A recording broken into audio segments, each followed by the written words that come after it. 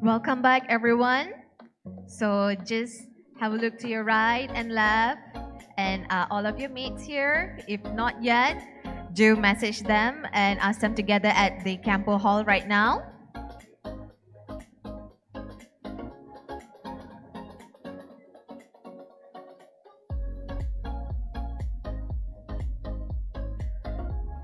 All right, so I guess before we begin this fireside session, this chat, so before we get on to that, so can we just play a quick game with everyone?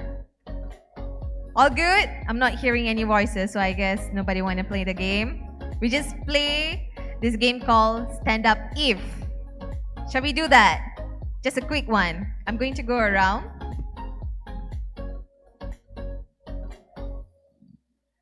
All right, so you're just going to listen to the statement, and then I just want you to stand up, okay? Just want to get your beat energized before we go through to the rest of the day. All right?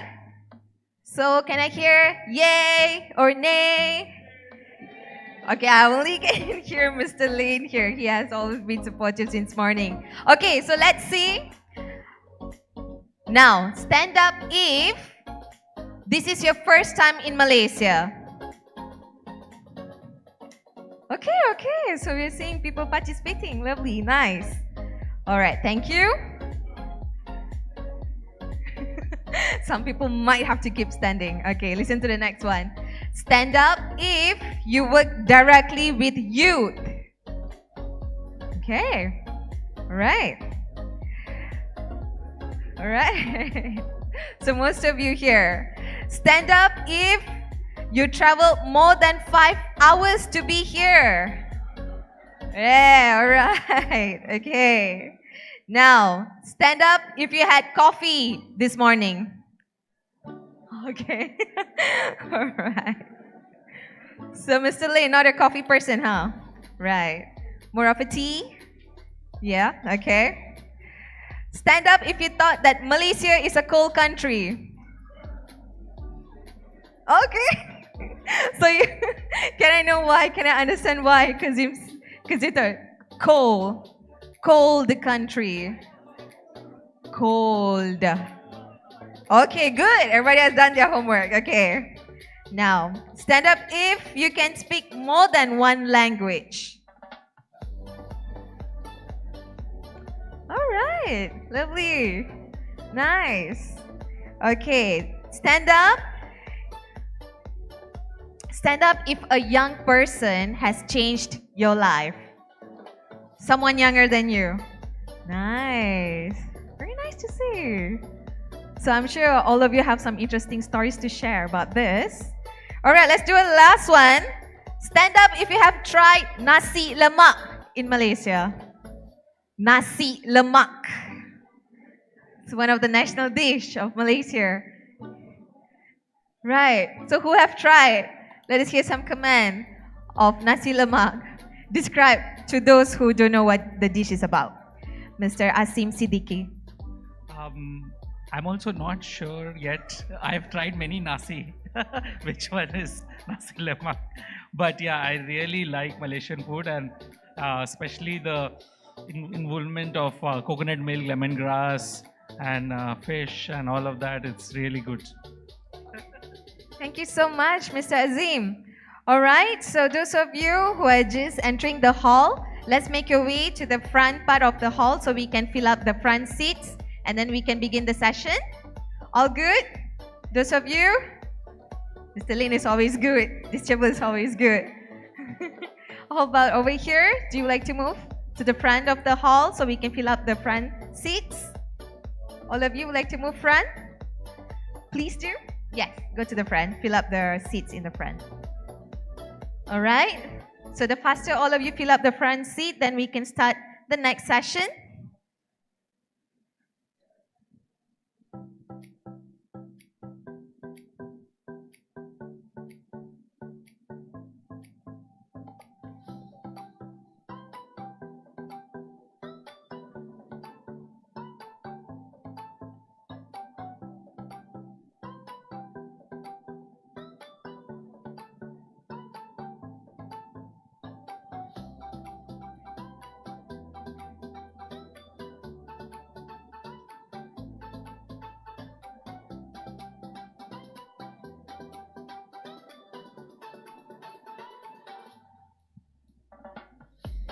Okay, before we start this fireside chat, can I just have a quick check with the speakers representing this youth group? So we have Danish Basils is here.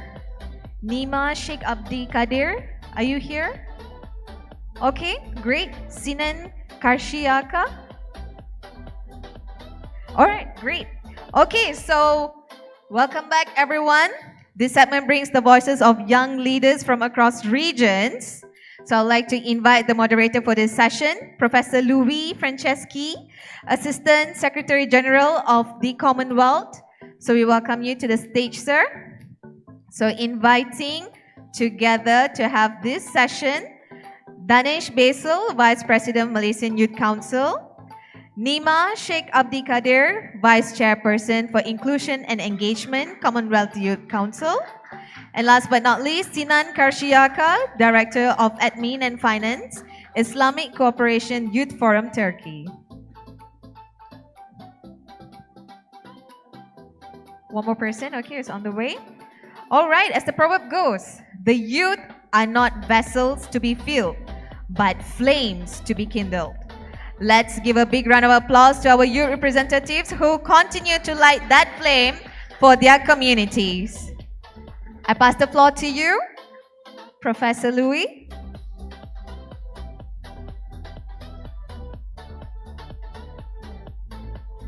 Thank you very much, Master of Ceremonies. Ladies and gentlemen, we have something here very interesting. I have a 50-page speech which I'm going to read very slowly. Now, we will have a conversation.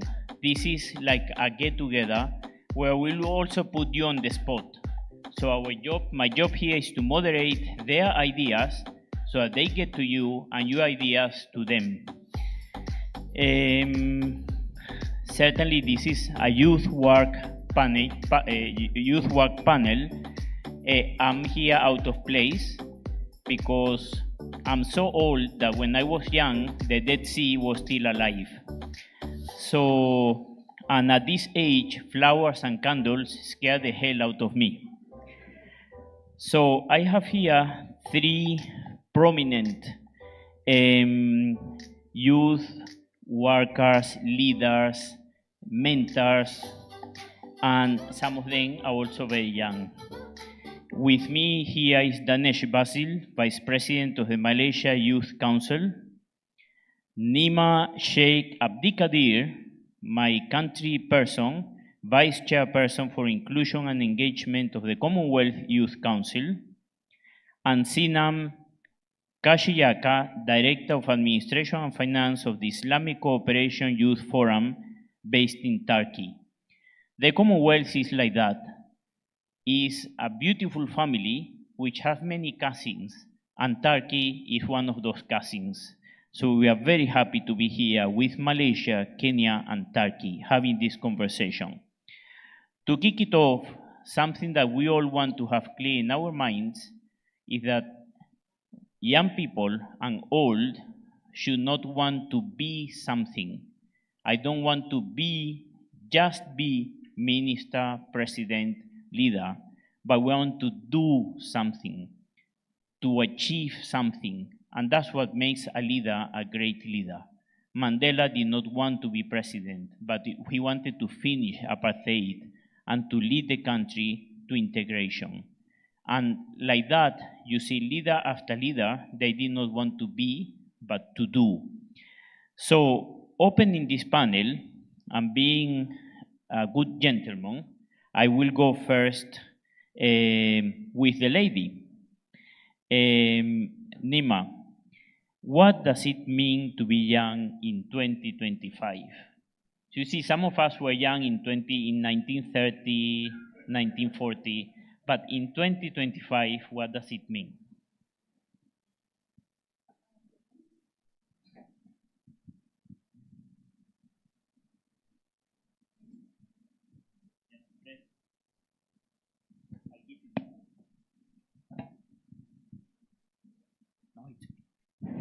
Okay, thank you very much, Professor Louis Francisci. I first want to say that I'm really honored to be seated here in this panel. Okay, thank you so much.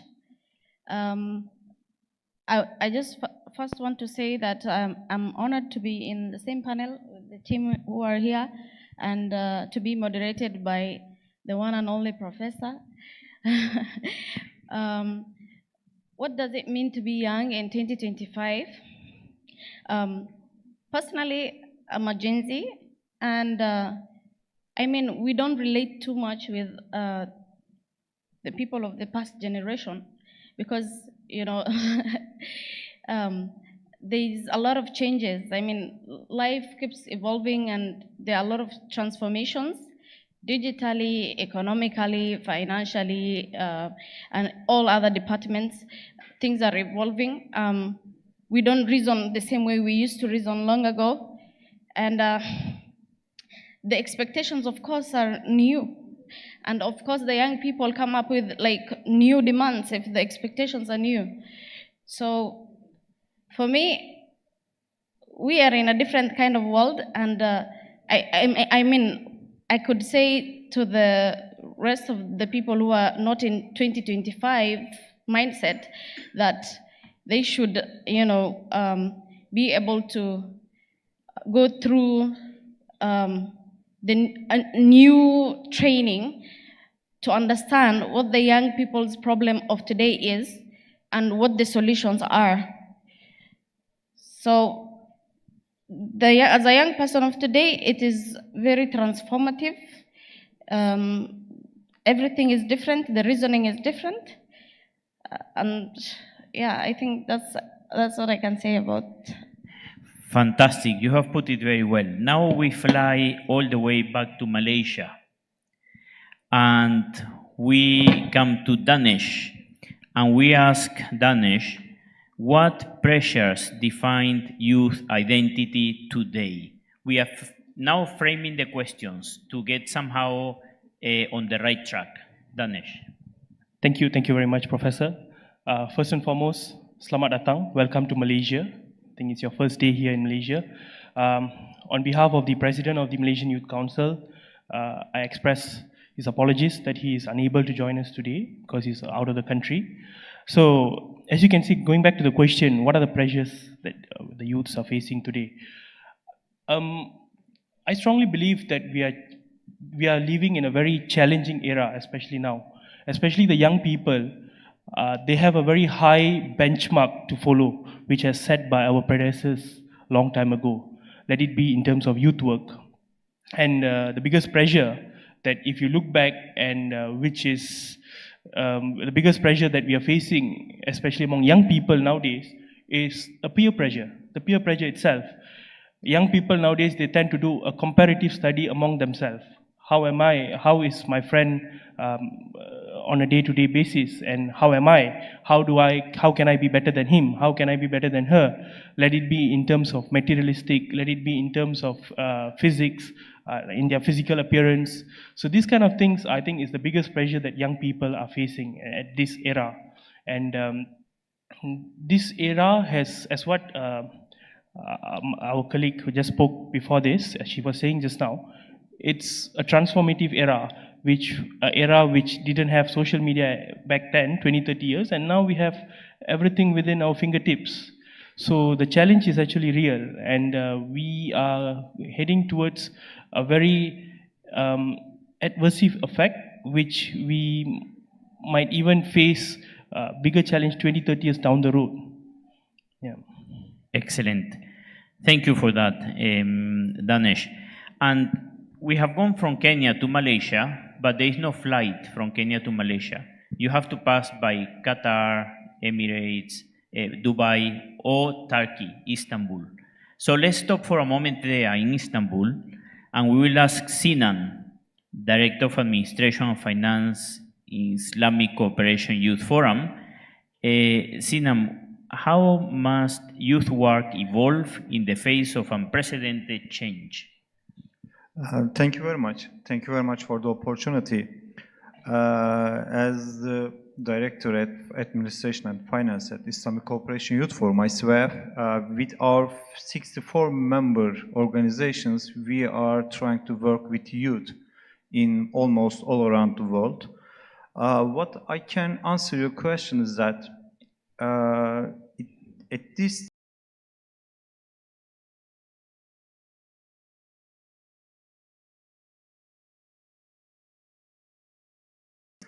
we are all very ambitious about what we do, but also we are very anxious about the outcomes and the outer world that we are facing.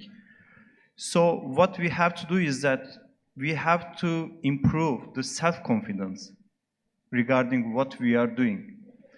Without that, everything is limited, and this self-confidence will give us power to pursue what we really want to do in our lives and what is motivating us at the core of our heart.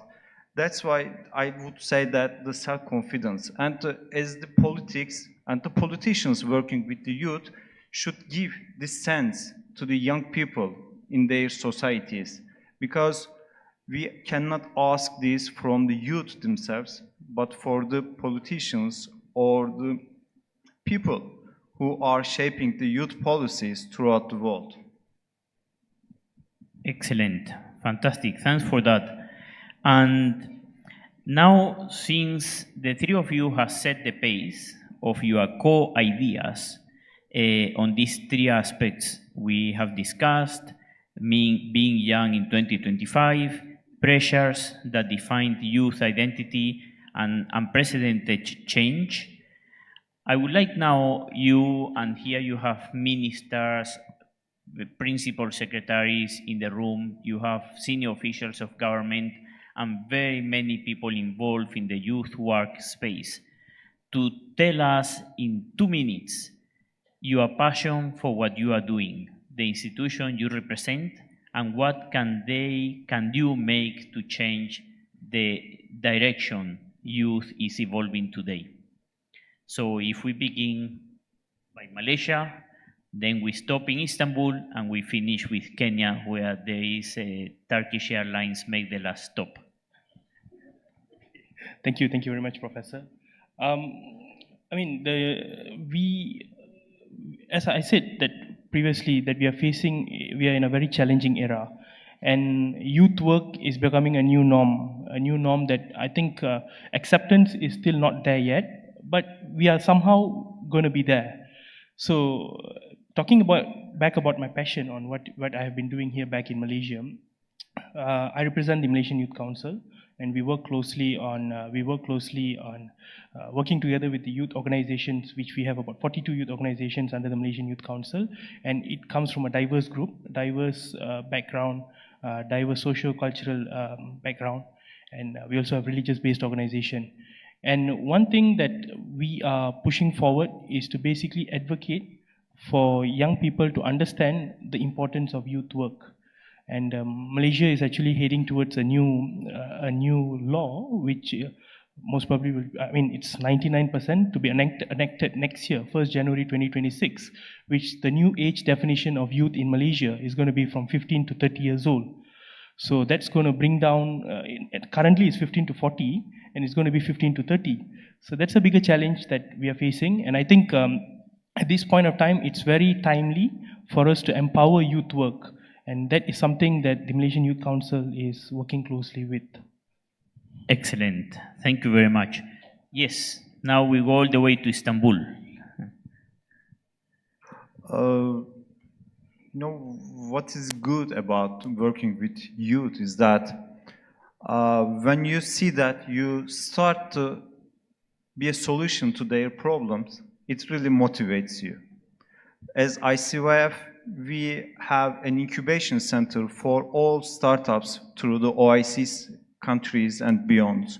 We have youth diplomacy programs in-house, so many young students, university students come and learn about the diplomacy. At the same time, for instance, we have MOI clubs. It's like model OIC clubs, which we give the sense of engagement and the diplomacy stimulations in these programs.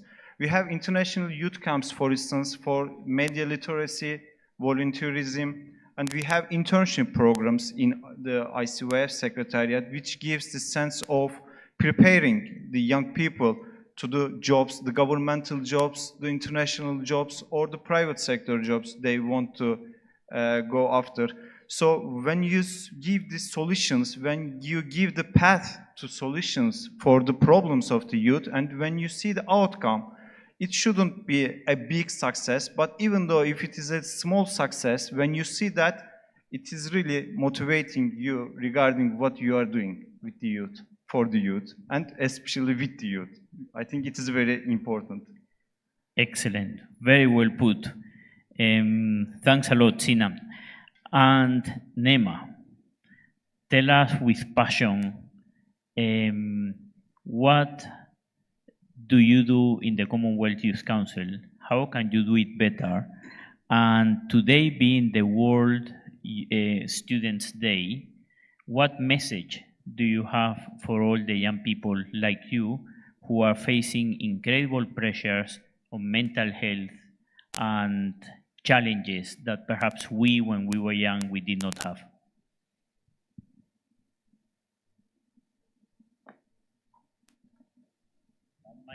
That microphone is exactly. Turn it on. Sorry, I don't know how to turn it on. So yeah, thank you very much, Prof. I would love to say that first of all, Commonwealth Youth Council is, the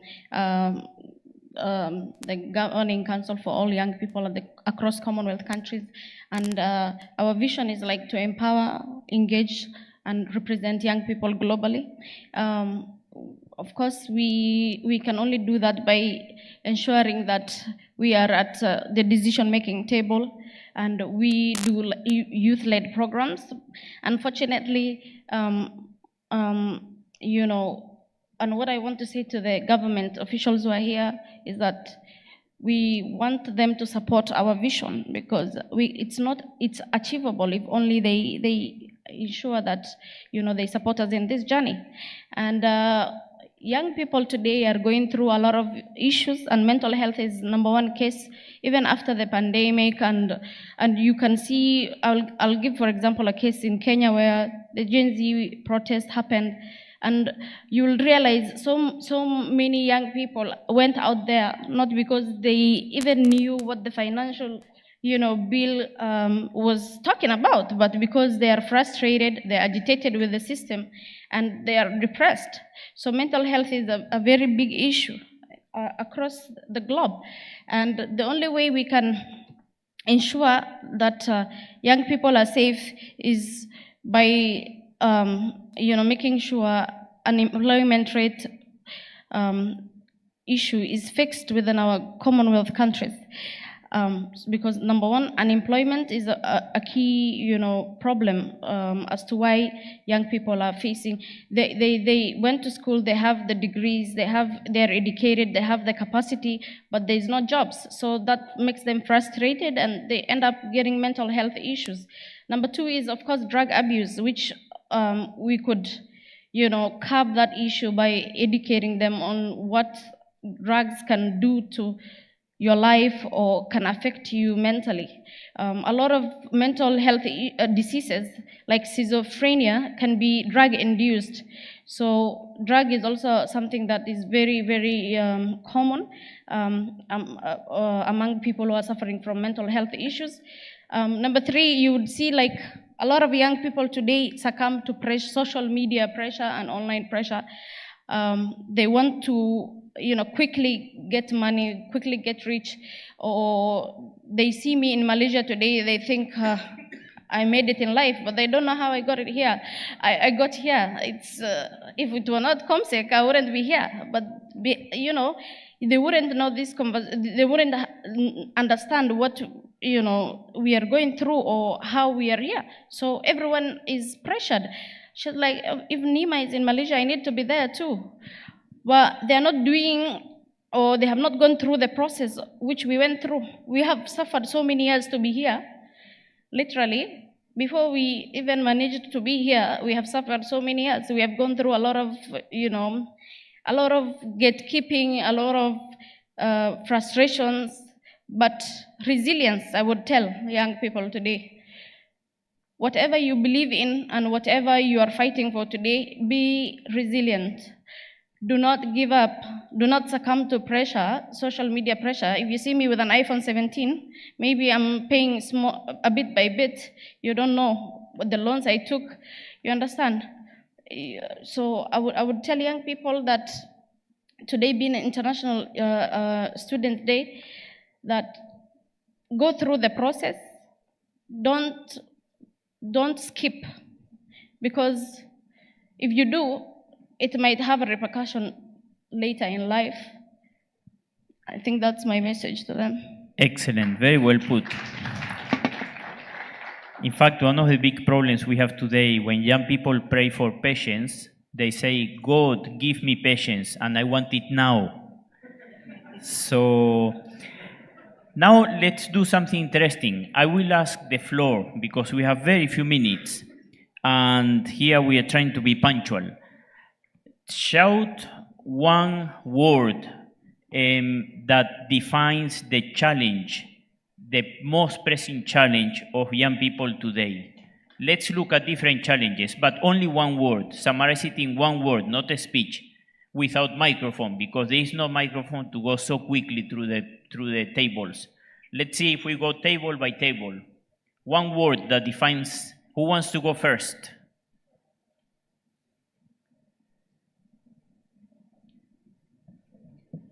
Let's see, Lane, you are saying something. Say it loudly. Information overload is one word because it has a hyphen in between. So, another one. Yes. Yes. Transition, generational transition, another hyphen. Yes? Disability, another one. Quickly. Pressure, yes, very well put. Yes. Mental health, yes. Inclusion. Loneliness. Very interesting. Yes? Poverty. Even though I believe that whoever has this has no right to call himself or herself poor. This is an incredible machine. With this thing we can change societies, countries, governments. I mean, the revolution that took place in Kenya has taken place in a way in Tanzania, has taken place in very many countries. In Bangladesh, is not by chance. People who are connected. And no wonder many countries shut down internet when elections come around. But yes, so we have given very interesting definitions, concept, mental health, poverty, loneliness, lack of inclusion, and all those are very true. How would you respond to these challenges? And let's go from that side, from Turkey, then we pass by Kenya, we come to Maldives, Malaysia, we finish at home, and then we close this panel. How can you respond to some of those key challenges? Thank you very much. On the floor? The challenges we are facing is very real, especially in digital world. As you have mentioned that we are overly informed, and we are informed about anything. When we scroll through our phones, in one story, we see people paying millions of dollars for a space trip. In the second story, we see a little child is looking for a loaf of bread due to a genocidal war in Gaza. So, in this kind of world, how can a young people feel himself or herself safe? And what kind of image this world gives to that young person? So what I think is that this injustice, the sense of injustice, is a real threat to the young people in our age. So what we should do is that we have to give them tools to change what they don't like. If we don't give them this chance, they feel themselves insecure and unable to change what they are criticizing. So I see is what is important, that we have to include the young people in decision-making processes, first of all. So personally, I always find it funny that when people say that, okay, young people is our future. No, it's in many cultures, I have seen it in many countries. When you say that you are our future, it means that at the same time, okay, wait for now. It's not your turn, you should wait. We shouldn't do that. The young people are not the future, young people are today, and if we don't include them in the decision-making process and the participation today, we will not have a brightest future as we have imagined in the coming days. Thank you. Excellent. Thank you, Sinam. Nema. Well, thank you very much. About information overload, information is very important. Information is key in life, but it gets a point where it overwhelms you and it becomes dangerous sometimes. So we need to find a way of regulating, especially children or young, young people who are not, of age. We need to find a way of regulating information that they get hold of, because information is, as we said, is important but can be really dangerous at this particular moment.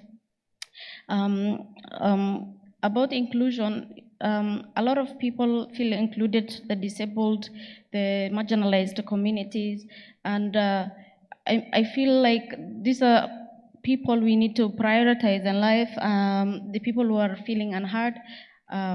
We want them to know that they're important, they're appreciated, and we need them on the table as well. And they often face the fear of even coming out and trying, because they're afraid maybe they would be excluded, or there is limited opportunities. So it's important to create opportunities for these people, specifically for them, especially for them. What else did they say? I don't remember. Well, there were quite a number of things, but we need patience. to educate. Patience, very important. Patience is very important. I mean, Prof, if you would have, for instance, taken life ahead of you, you wouldn't be where you are today. So patience is very important. Take time. It's very important. Take time. Go through the process, as we said. Educate yourself little by little. keep going up the ladder. As long as you're not going behind, keep going up the ladder, even if it's an inch, and the final destination will be, we shall arrive. Lastly, I would love to say education is very important. Everything that have been discussed here will start and end with education, and it's important to know what is harmful to you in terms of what can affect your mental health. We need to create an environment whereby you are aware that this is something that is going to affect my mental health, and this is not good for me. So education, I think, should be a major across everything that we discussed. Education, and education. Thank you. Excellent. Fantastic. Then Dinesh.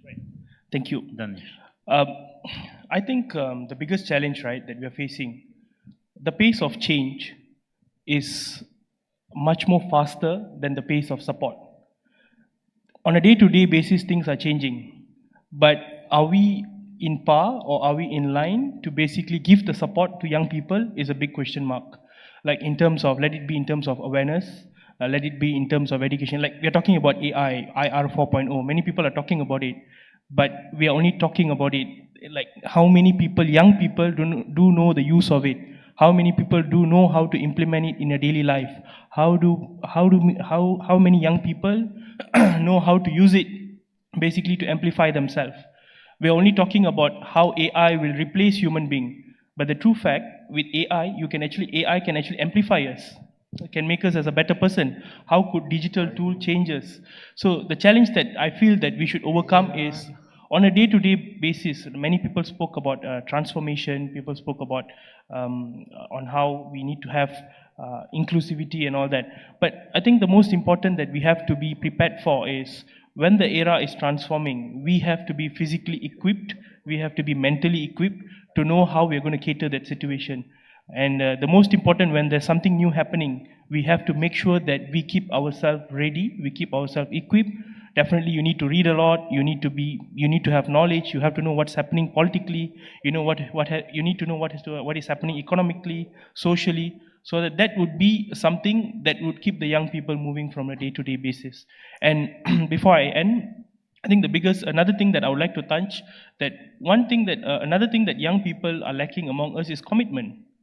In terms of how many of us are holding up to commitments that we take up. Let it be in terms of youth work, or let it be in terms of day-to-day basis, or let it be in terms of our job. We are trying to improve ourselves, we are trying to be a better person. But one thing that I'm afraid that we are forgetting the normal values. We are forgetting the human values, which is very, very important, which actually when you look back, young people 20, 30 years back, that is something very basic. But the young people nowadays are lacking very much on moral values, normal basic human values. So this is something that it has to be focused on, and things that we should look up to.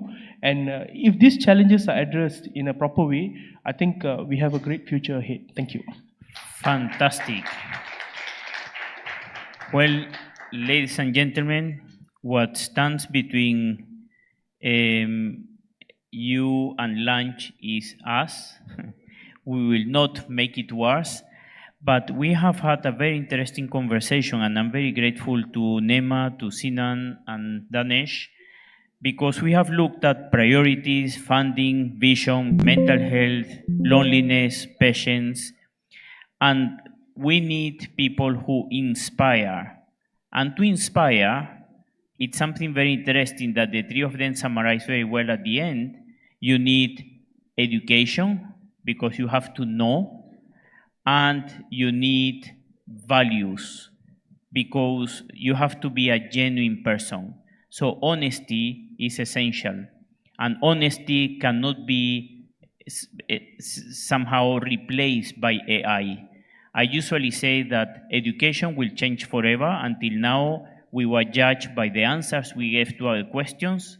From now on, we will be judged. Education, children, adults are judged by the questions, because we assume the answers have been given by AI. AI will not replace humans, but humans with AI will replace humans with no AI. So the challenge is huge. Then, without further ado, I would like to thank very much this excellent panel and encourage everyone in the room to guide those young minds that are in our hands to go back, as Danesh put it very well, to the basic principles. Be in search for the truth. That's something nobody can replace. And has been a great pleasure, and we have had plenty of wisdom from Turkey, from Kenya, from Malaysia, from the whole Commonwealth, and even beyond the Commonwealth, as we usually do. It has been a great pleasure, and thank you very much. Thank you. Thank you so much, Professor Louis, and also fellow young speakers of the day.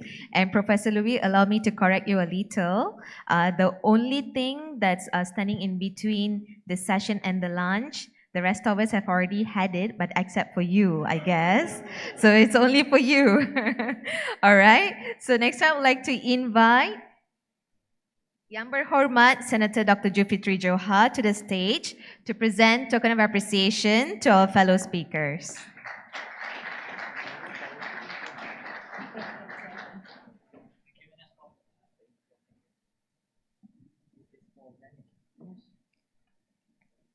All right, first up would be Danish Basil, Vice President of Malaysian Youth Council. Next, we have Nima Sheikh Abdi Kadir, Vice Chairperson for Inclusion and Engagement, Commonwealth Youth Council.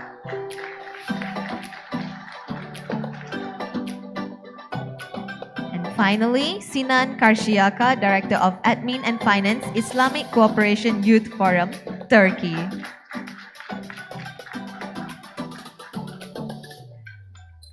All right. Dr. Julfitri, please remain on stage, and also with moderator and speakers for a group photo, please. Come forward a little.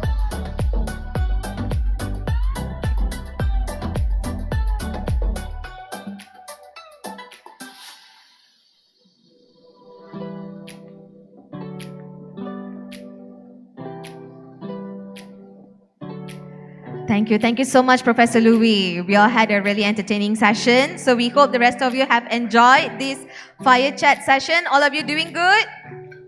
Yeah, all right. So before we move on to the upcoming parallel sessions that are happening at few venues, are all of you aware on which session to go? All the speakers aware on which room to go? So if you have any questions, you can come and see me so I can cross-check with the schedule and I will get back to you. All right. So next up, we will begin the parallel session, the second parallel session for the day. It will take place at the main hall, the Campo Hall, and also at Cempaka and Bunga Raya Hall, which both of the venue is close by to the main hall. So it's at Block A. And then following the parallel session 2, you can continue attending parallel session 3. That will also take place at the same 3 venues that I've mentioned. Campo Hall, Cempaka Hall, and Bunga Raya Hall. All right, so the sessions, we will cover topics like social health well-being, social youth work practice, social education and learning, economic, and environment. All right, so delegates, participants, ladies and gentlemen, all of you doing good? All right. Do we need another energizer before you go to parallel session? No. All right. All right. Thank you, everybody. So you may proceed to the next hall. And please be informed that all the parallel sessions are first come, first served basis. So let's say at Cempaka, Bunga Raya, or the other halls, the seats have been filled. Please feel free to move on to the next venue. And after the second parallel session has ended, you may continue to attend parallel session 3 that will go on. And we will meet back at the main hall at 5 p.m. At 5 p.m., we have a special event conducted by Commonwealth Youth Peace Ambassadors Network. So do go about and attend the second and third parallel session, and we will meet here again at 5 p.m. Thank you, everyone.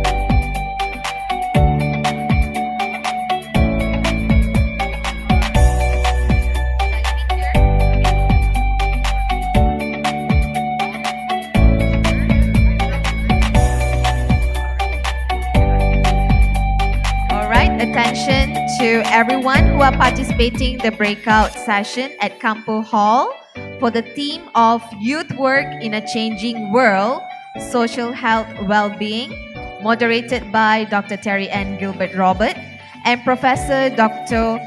Baraktunisa Muhammad Yusof. So we have a total of 5 topics. The first one, Youth Work in a Changing World, Sustaining Local Wisdom for Global Connectivity by Marjorie Jameson Charles, Principal, Sir Arthur Lewis Community College. Second topic, Breaking the Silence, Leveraging Structured Sport for Mental Health and Local Youth Leadership to Foster Social Inclusion, Social Cohesion, and Psychosocial Well-Being by Sonia Kabuntungi and Lydia Murungi, AVSI Foundation, Game Connect Project, Kampala, Uganda.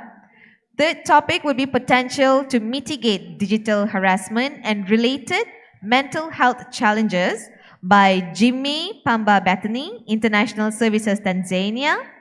Fourth topic, exploring socio-cultural challenges faced by community workers in addressing child sexual abuse cases by Khairul Anwar Abdul Manap and Noviatin Sharifuddin, Center for Development, Social and Environmental Studies, Faculty of Social Sciences and Humanities, University Kebangsaan Malaysia. And the last topic for first breakout room in this hall would be Theory of Structured Adversity, a framework for youth development through coach-athlete relationships by Chandrasen Ravichandran, University Putra, Malaysia. So all the presenters, please stand by to present your papers. So we have our moderators ready for the session. So all presenters, can we request you to come forward? You may take the stage. And we have a prepared rostrum for you to present. If you have slides, you may approach our volunteers on the side and they will be handling the slides for you later. Thank you.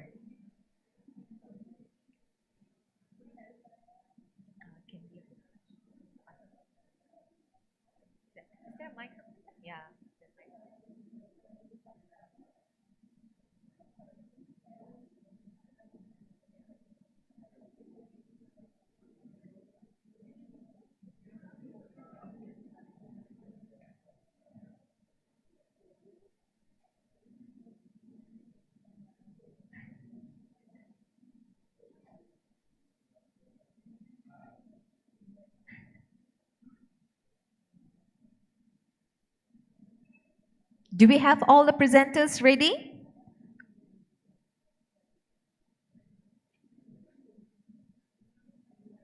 Marjorie Jameson Charles. All right, great. Sonia Kobutungi and Lydia Murungi. Okay, no show of hands. Next, Jimmy Pamba Bethany. No, but let's see if you know the speaker's name and this is your friend or one of your colleagues or acquaintance, please do let them know to come to Campo Hall for the presentation. Next up, Khairul Anwar Abdul Manap. Okay, great. So we have one here. We have two presenters. Chandrasen Ravichandran. All right, okay. So we have three presenters for now. So you may proceed to the stage.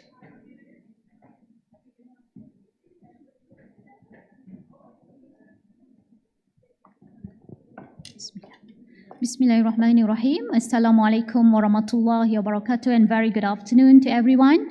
My name is Baraktunisa Muhammad Yusof, a professor from University Putra, Malaysia. And my career is very close to health and well-being. I'm a dietitian by profession, and I'm proud to be here with all of you, the young heart. Yeah. So, on behalf of the organizing committee and the other moderator, Dr. Terry Ann, I would like to welcome all of you to the breakout room 1. This in the Campo Hall for our session titled Youth Work in Changing World. Social health and well-being. So we do have 5 presenters, Yeah, and this session will bring together diverse perspectives from all over the globe, Caribbean, Africa, Southeast Asia, and beyond, which highlighting how young people navigate evolving social and well-being in the current landscape. So without further ado, let's begin with a few housekeeping notes. For all the presenter, you will be given about 10 minutes for your presentation, plus minus 5 minutes if you need more time.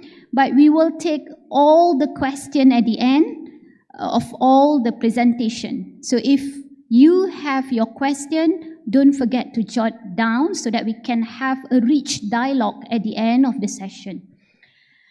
And I would like to introduce Dr. Terry, who on behalf will present the notes from the first speaker, Marjorie Jamison Charles, on the topic, Youth Work in a Changing World, Sustaining Local Wisdom for Global Connectivity.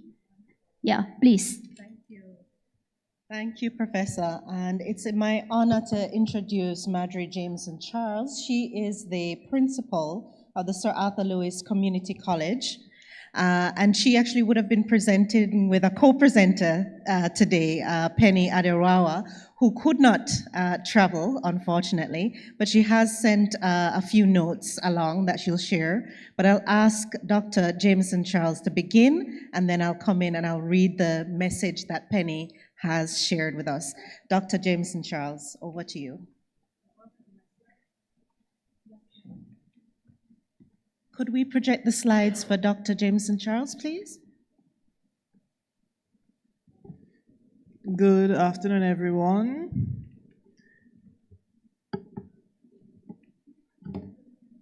This presentation today, as Dr. Gilbert said, my name is Marjorie Jameson Charles. I am, although she introduced me as the principal of Sir Arthur Lewis Community College, I am going to present on behalf of the Henry Wallace Charles Foundation.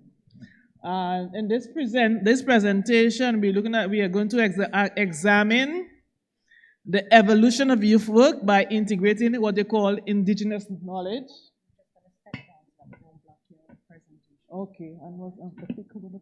Okay, so we will be moderating from the down, so please stay so that we can see clearly. I will not even know when to click. Okay. Allowing all of you to see the slide as well. Okay. Yeah. So thank you very much. So I'm going to look at the evolution of youth work by integrating what we call indigenous knowledge systems with contemporary global strategies. The presentation also emphasized the role of football as an effective instrument for youth empowerment and the promotion of cultural appreciation. Additionally, it introduced the Henry Charles Commonwealth Cup, an international initiative inspired by Dr. Henry Charles that utilizes sports to cultivate leadership, social inclusion, and international connectivity among young people. So when you're looking at the evolution, thank you. The evolution of youth through the integration of indigenous knowledge. Next slide, please. Next slide, please. The evolving landscape of youth work requires youth workers and youth practitioners to adopt innovative methods. This involves combining indigenous knowledge systems with modern approaches to tackle global challenges effectively. Such an approach values traditional wisdom and practices passed down through generations. So what we're looking at is the marrying traditional practices and contemporary technologies. So we're looking at current technologies, techniques to develop new solutions for the complex issues facing young people today. And I listened and I heard a number of things that the young people say they are facing today. Indigenous knowledge provides unique insights into sustainable living, community cohesion, and resilience. So when combined with modern strategies, including digital technologies, global networks, and evidence-based practices, it boosts the effectiveness of youth development efforts.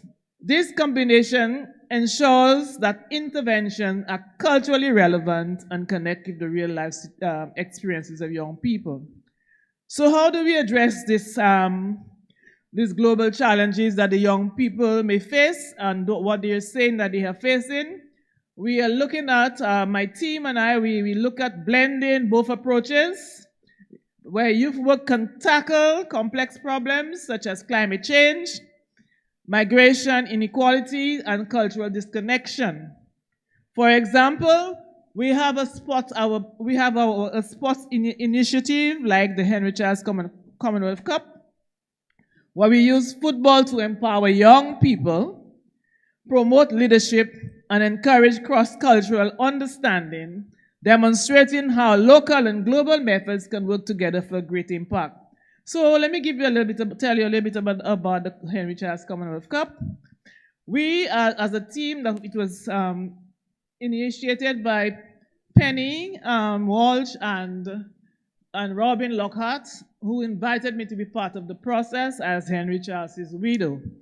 The Henry Charles Commonwealth Cup is a vehicle for youth empowerment, social inclusion, and leadership. So what the Henry Charles Commonwealth Cup exemplified is a structured approach to youth engagement through sports, drawing from the legacy of Dr. Henry Wallace Charles. The late Dr. Charles, those of you who knew him, was a distinguished scholar in youth development.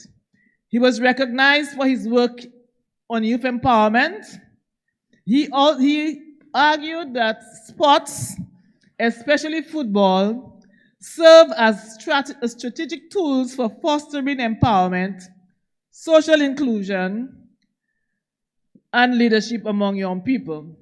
So this initiative forms part of a comprehensive framework that aims to integrate indigenous knowledge systems with contemporary methods to effectively address the global challenges, the global youth challenges. The Henry Charles Commonwealth Cup was launched in 2024 across 3 Commonwealth countries, and it is a multinational sporting event designed to empower grassroots youth and promote social cohesion and national unity. So the program was founded on the principles of mentorship, leadership development, educational engagement to support holistic youth development. The Henry Charles Commonwealth Cup model strategically pairs young athletes with experienced youth workers to enhance leadership skills and build capacity. Overall, the Henry Charles Commonwealth Cup demonstrates the potential of sports to empower young people by encouraging teamwork, personal growth, social equity, while strengthening international relations among Commonwealth nations. So the Cup speaks to a number of things. Empowerment through participation, where football provides young people with opportunities to develop self-confidence, discipline, and a sense of accomplishment. Educational growth. The initiative frequently extends beyond sports and recreational activities, encompassing educational workshops, leadership development programs, mentorship opportunities, etc. Promoting social inclusion. The Cup convenes with youth from a wide range of backgrounds, cultures, communities within the Commonwealth nation. Economic resilience, it engage the students, the athletes are engaged in structured activities that enables them to develop essential practical life skills. And also it helps to cultivate their leadership skills, to develop their leadership skills because of the way that the cup is designed, and it is structured in a way for youth from diverse backgrounds and nations to foster cross-cultural understanding and respect. It fosters global connectivity, and it has a lasting impact. So the Commonwealth, the Henry Charles Commonwealth Cup, draws inspiration from Dr. Charles, as I said. And what happened then, after we launched the Cup in October of 2024, the next step was to establish the Henry Charles Foundation. So the Henry Charles Foundation, next slide, was established this year, August 2025, to support the initiatives that promote positive youth development. It advocates for a collaborative and comprehensive approach that utilizes sports, particularly football, as a tool to address various challenges faced by the unrepresented communities within the Commonwealth.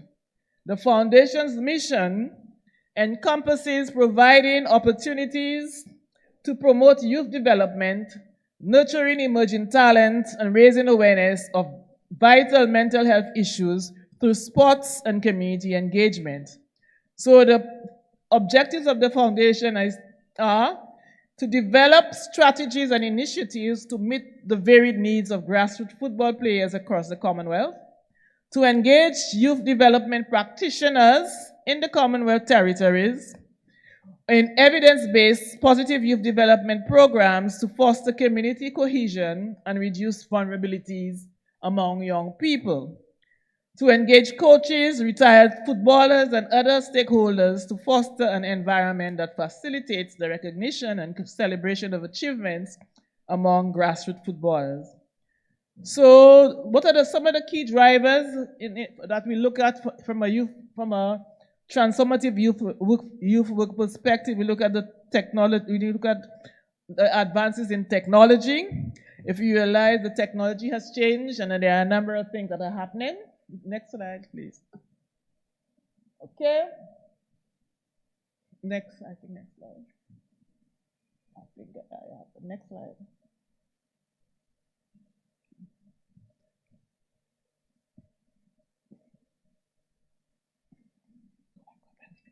Okay, so I'll just read what I have. So we're looking at contemporary advances. We're looking at the role of how globalization has shaped the way we look at youth work today. And we look at the shifting in the social dynamics, how it has changed our view of youth work. And then we look at how we prepare and how we engage our young people from the Henry Charles Commonwealth Cup and the foundation, where we try to build the confidence and leadership skills. We look at cross-cultural learning. We have a number of international models that we use to benchmark our process and stuff. And so I want to end now. I want to conclude where we are, in conclusion, integrating indigenous knowledge systems with modern global strategies and bringing about a notable shift in youth work, enhancing its relevance, inclusivity, and effectiveness in addressing complex contemporary challenges. Initiatives like the Henry Charles Commonwealth Cup demonstrate the potential of sport, especially football, as a powerful tool for youth empowerment, leadership development, and promoting cross-cultural understanding by harnessing technological progress, globalization, and shifting social dynamics. Youth practitioners can create innovative programs that respect cultural heritage while equipping young people with the skills needed to thrive in a rapidly changing global environment.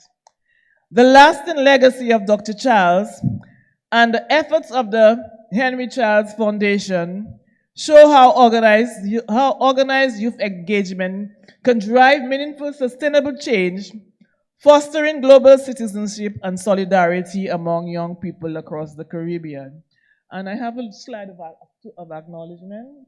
Okay, so I have some recommendations for future actions for youth workers.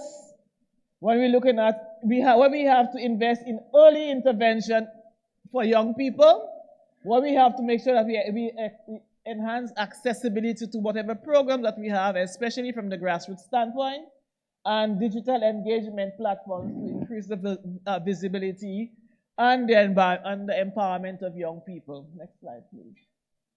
So I would like to take this time off to acknowledge a few people who have made this initiative a success.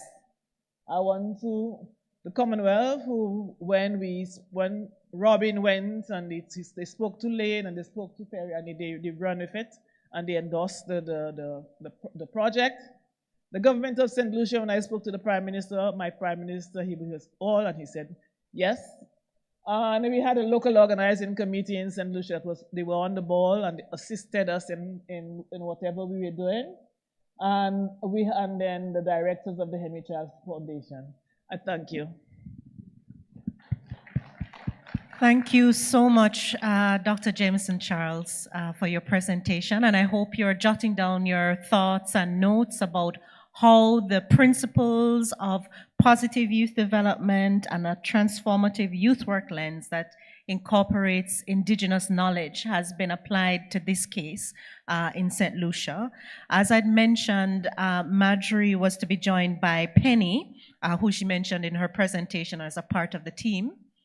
And Robin Lockhart is here as well.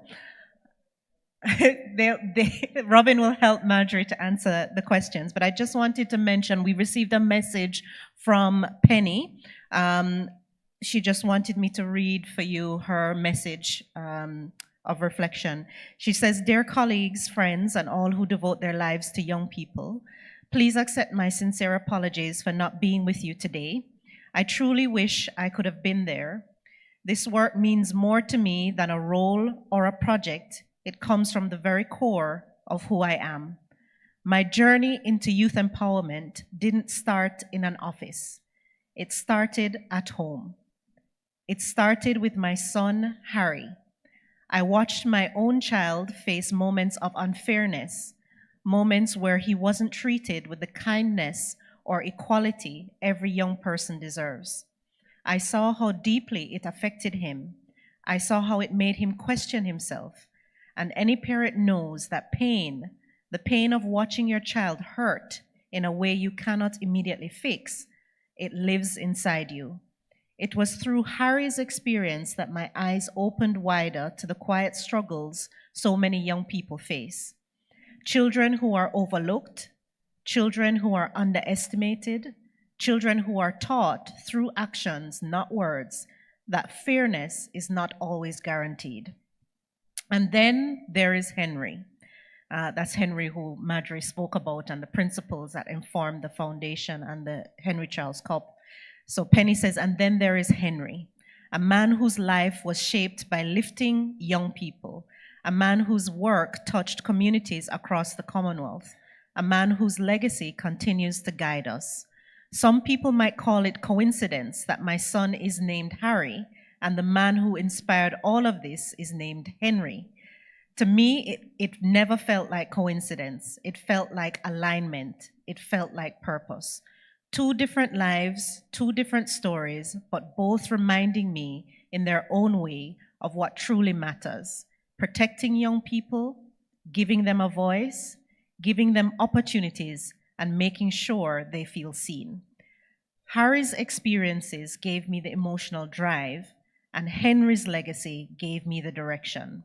Between the two of them, a path formed, one I never expected, but one I was clearly meant to walk. And that path became the Henry Charles Commonwealth Cup, born not out of strategy, but out of love, out of wanting something better for my own child and realizing that every child deserves that same sense of worth and belonging. It became the Henry W. Charles Foundation, a promise that fairness, inclusion, mental well-being, and dignity will always be at the center of our work. So this is Penny speaking, when she speaks about youth empowerment, she speaks not as a CEO, not as a founder, she speaks as a mother who felt her son's pain and a woman inspired by a man who dedicated his life to young people. So Penny says to everyone here today, working tirelessly for the next generation, thank you. Your kindness, your patience, your commitment, it changes lives in ways that may never be fully seen, but will always be felt. I'm truly sorry I cannot be with you in person today, but my heart is with you because this mission is woven from the most personal threads of my life, Harry and Henry, two names that changed everything for me. So that's the message from Penny. She's in the UK at the moment and couldn't make it. But thank you so much for sharing, and we look forward to the questions that will follow at the end of the panel. But we move from St. Lucia all the way to Uganda because we're going to welcome now Sonia Koputungi, I'm so sorry, and Lydia Murungi, who've done a paper together on, just Sonia going to present on behalf of Lydia, on breaking the silence, leveraging structured sport for mental health and local youth leadership to foster social inclusion, social cohesion, and psychosocial well-being. Sonia is from the AVSI Foundation Game Connect project from Uganda. Welcome, Sonia.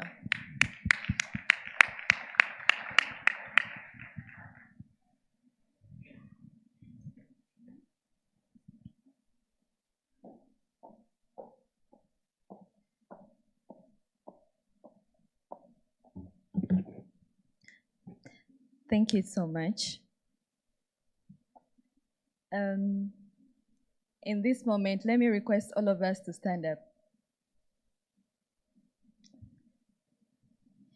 We're going to do something small that I'm going to demonstrate, and you will watch your neighbor. We're going to say, awake, I am awake, alert, alive, enthusiastic. I'm awake, alert, alive, enthusiastic. So it will go like a song. I'm awake, alert, alive, enthusiastic. I'm awake, alert, alive, enthusiastic. I'm awake, alert, alive, alive, alert, awake, awake, alert, alive, enthusiastic. Are we good? Please watch your neighbor. Make sure we do it the right way.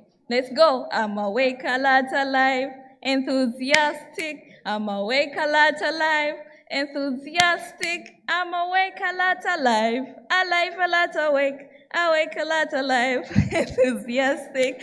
Thank you so much. Thank you for being alert, alive, and enthusiastic.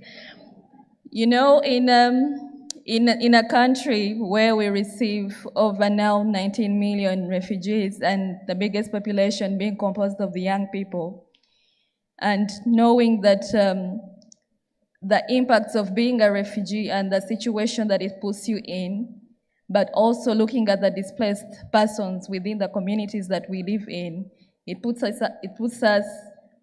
the young people in a vulnerable situation of being able to believe in themselves, of being able to recognize who they are, of forgetting the past and being able to move on.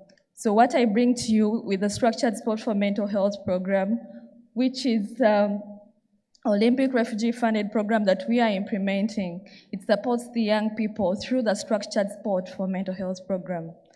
That we engage the young people in the groups of 20 to 25, be able to take them through the session, that we remind them, that we'll give them the skill to overcome the mental health challenges that they're going through, but also to appreciate life in a positive angle. My name's, once again, I'm Sonia Koputungi, and I do work with AVSI Foundation on the Game Connect program in Uganda. We shall be looking at the context and then the approach itself. We shall get into understanding what the approach looks like. Is it the football that my previous colleague was talking about? What exactly is it? We shall look at that and then also share some of the results and the reach. Yeah, and from the perspective of mental well-being is that 1 in 7 adolescents experience mental health disorders, according to the World Health Organization. And of course, in Uganda, nearly 1 in 4 adolescents. What does this mean? If you're in a table on four where you are at least one of the young people has the mental health challenges. And these could range from anxiety, depression, and this has an implication on who the young people are. But also access to care remains very limited. We have fewer than 1 psychiatrist per 2,000 people. Yeah, that is as of 2021, the World Health Atlas. So even the access to care, if you have escalated mental health challenges, it becomes very difficult. And we talked about youth facing challenges with identity, exclusion, and social disintegration. This weakens the community bonds and limits opportunities of belonging that we're all talking about. And of course, in context of forced displacement, like refugee settlements, these issues are more pronounced and there is much need for intervention. So the Structured Support for Mental Health Initiative, it responds to these realities and we look forward to seeing a better society, a better positive driven young people. So the approach, as I mentioned, it combines the structured play where we have the reflection, young people get to interact in a session. They play modified games. Like she was mentioning about football, I'll speak about now a game like branded football, for example. It's modified. Why is it modified? In the first place, it's mixed. They are mixed games. We have both girls and boys and persons with disability. So they are modified to suit those categories. But also beyond that, they are modified to bring about the life skills like conflict resolution, coping with stress and emotion, and self-efficacy, goal setting. So while the young people interact in these sessions, they are led by a person who we call a coach. A coach is a young person within the same age range. They are within the same communities. We identify them and train them. After training them, then they are able to deliver these sessions to the young people, but also within them build the other peers that can take on the sessions.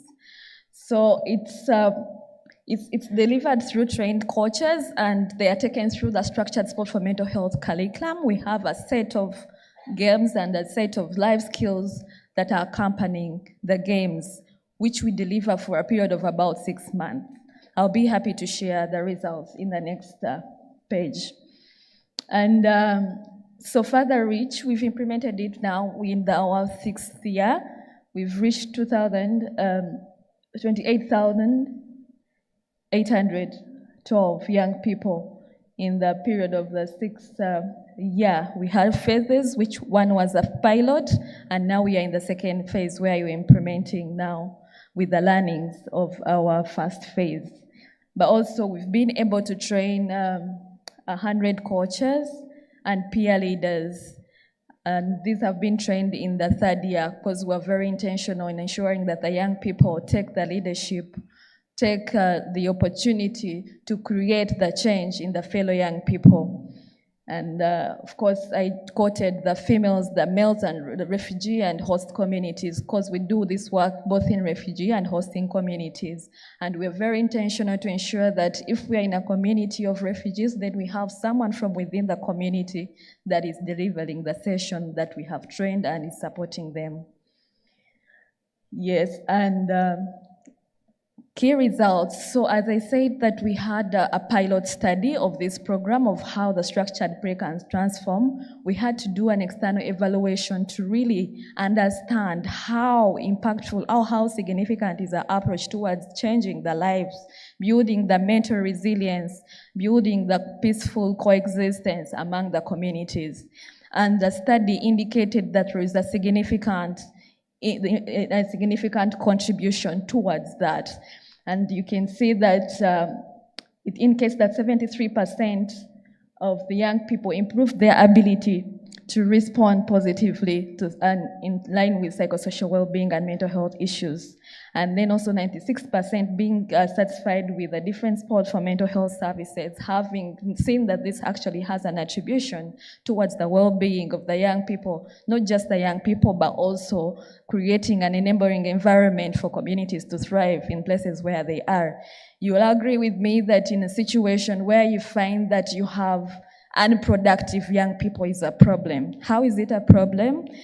They are engaged in activities that are either taking away from you as a community or they are not contributing anything at all. Talk about drug abuse, talk about the crime rate that can increase with youth who are not in employment, not in education, not anywhere. And these are the kinds of the categories, the biggest category of the youth that we have. So if we don't address it immediately, then there is a problem for the economy, for the country, and for the world.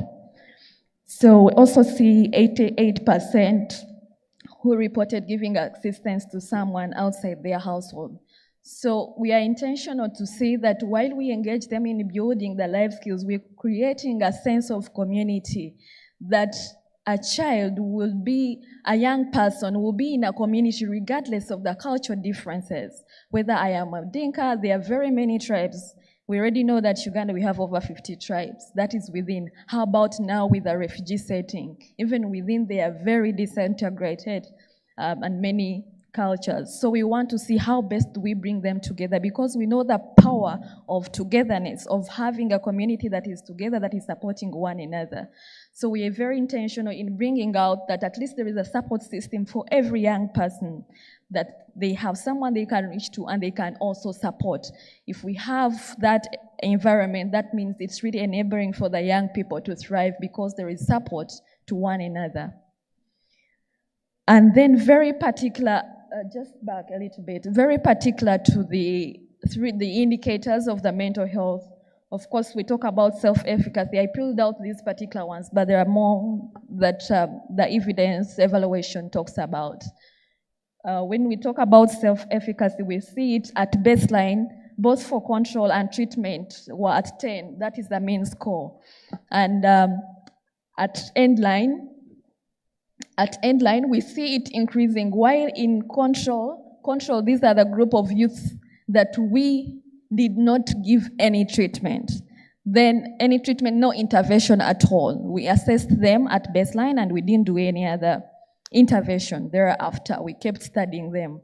And then for the treatment, we engaged them in the structured support for mental health program. So you'll see that in self-efficacy, the main score increased significantly in the treatment group from 10 to 23, while there is a slight improvement and self-efficacy from 10 to 14. Of course, there are other factors that could have brought about that score, but it's not significant. And then also for psychosocial well-being, we see it increasing from 39 to 61 in the treatment arm, while in the control, it's from 39 to 48. Quite a bit high, but also not significant compared to the treatment arm. And then for depression, we also see depression, we are looking at it reducing. We see a reduction to 3, while to 3 for the treatment from 10, while the control team was at 12, and we see it remained the same, meaning that surely the structured support for mental health program has a significant contribution to ensuring that we eliminate depression, we improve the psychosocial well-being of the young people. All right. Yes, of course, there is a lot, the evaluation reports, the articles that we can look at that will tell us more about the approach and how we get to do it. I would have loved it most if I had moved with a fellow young person, those that have really transformed how they tell their stories about how they felt before. They find a child was in a situation, they came as refugees from Congo, they lost their parents, They do not know who their parents are. They were at a point where they felt like they are useless, they can't do anything for themselves. But when you engage them through the structured support for mental health program, they are able to realize that there is hope, they can do something, they got friends, they got a support system, and they are doing better. So we're saying, let's break the silence, let's have the structured support for mental health program integrated both in the programs. And the beauty is that it's scalable, it's cheap, it's low cost, because all you need are the pre-materials and the training to happen for the young people. Back in my country, we are having conversations with the Curriculum Development Center. We're looking towards integrating it in the school curriculum. You will note that even mental health, actually, we have ignored it. When it comes to funding, we are looking at 1%. 1%. And even that 1% does not translate into now the actual mental health programs. We merge it into the health, and when it comes to now prioritizing it, it is nowhere. Even when you sit in the coordination meetings at the district level where the implementation actually happens, they'll present a mental health and outcomes, and there is none on mental health. So we've ignored it, and it's something that we are advocating for to ensure that from the funding, policy implementation is being done. We prioritize mental health for the young persons in school and also out of school. I wanted to request that we can have a video. It's one of the peaceful coexistence activities where we bring young people together and they interact from different settlements. So they are sharing about how they feel about the program. And I'll be happy to watch it. It's one of the annual events.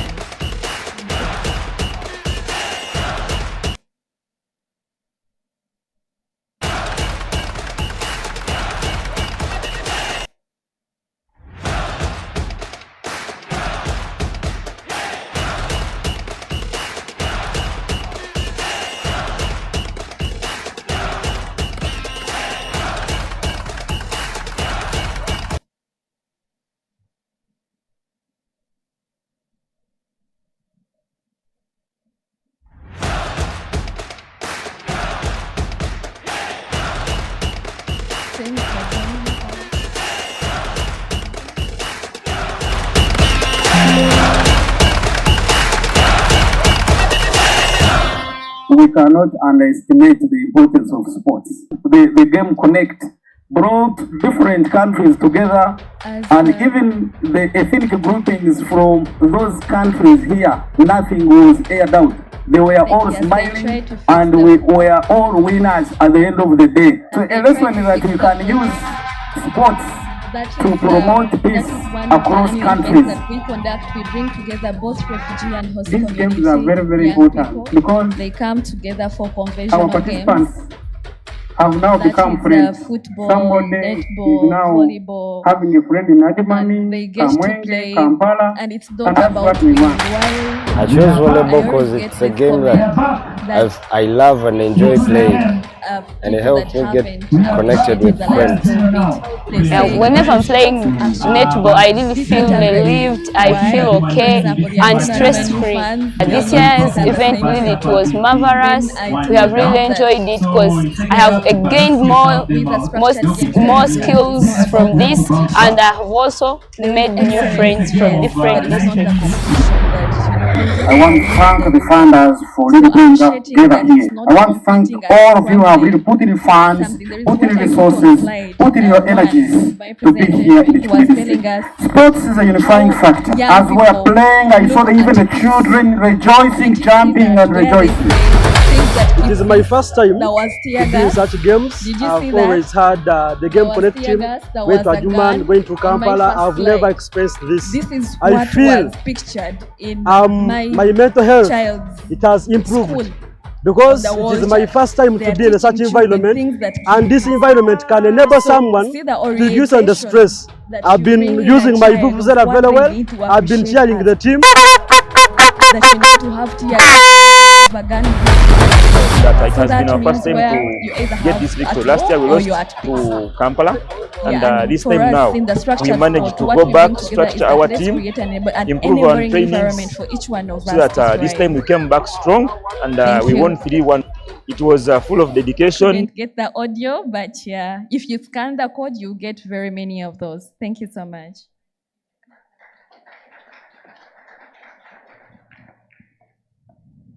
So I will take over from Dr. Terry. Thank you very much, Sonia, and your colleague, Dr. Lydia, for that powerful and inspiring presentation coming from the AFC Foundation in Kampala, Uganda. Your insight into the game project truly highlight how sport can be a meaningful therapeutic tool for young people.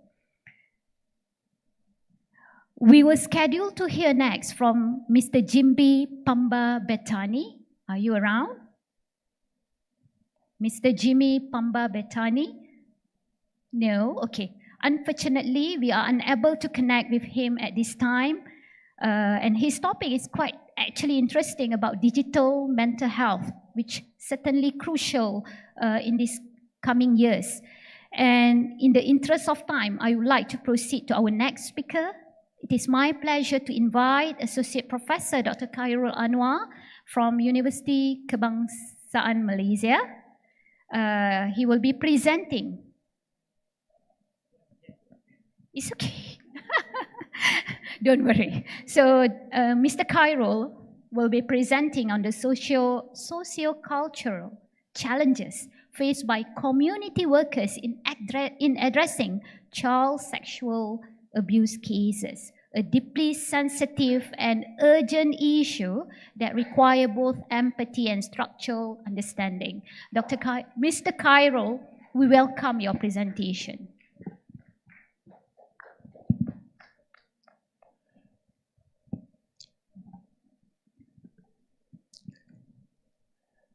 Okay. Right. Bismillahirrahmanirrahim. Alhamdulillahi Rabbil Alamin. Wassalatu wassalamu ala ashrafil anbiya wal mursalin wa ala alihi wa sahbihi ajma'in. Alhamdulillah, thank you to Professor, company members, and all the participants. Okay, today I will present my research on exploring socio-cultural challenges faced by community workers in handling child sexual abuse. The main topic here is the child sexual abuse. That's a very taboo and not very convenient topic to discuss. But we need to explore that in terms of social-cultural and in terms of sociological and anthropological, because they have many research before that only focus on law, and psychology.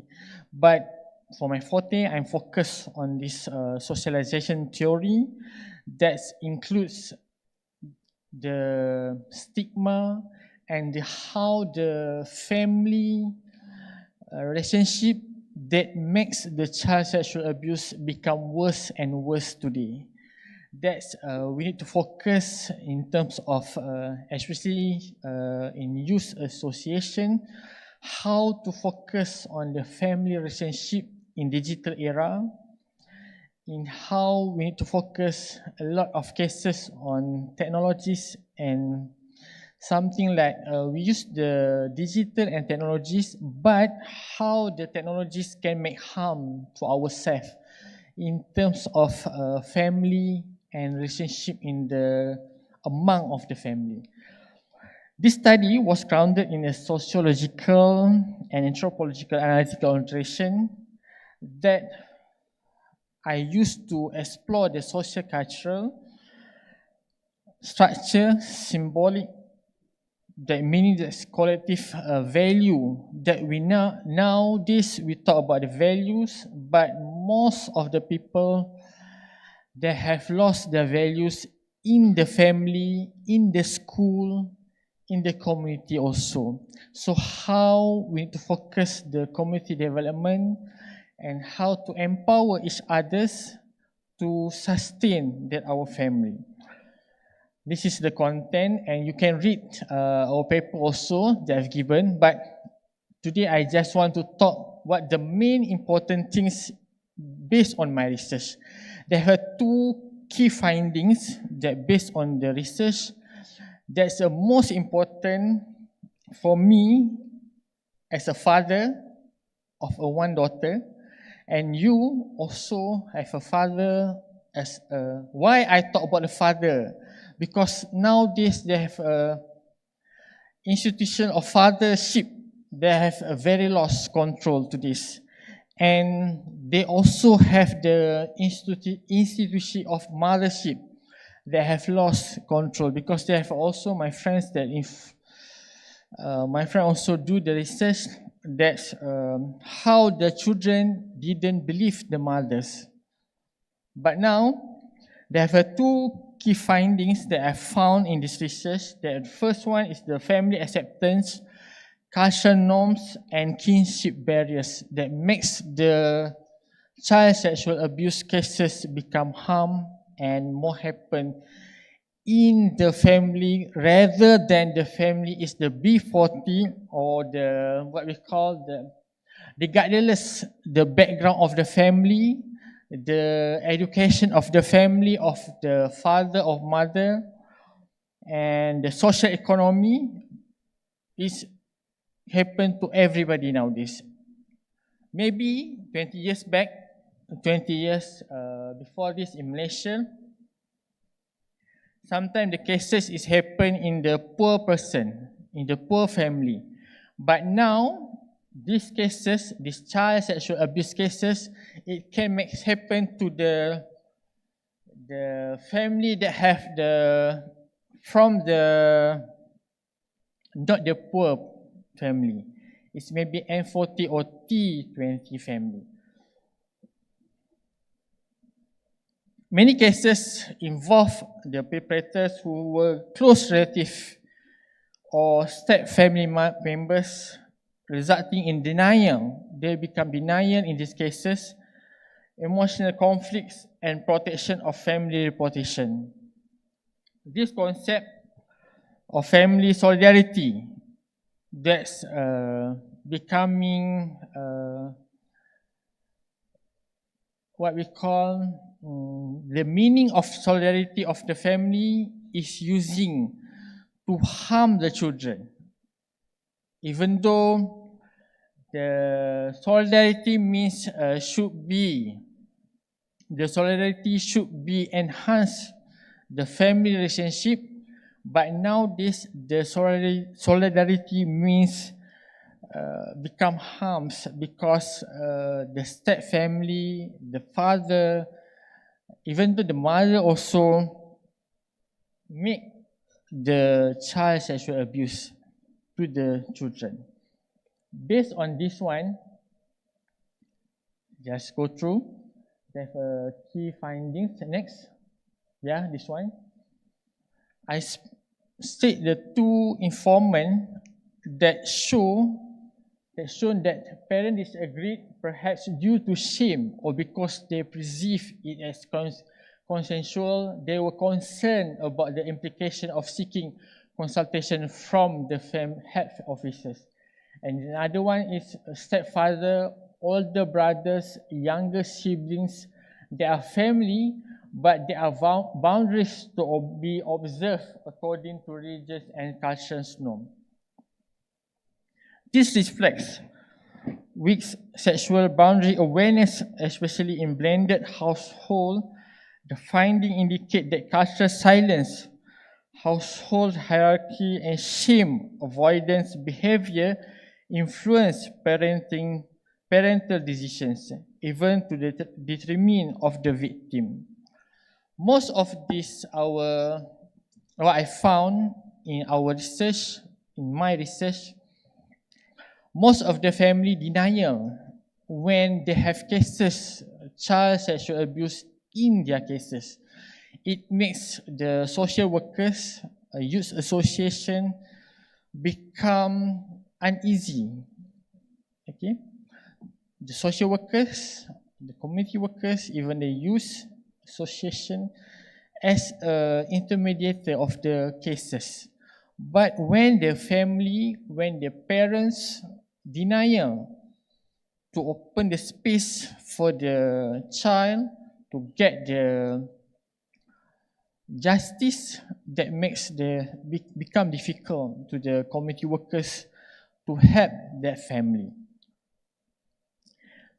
And the second one is the social stigma, low literacy, and distrust in authorities. Family fear negative labeling, judgment, and community gossip leading to underreporting. Because of they have a concept in Malay culture that we call the aib. You can search the concept. What we call the aib concept ini of the human dignity that makes the family become close, don't want to seek for the help, because to sustain the family, and sometimes it's happen to go to the child marriage and other social issues. Based on this research, I found that these two examples I put here, actually this is only a little one of my master research. The second one, yes. Parents must, before this, yeah. Parents must attend court. If the mother does not attend, the children remain in detention. Some parents think that once a children is 16, they should bear their own responsibility. This is our culture in our Malaysia, in our family, because they don't understand what is the age of the children. Even though as us as a youth association, community workers, we should know what is the rights of the children, okay, how we handle with the children, okay. 16 is under the age, so they have a main regulation and how we need to sustain the children. As we also know, they have a proverb there, is it takes a village to raise a child. The second one is another cases involve abuse by religious authority figure, showing power dynamic and moral legitimacy. In Indonesian culture, the religious authority is more powerful.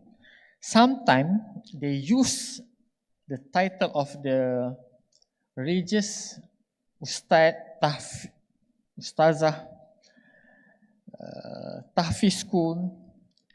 I just, in my previous 2017, I did the talk to the Tahfiz, to the madrasah about this topic. This is very taboo. And 2017, Malaysia produced the Akta Kesalahan Jenayah Seksual terhadap kanak-kanak for the first time. Before we have the hak kanak-kanak, the child rights before. And that time, when we talk about the child sexual abuse, our side we become the sided one, decided to the community. But nowadays, there are many cases happen in our community. And the second one is the Tahfiz. Put the back one. The Tahfiz only asked two boys to come to his place every night. Another ustaz found out and reported it to the police. This is based on my interview with the informant that include the social workers, youth association, and the person who already did many help to the children that have child sexual abuse. And okay, I go to the discussion and last one.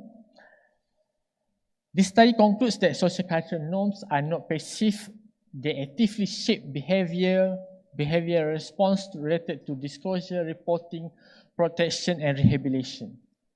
The structural position of the family, combined with the stigma, contributes to the system barrier. Based on this research, I found there are 3 implications that maybe we can get some point to point them. There's 3 implications. First one, strengthen the community-based socialization programs on bodily boundaries on sexual consent for the parents, caregivers, and children. Second one is enhance interagency collaboration with trauma-informed, child-friendly protocol. And the third one is develop culture-sensitive public awareness campaign using the authorities such as religious leaders, teachers, and social influencers. Last one is conclusion. Next.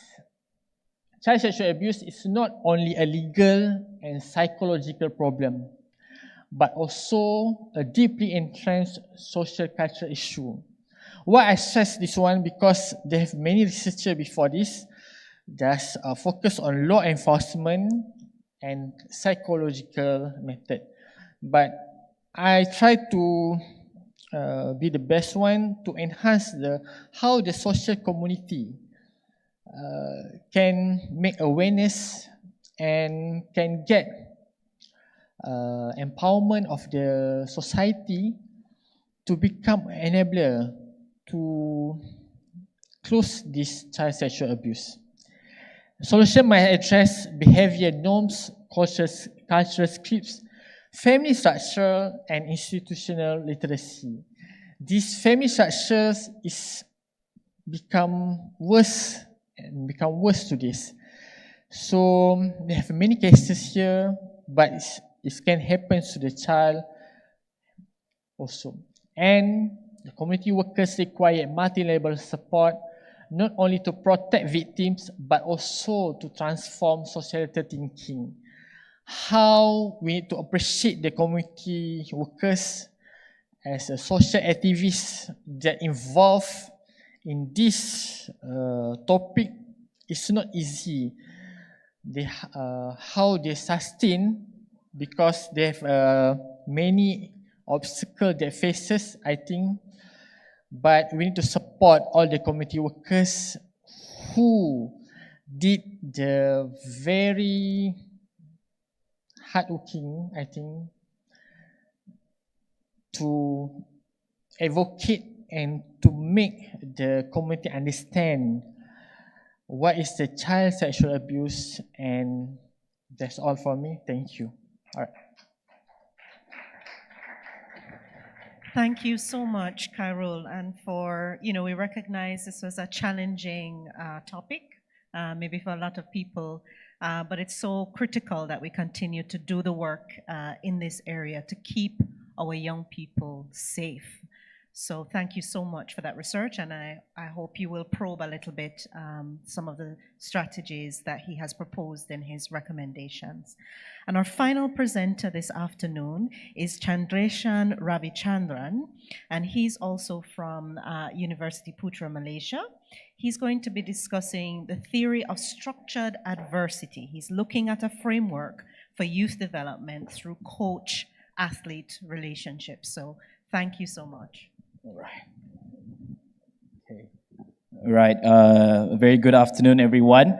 My name is Chandreshan, but it's very long to pronounce. You might call me Chan. I'm from University Putra, Malaysia, from the Institute for Social Science Studies, and I've just currently finished my my PhD in youth studies. But above all that, thank you. Above all that, I'm also a coach, so I coach powerlifting, actually. I know it's not a common sport that you might hear, but yes, I coach powerlifting. And so it's really very honorable to hear from the stories of the late Dr. Henry, and then from what's going on in Uganda. And I think when you hear all this, we talk about sports being a very playing a very important role in positive youth development. And sometimes we think it's the sport. Sometimes we think it's a game. It's the game that is what is doing. But I've come to a place to find out through my journey as a coach and also being a researcher at the same time that it's not just the sport, it's not the game that does the development, but actually it's the coach. The coach plays a very big role. As we are here talking about youth work, the coach is the youth worker in that context. And what the coach does is what changes the life of the youth in overall. That's what we have come to a place to see. And, so I want to put up a statement here. Next slide. I know you hear this kind of statements. No pain, no gain.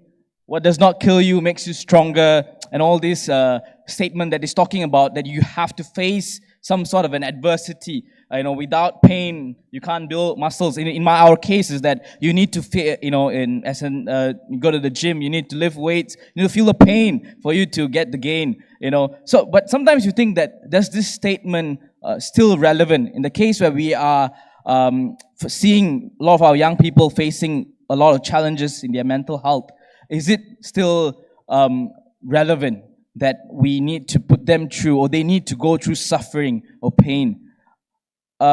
Sometimes you think yes, sometimes some will say, the older generation will say that, oh, kids these days are very weak. You hear that very commonly, that, oh, the young people these days are very weak. They can't face adversity. They can't face challenges. But what I'm here to say is that adversity, if it happens right, with the right person walking through with them, it will change the life of the young person. You can go to the next slide. So this is my journey with a couple of my athletes as a coach.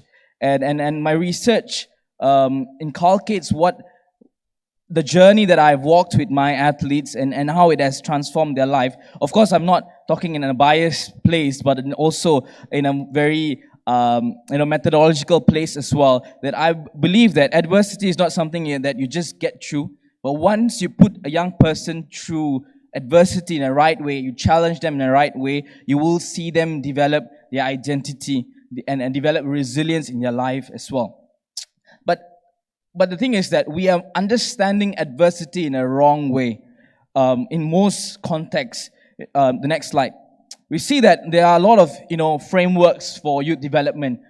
For grit development, there is grit theory, positive youth development, and different ones of it. Most of it recognizes, or they see adversity as something that happens in the background, that is as though it's just there and it's nothing to do with the development sometimes. Only maybe if it happens, then it happens kind of thing. You know what I'm saying? But what they don't have is that there's no guidance on how you can actually use adversity to actually develop the young person. Or maybe sometimes they treat adversity as just an incident that happens in their life instead of how you can leverage the challenges that they face. And it's a lot of it just looks at, sometimes even people look at resilience that one have as a fixed trait instead of a trait that it can be developed into a young person with proper mentorship.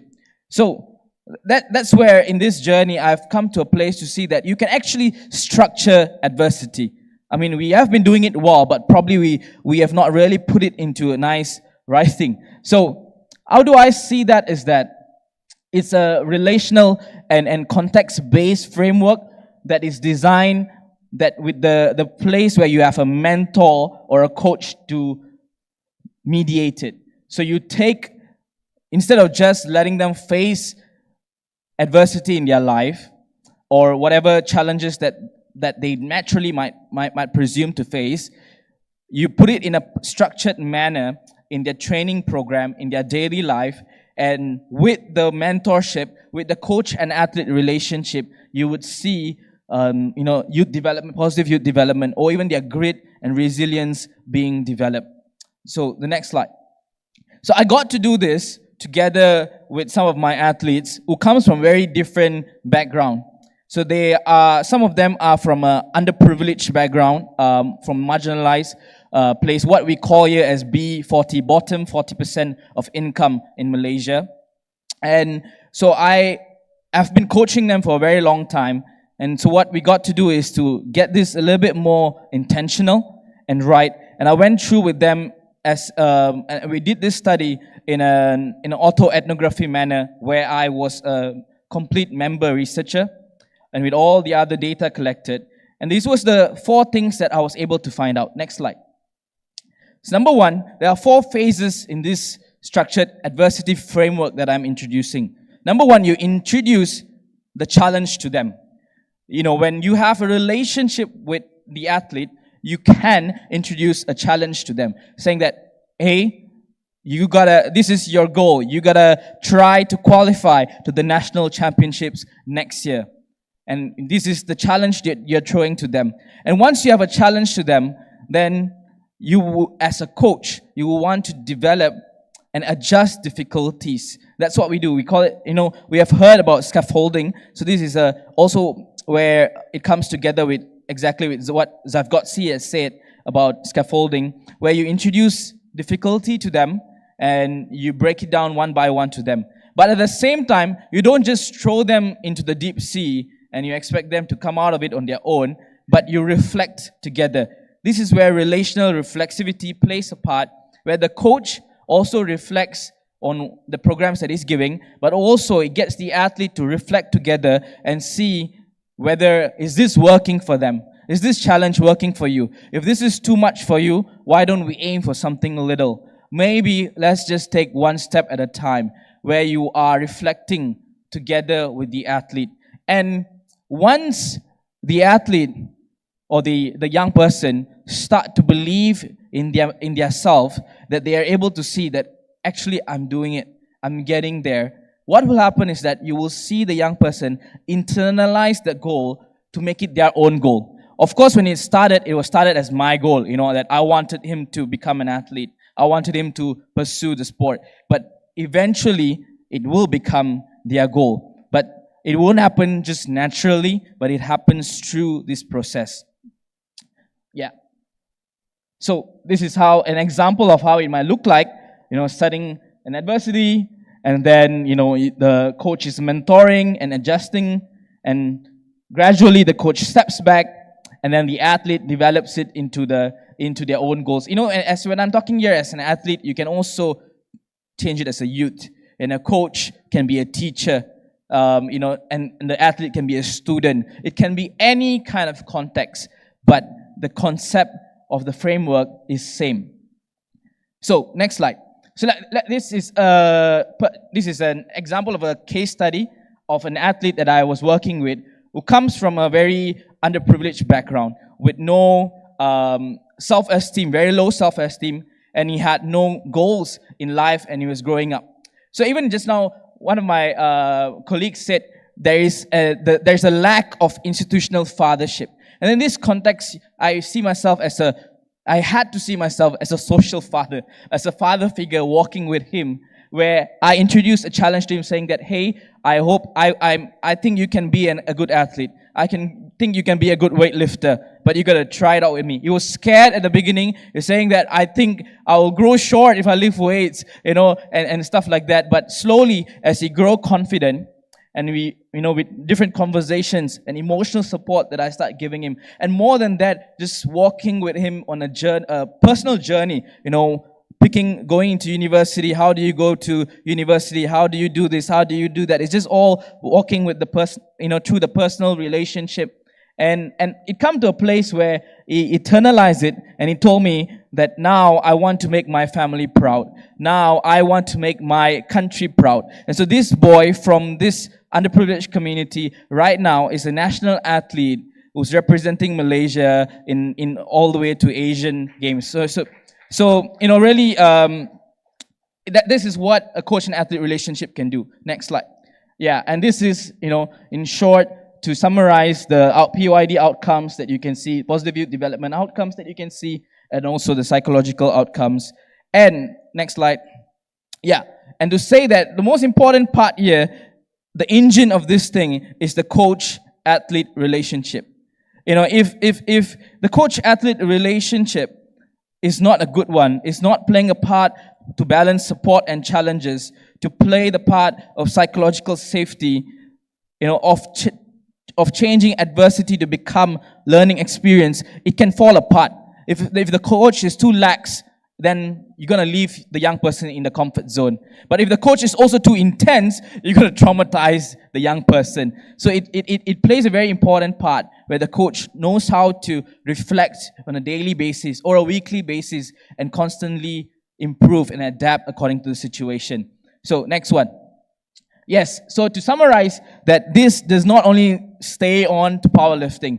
I believe it can move on to any sport, and I believe it can move on to beyond just sport, because you can just swap it from a coach to a youth worker to a youth, and the framework can work, to integrate adversity in a right way to our young people, and an ethical way as well to the young people.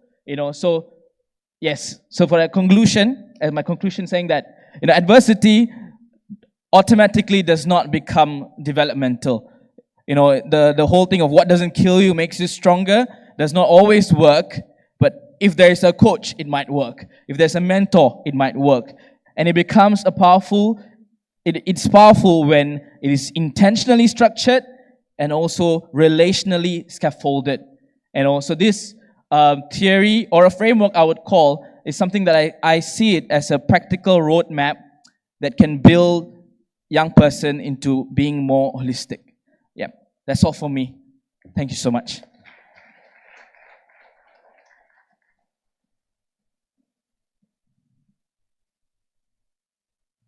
Congratulations, Dr. Chan, for a wonderful job. Again, he managed to create one wonderful athlete. Thank you very much. Okay, thank you to all our speakers for your insightful and meaningful contribution. We would like now to open the floor for questions. Feel free to raise your hand or approach the microphone. Yes, Professor Haslinda. I'm very much interested in your work just now with regards to how sports change the framework and with regards to mental health. One question, whether types of sports reflect the same thing, if it's individual or if it's group sports. Is it the same, or is there any difference in that?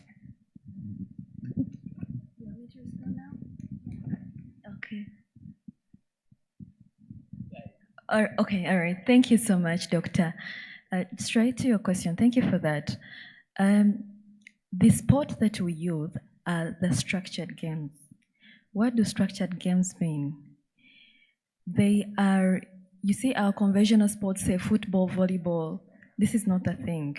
For example, you'll say what we call gathering relay.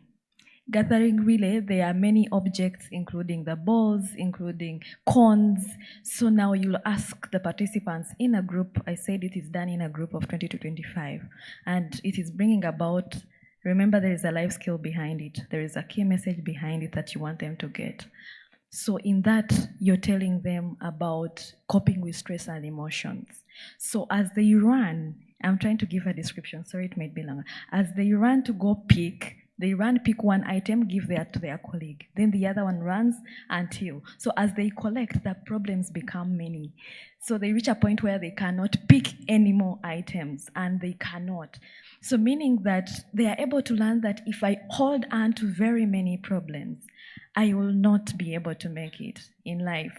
But also, they learn that if I find strategies and ways of getting through to collect all those items, I'll be able to make it. So at the end of the session, you're giving them a key message, which is telling them that it is always good to share challenges. Do not hold on to any issues. If you feel someone has wronged you, do not just feel bad about it. Keep it yourself. Share with a friend or share with them so that you get relieved. You don't carry a load. Get a strategy. If you have very many things you need to deal with, you can seek support and someone will help you, and so you'll be able to carry on. That's the key message that you give. That's just one of the games. And there are several others for the 13 life skills that do emphasize self-efficacy, coping with stress and emotion, conflict resolution, citizenship and accountability. You're telling them, please make sure everything you do in your community, you're accountable. So let's do things that are very positive and constructive. Then you're telling them, let's set goals for our future. We shouldn't lose hope. Yes, you are a refugee, you're from a poor family, you don't have food now, but there is an opportunity. You have 2 arms. Don't you think you can do something? And depending on a coach too, there is that relationship rapport that they create for each of the participants. They visit, walk the journey together of understanding, establishing themselves, knowing who they are, and then being able to support them better and realizing the opportunities around them and being able to utilize them. Thank you so much.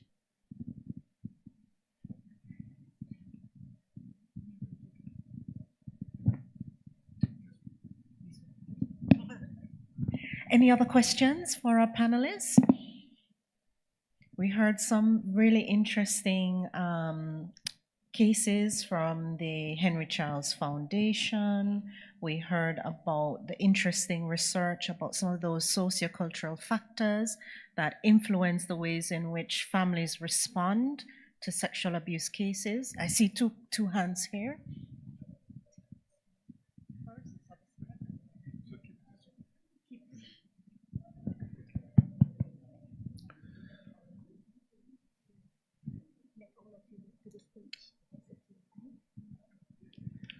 So Dr. Khairuddin, thank you for your presentation on a very sensitive subject. My question is, what has been the impact in the target communities that you have researched? Have you been able to measure any kind of impact on this difficult topic? Okay, thank you for the question, Doctor. Actually, based on my research, they have many impacts. Most of the first one is how we need to make the community workers as the professional. That's many years before we discuss about how to professionalize the community workers. That's the first one. We go to the policy, how the government need to look to professional the community workers. That's the first one. And the second one is the impactful of this research that I found that a lack of family in terms of education and how the way there should be to be a father and mother. That means sometimes we just lack of that impactful of in community, because most of the cases involved with the children sometimes is coming from the father and mother. It's not coming from the outside of the family, but it's coming from the inside of the family. But as a community workers, as a social activists, they just what we call the third party, the third person who involved with this kind of cases, but it's already happened inside the family. That's the impact that we just found, that sometimes or most of the people just acknowledge the social ills that happen to the children is coming from the outside, of from the, as example, from the technologies, from the socialization of the children with their peers at the school institution or outside the rooms.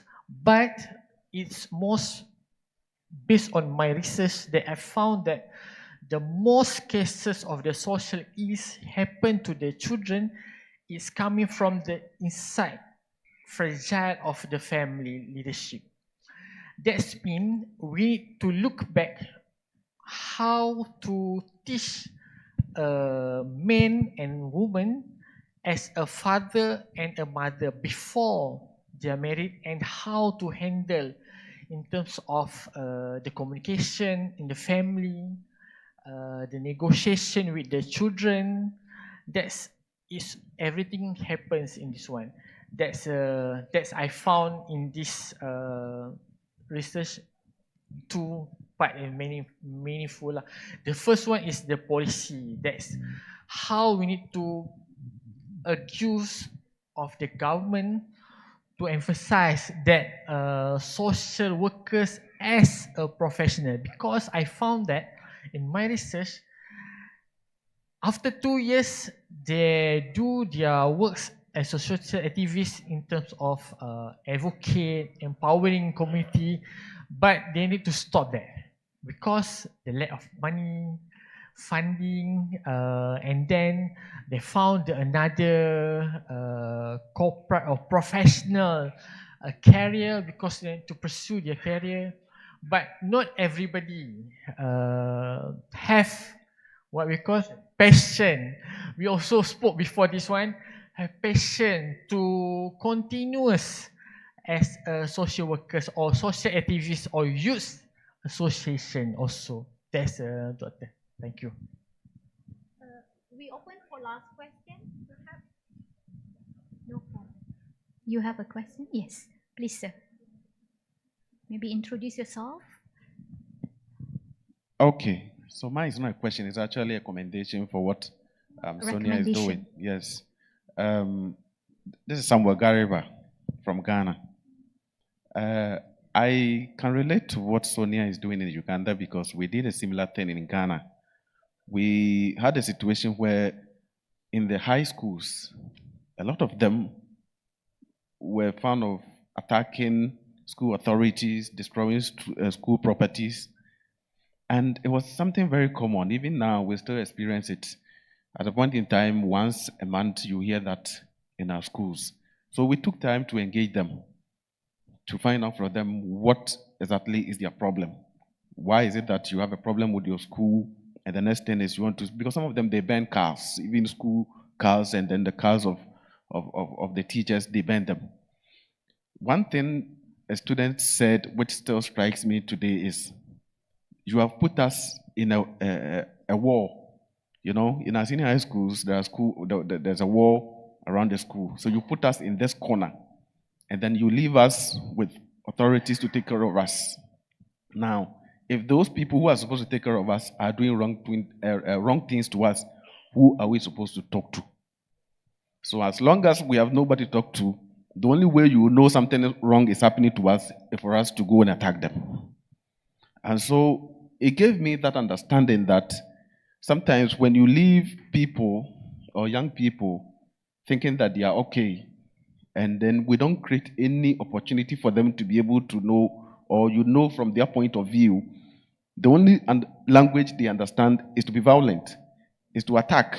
Because as soon as it happens, then everybody gets to know, and then you now come to them, you want to find out, then they can tell you. So it is this approach of being proactive, engaging them, and then being able to observe them and know what the problem is, I think is the best, one of the best I've seen. I want to commend you for that work. Thank you. Yeah, exactly. So hope the connection can continue and discuss further. I would like to close the session. We are running out of time. Thank you very much to all the presenters. Give them a big clap, hand, and for their contribution today. We absolutely learned a lot from this session. And thank you, Dr. Terry, for co-moderate with me. To the audience, thank you very much for your participation, and we wish you all a meaningful continuation of the conference. Thank you very much. All right, so thank you, moderator, and also to the presenters. Thank you so much for your time. So can I invite both moderators to the stage to present a token of appreciation to our speakers today?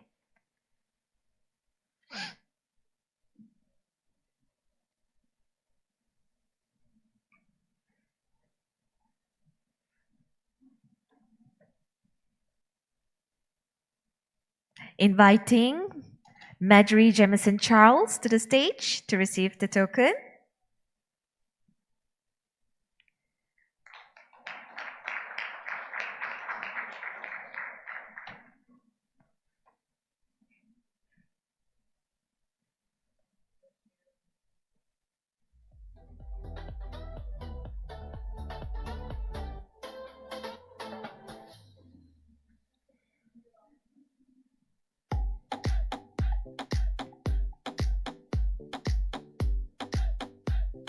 All right, Madam Major, please stay on stage. Stay first, later we'll take a group photo. Next up, Sonia Kobutungi and also Lydia Murungi to receive the token of appreciation.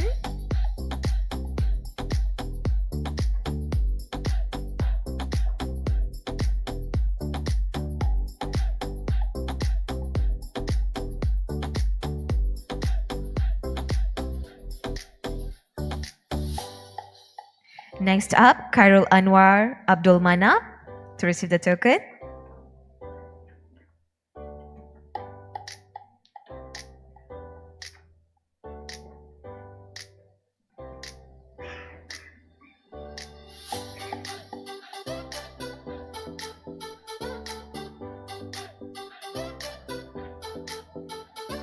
And last but not least, Dr. Chandreshan Ravichandran.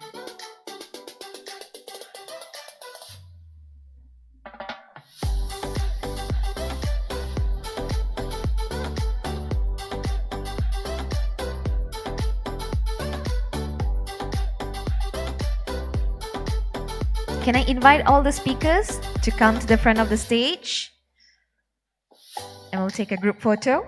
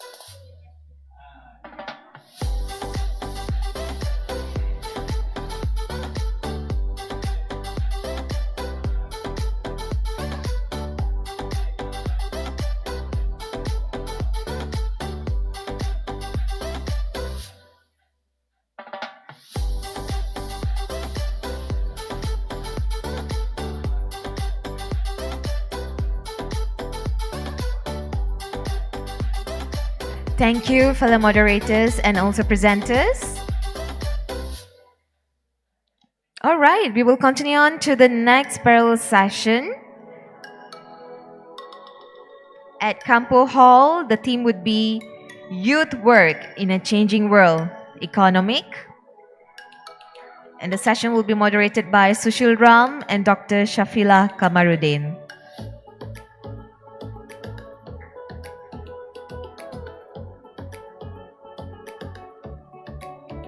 Fellow delegates, ladies and gentlemen, are you still here in the hall? No sound. I think everyone is asleep right now. All are tired. Long day today. Lots of information, a lot of knowledge sharing must be heavy. So if you'd like to take a quick washroom break, you may do so. If you want to grab some drink, you want to grab some hot drink, please do so.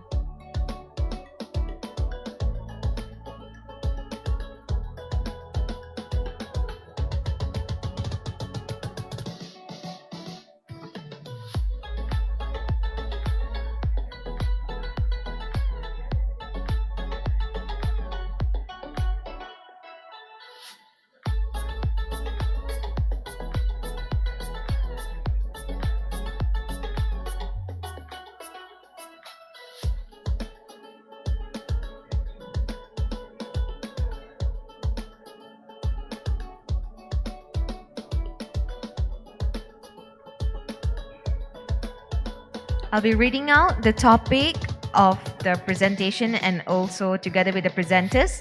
So for those who are here, so this is for your knowledge. So parallel session 3 will begin shortly at breakout room 1, Campo Hall, this current venue, moderated by Sushil Ram and Dr. Shafila Kamaruddin. The first topic is revitalizing the cooperative model, co-created spaces for youth employment, Entrepreneurship and Economic Resilience by Rashad Ritchie, Adjunct Faculty, University of the Bahamas, Assistant Director of Youth, Government of the Bahamas. Second topic would be TVET Instructor Qualifications or Competencies and Youth Entrepreneurship in Community-Based Economic Models, a case of Wakiso District, Uganda by Betty Nakiwuka Tuesime, Makerere University, Kampala, Senior Graduate Relations Officer, We Work Project, Private Sector Foundation, Uganda. The third topic would be Youth Perceptions of Indigenous Trade Practices in Southern Africa by Bongani Masuku, Eswatini Youth Workers Association. The fourth topic would be Empowering Youth for a Sustainable Timber Future, Opportunities, Challenges and Policy Pathways in Malaysia's Wood-Based Sector by Aimi Fadzirul Kamarubahrain and Nur Zanalia Saadon, Faculty of Forestry and Environment, University Putra Malaysia. And the last topic for breakout room 1 would be Youth-Led Social Entrepreneurship, a Pathway to Long-Term Social Change by Kanika Sinha, Mutiny, the Youth Collective, and Varta Lip Coalition.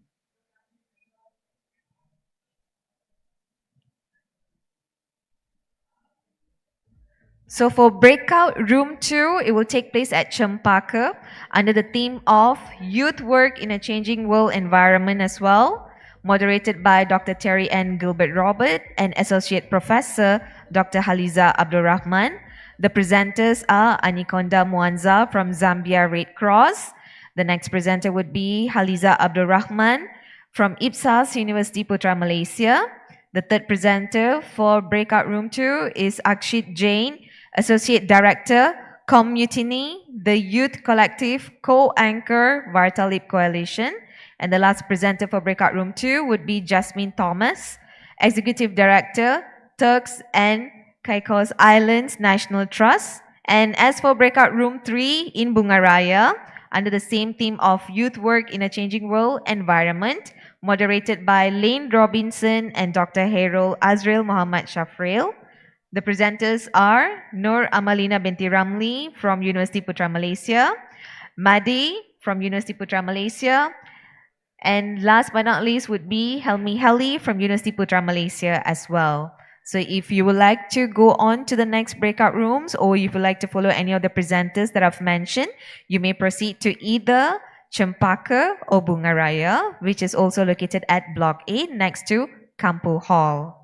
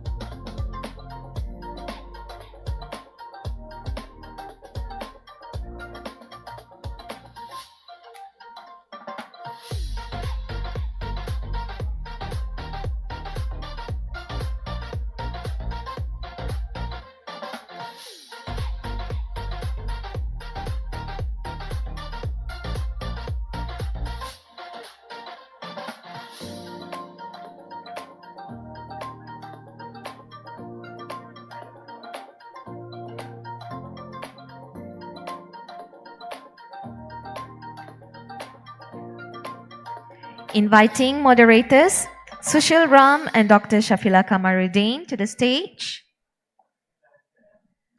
Or you may also conduct the session from the floor so that, let's say, presenters, they have slides so that it'll be easy for them to view it. All right, over to you, Doctor. Bismillahirrahmanirrahim. Assalamualaikum warahmatullahi wabarakatuh. Good evening, everyone. Distinguished delegates, presenters, and also participants, welcome to Parallel Session 3, focusing on youth work in a changing world economy. My name is Shafila Kamaruddin, and I have the honor of serving as your moderator together with Mr. Sushiram. And we are supported by our reporters, Ms. Anamta Afsar and Mr. Mahazan.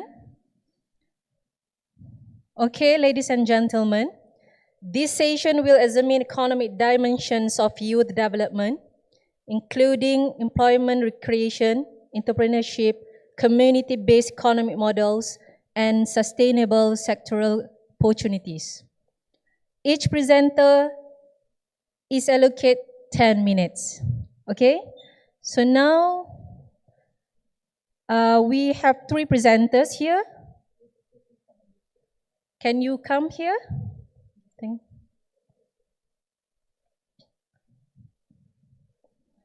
Our presenters today, we have Mr. Rashad Ritchie. Number 2, we have Miss Betty Nakiuka Tisimi. Mr. Bongani Masuku, Mr. Aimi Fadzirul Kamaruz Bahrain, and the last one, Miss Kanika Sinha.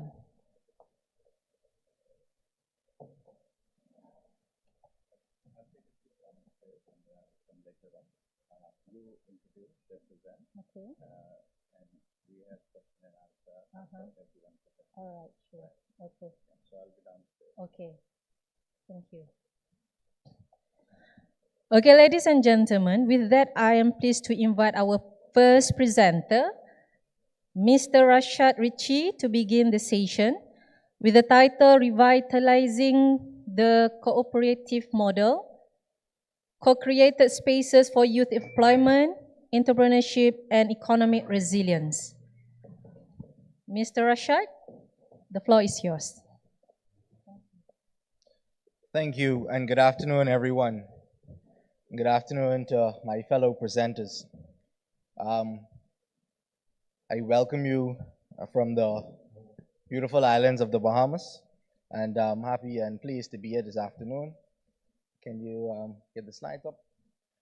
This is a professional youth work conference, and so I didn't want to focus too much on the academics of the cooperative model, but I wanted to take it from more of a professional standpoint and give you practical tips on how you can implement the co-productive model in your various countries and as you carry out various entrepreneurship programs for young people. And so what the cooperative model is, if you don't know about it, it's a mechanism that is used for multiple persons to come together and share resources. And so right now we are facing global economic challenges where young persons are looking for employment. Many of them are gravitating towards the entrepreneurship scene or the gig economy or more flexible working arrangements. And so they're not looking for that formal 40-hour work week.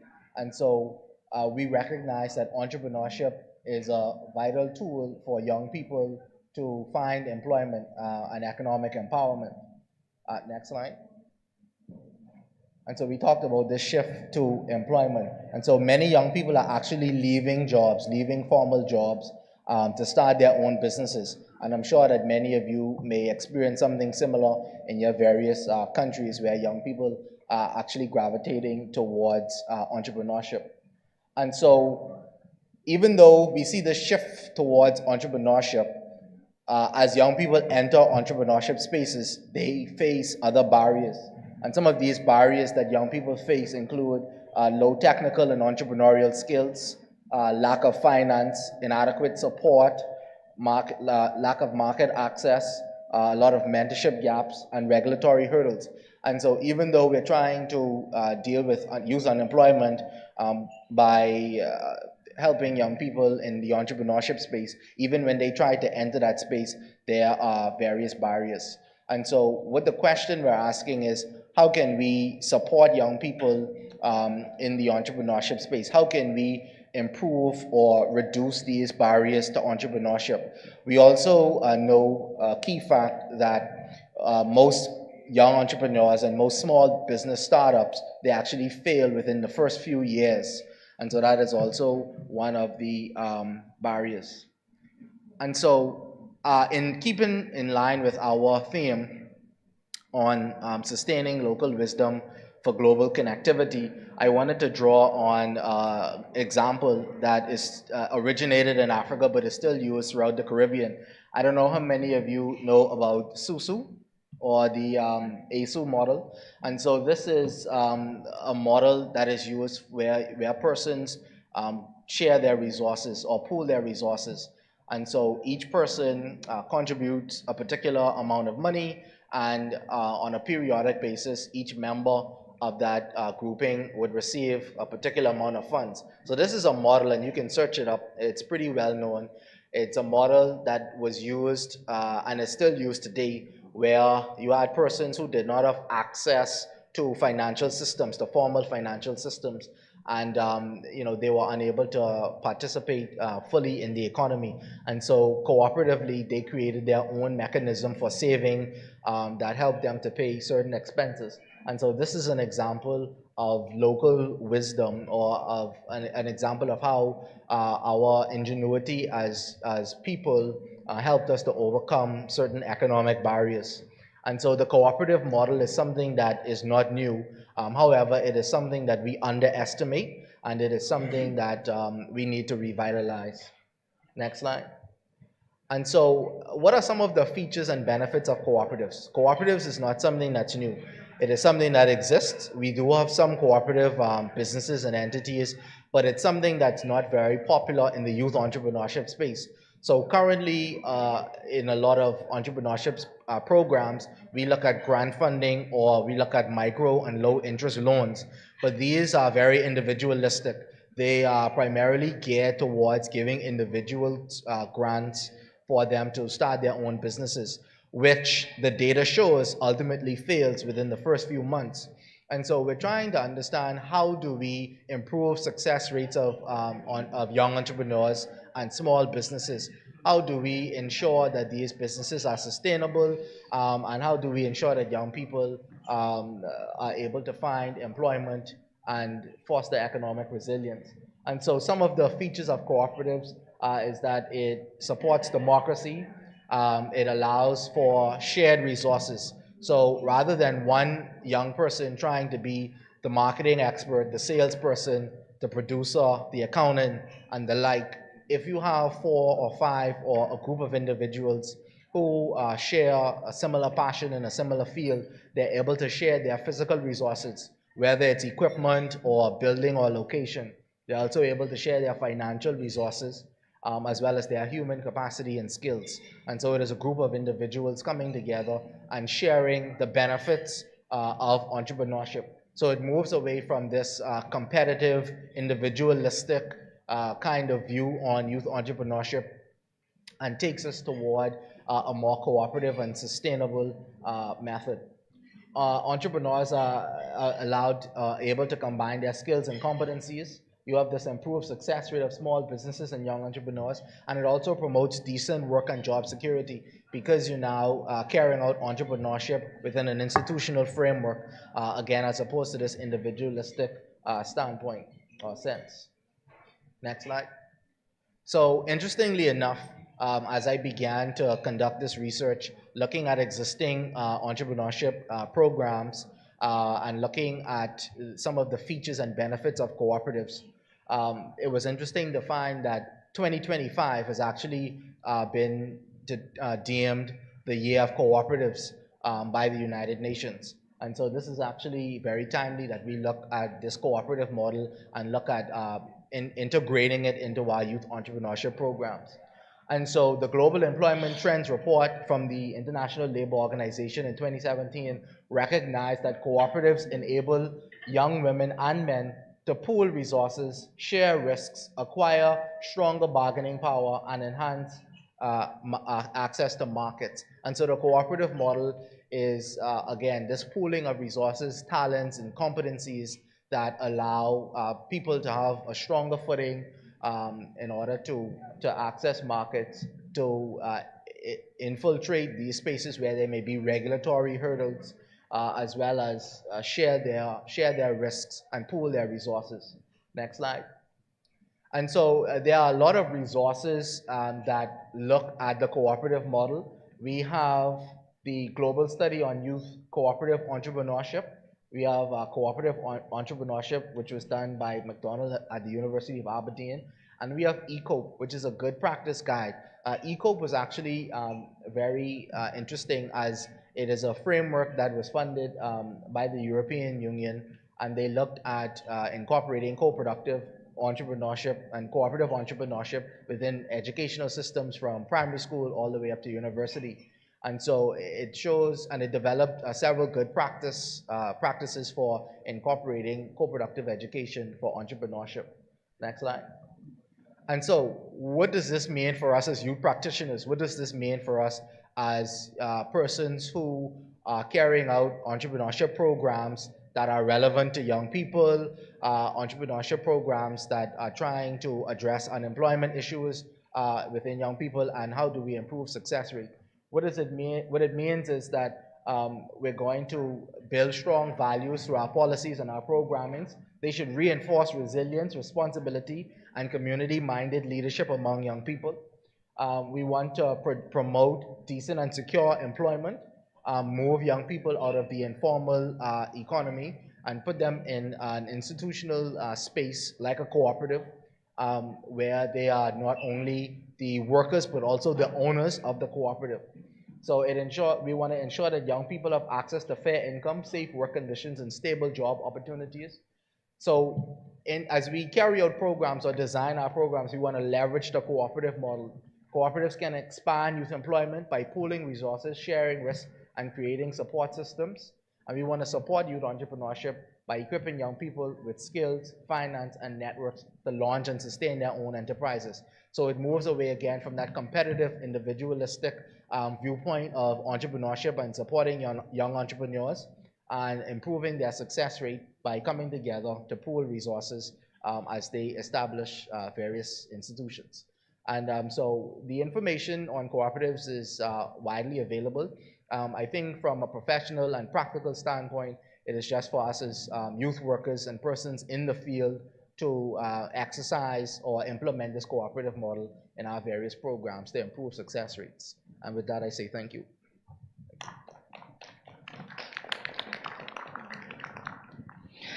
Okay, thank you so much to Mr. Rashad with the presentation. This is my first time listening about the susu. Okay, and I think very nice, very insightful sharing from you, Mr. Rashad. So now I would like to invite our presenter number 2, Miss Betty Nakiuka. Are you ready? Okay, Miss Betty will present about TVET instructor qualifications and youth entrepreneurship in community-based economic models, a case of Wakiso District, Uganda. Mr. Betty, the floor is yours.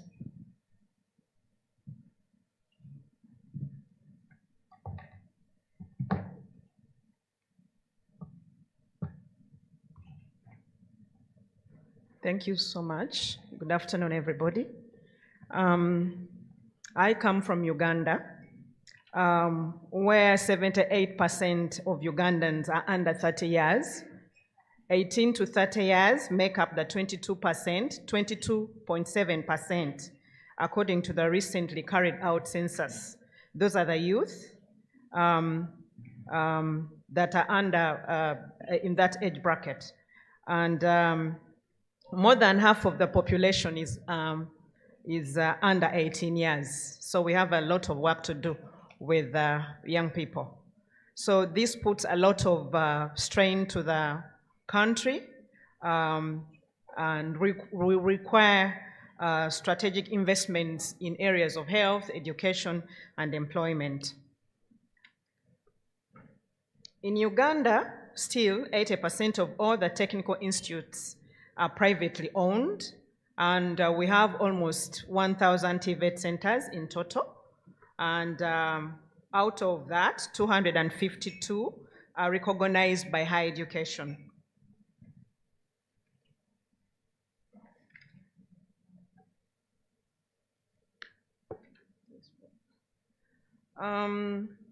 Youth unemployment remains a significant socio-economic challenge in Uganda, exacerbating by mismatch between education outcomes and labor markets demands. TVET is widely regarded as a strategic vehicle for equipping youth with relevant skills, fostering innovation, and enhancing community development. However, the success of TVET depends critically on the qualifications and competencies of the instructors. And instructors are not merely conveyors of the technical knowledge. They serve as mentors, innovators, community liaisons who shape the entrepreneurial capacity of the youth.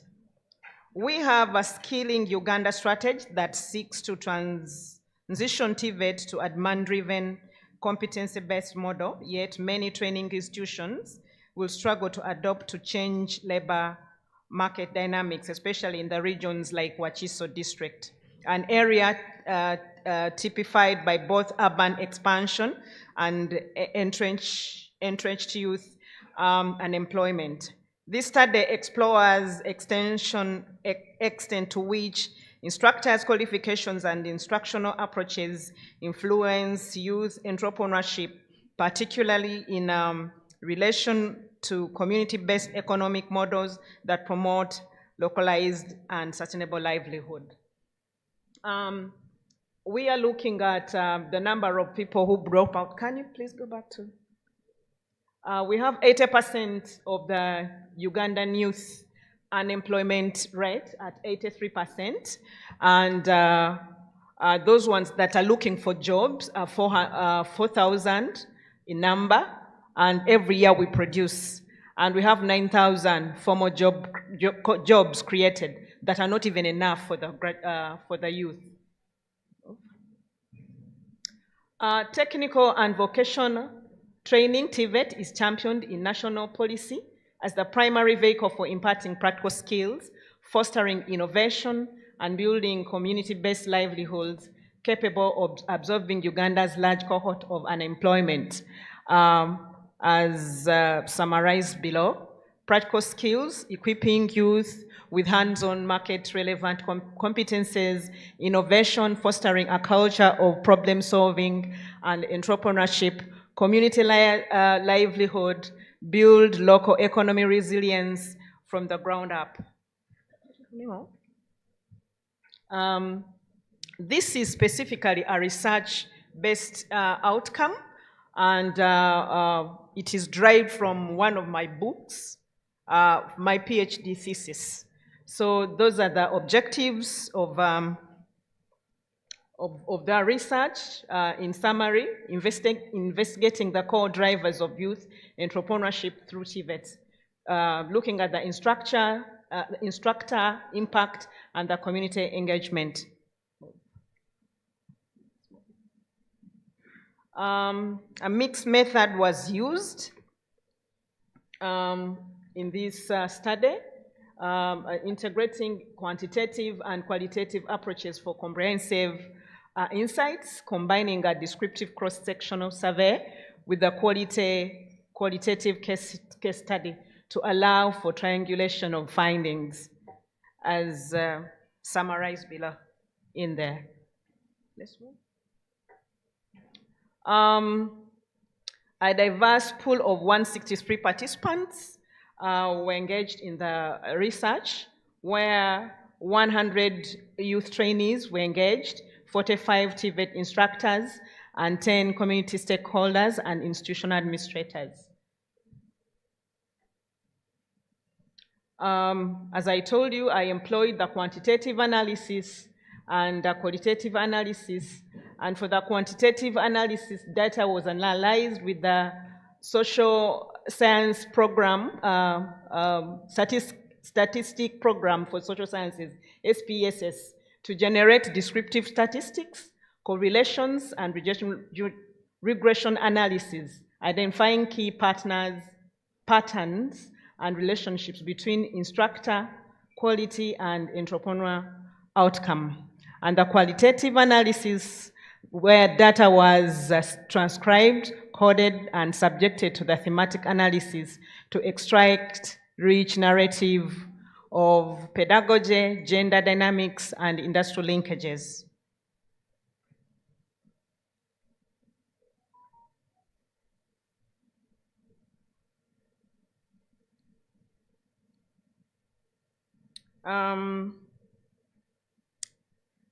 Instructor quality is foundational.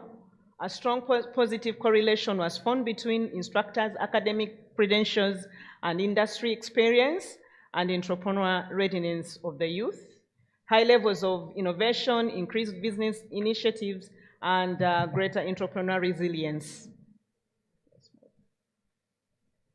Competence-based pedagogy delivers results. Task-based learning that improves practical abilities, simulations that build confidence, hands-on projects that foster enterprise launch. Integration with local economies is key, linking TVET programs with local economy ecosystems, cooperatives, artisan groups, and micro-enterprises emerged as critical success factor, where mentorship and internship, where trainees gain access to real-world guidance and experience, like you see here, a market. Immediate market skills applied in familiar environments with existing market structures. Still, the photo depicts that. And sustainable livelihood. Entrepreneurship thrives when embedded in the community, socio-economic contexts. Curriculum gaps and gender equity. Curriculum industry gaps, significant misalignment with contemporary industry needs, especially in the fast evolving sector like digital technology and green economy. And gender disparities, females trainees face more pronounced challenges in accessing tools and capital and mentorship. Public-private partnership amplify impact, where institutions actively partnering with the NGOs and the private sector entities demonstrated superior performances in training delivery, resource mobilization, and post-training support. Access to industry-relevant content, enhanced mentoring opportunities, and clearer pathways to market. Strengthening instructor qualification, those are set and enforce instructor qualification standards through national bodies like BTVET, that is Business Technical Vocational Education and Training, and DIT, that is Director of Industrial Training, and institutionalize continuous professional development, CDP, through the enforcement of the national qualification standards, mandate continuous professional development, and in the introduction of the dual training systems, teaching and industry. Promote competency-based learner-centered pedagogy, where the equipment labs have to have makeup spaces and simulation kits, real-world challenges, project-based assignments, and foster key skills where we see creativity, which is critical thinking. Link TVET to local economic models, still we see that, to enhance relevance and sustainability. Institutions must create joint initiatives with local economic actors and encourage community-led curriculum design. joint initiatives, partner with cooperatives, small enterprises, and value chains. Community-led designs ensure training align with local needs and indigenous knowledge and local relevancy, root training in existing community economic structures.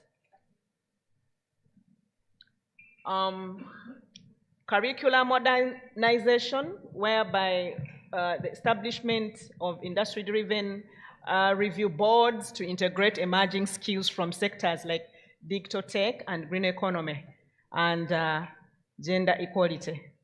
I talked about that.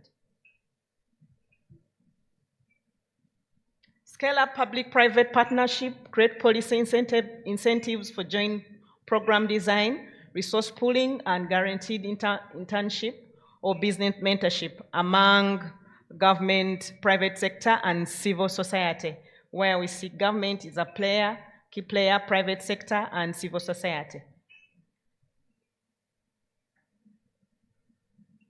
Strengthen data and policy systems, invest in robust monitoring and evaluation systems to track training outcomes, employment rates, and entrepreneur success, using this evidence to guide continuous policy improvement, track completion, employment, and entrepreneurship rates, use data to guide continuous policy improvement, and align national priorities with localized economic realities.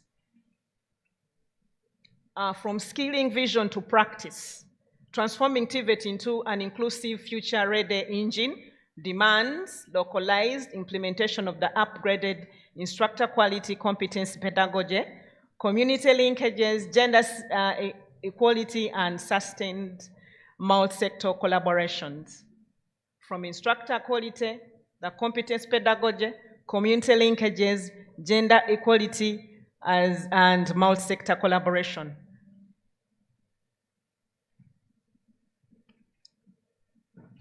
Thank you so much for listening to me. And to add on that, I work with a project for young people in Uganda. It is called We Work. It is funded by Enable and European Union. And this is a project that emphasizes decent work. We mentor them through soft skills.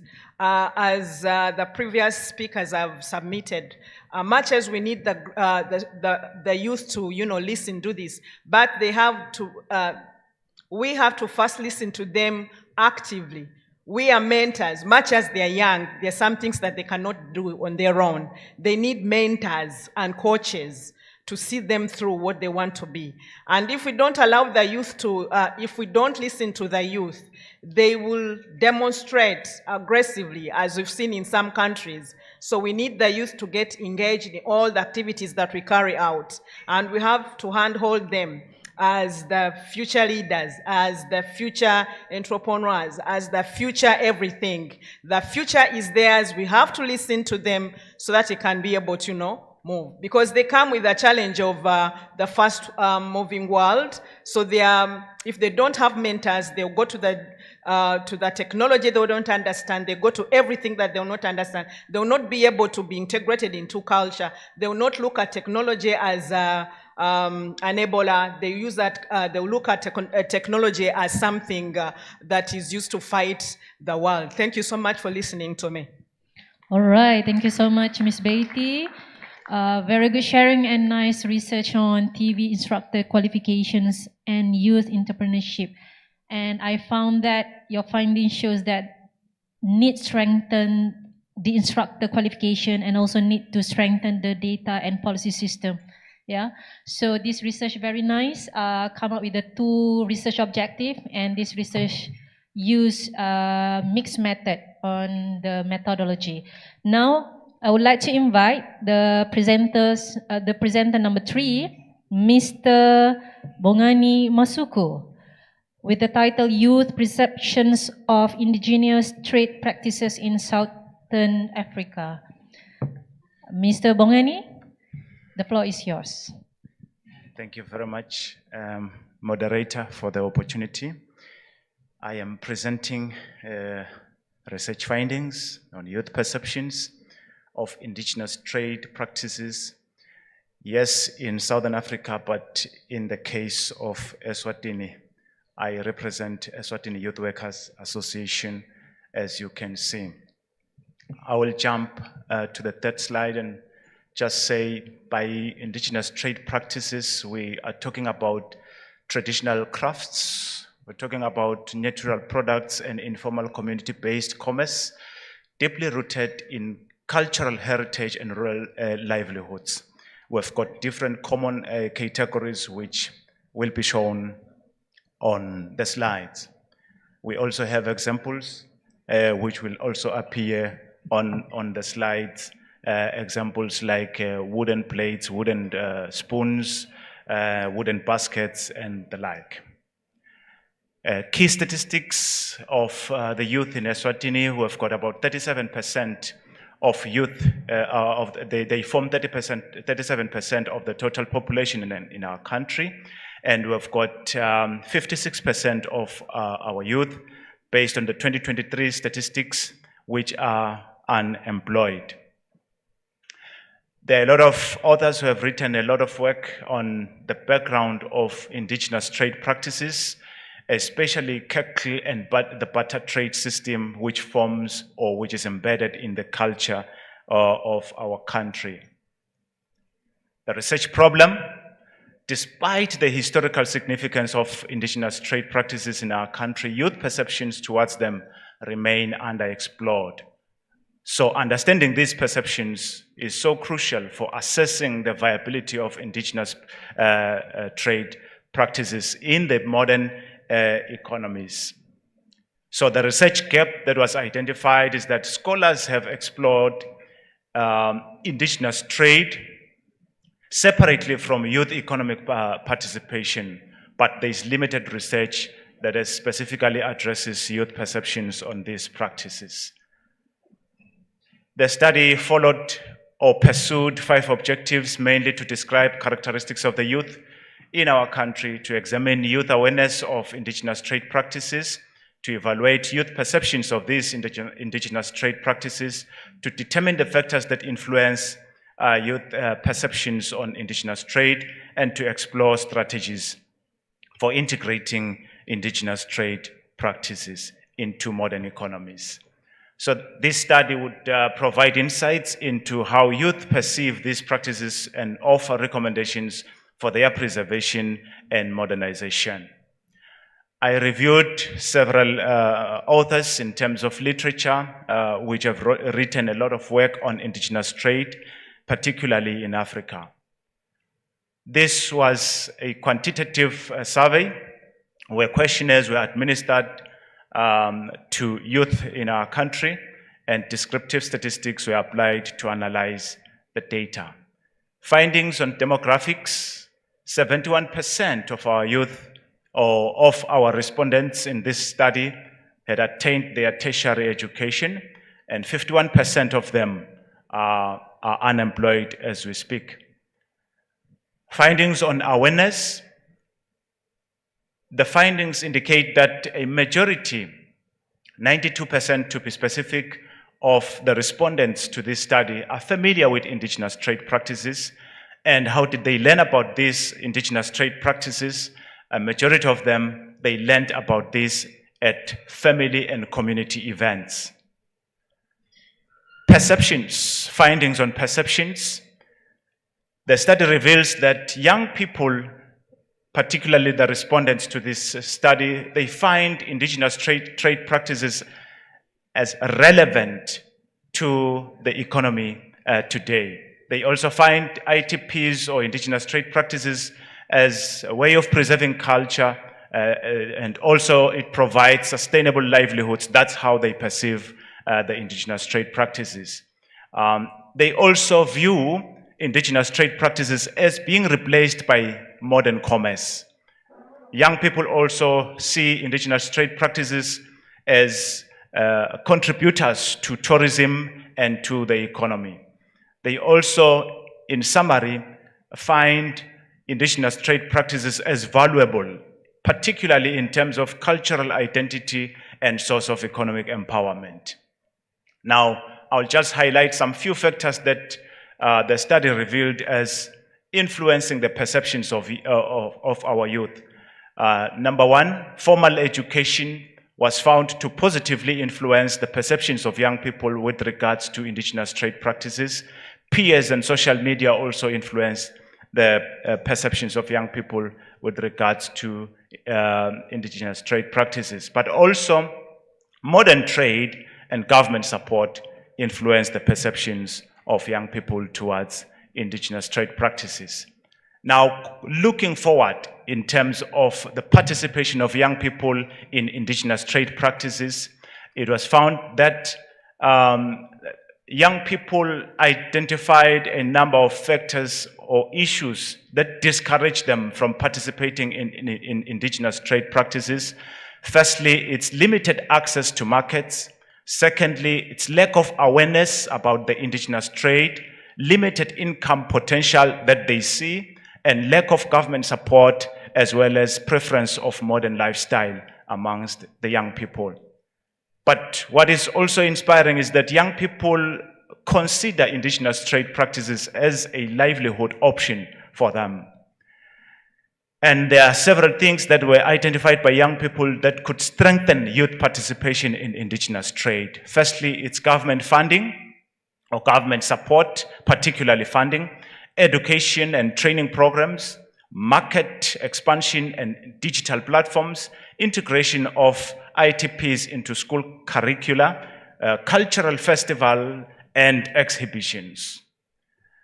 In conclusion, there is a growing interest from the study. There is a growing interest in integrating indigenous trade practices with contemporary business approaches to create sustainable and inclusive economic models.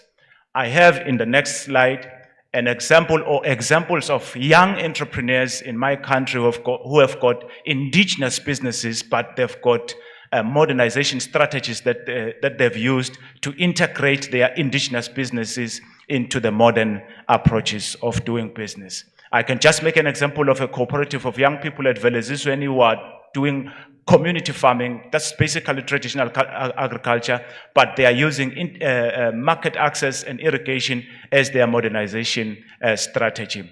Sky M, who is the indigenous element of her business, is natural skin care, but the modernization, they're using digital marketing as a modernization strategy. So these indigenous trade practices can be integrated into the new models of commerce. So I've got some few recommendations to make. The first one is to introduce curricula in schools and universities that emphasize indigenous trade systems, their benefits and their potential for modern economic applications. Secondly, encourage governments to implement policies that promote and protect indigenous trading practices, ensuring they remain valuable and viable and competitive. 3, support youth-led businesses that incorporate indigenous trade methods through funding opportunities, mentorship programs, and business incubators. Utilize social media and community engagement activities to foster the understanding and appreciation of indigenous trade practices among young people. Explore ways to merge indigenous trade systems with digital platforms, making them more accessible and aligned with contemporary market demands. Also facilitate dialogue between older generations who have expertise in traditional trade and younger individuals who are eager to innovate and expand these practices. Then there's an opportunity for youth workers from this research. So youth workers can explore and reinforce the active role of young people in building sustainable, locally anchored economies that are globally competitive. I thank you very much for listening and for giving me your attention. Thank you. All right, thank you so much, Mr. Bongani. I can saw from the slide that you shared to us about the descriptive result, especially about the demography and also the perceptions of ITPs, right? And you come up also with the factors such as formal education. So very interesting, very nice presentation. So now we move to presenter number 4. Okay, I would like to call Mr. Aimi Fadzirul Kamarul Bahrain. And his partner, Miss Norzanalia Saadon, with the title Empowering Youth for a Sustainable Timber Future, Opportunities, Challenges and Policy Pathways in Malaysia's Wood-Based Sector. Mr. Aimi, the floor is yours. Bismillahirrahmanirrahim. Assalamualaikum warahmatullahi wabarakatuh, and good evening to all distinguished guests. Thank you for the organizer for organizing this program. So my name is Aimi Fazil Kamarul Bahrain, and my partner is Norzanla Sadun. I'm senior lecturer from Faculty of Forestry and Environment, University Putra Malaysia. So my topic is empowering youth for a sustainable timber future, opportunities, challenges, and policy pathways. So let me start next with the introduction of this study. So Malaysia timber sectors play a major role in the national bioeconomy, contributing in exports, manufacturing, and rural employment. However, the sector is facing a long-term sustainability challenges due to an aging workforce, limited innovation, and declining youth interest. Revitalizing the sector requires involving youth talent in its future direction. So next, for the problem statement, a significant share of workers in the timber industry is nearing retirement, and very few young people are entering the sector. This coincides with a slow adoption of digital technologies such as automation and Industry 4.0 solution. At the same time, global market and sustainability standards are becoming more stringent and forcing the sector to adapt quickly. Next.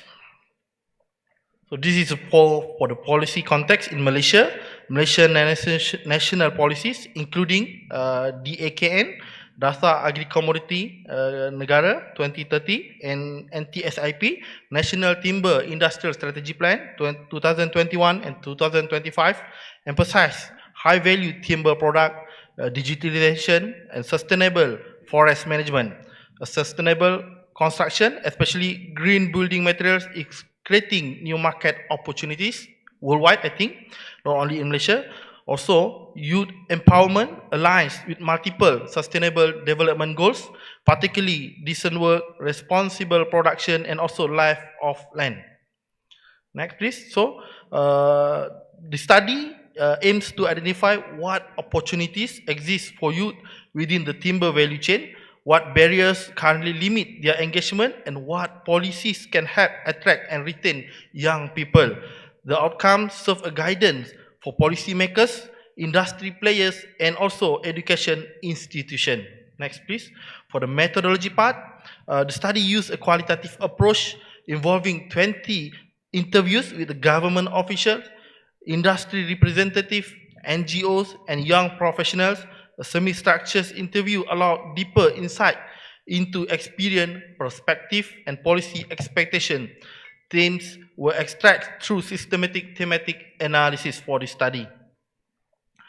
For the key opportunities for the findings, several opportunities make the sector attractive for youth. Growing of engineered timber biomass product and customized furniture, increasing adoption of digital tools such as CNC, automation, and digital marketing, virtual showroom and online platform help small firms expand their market access. Also, green building policies create demand for sustainable timber material. These emerging areas align well with youth skills set, especially in technology and design of the product. Next, please. So the main challenges of this finding of this study, the sector faces persistent challenges. Youth are unaware of timber-related career pathways. Many view the industry as outdated or labor-intensive.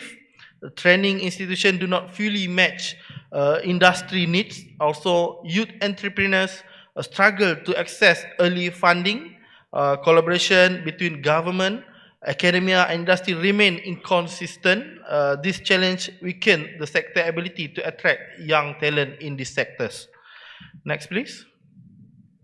So, for the policy gaps, current policy do not fully address youth-specific needs. Funding schemes are general, not targeted at timber startups. TVET program lacks specialized module for advanced food technology. Also, innovation ecosystem remain weak in this sector with limited of incubators available in this country. Green procurement incentive are not widely utilized to benefit youth-led businesses.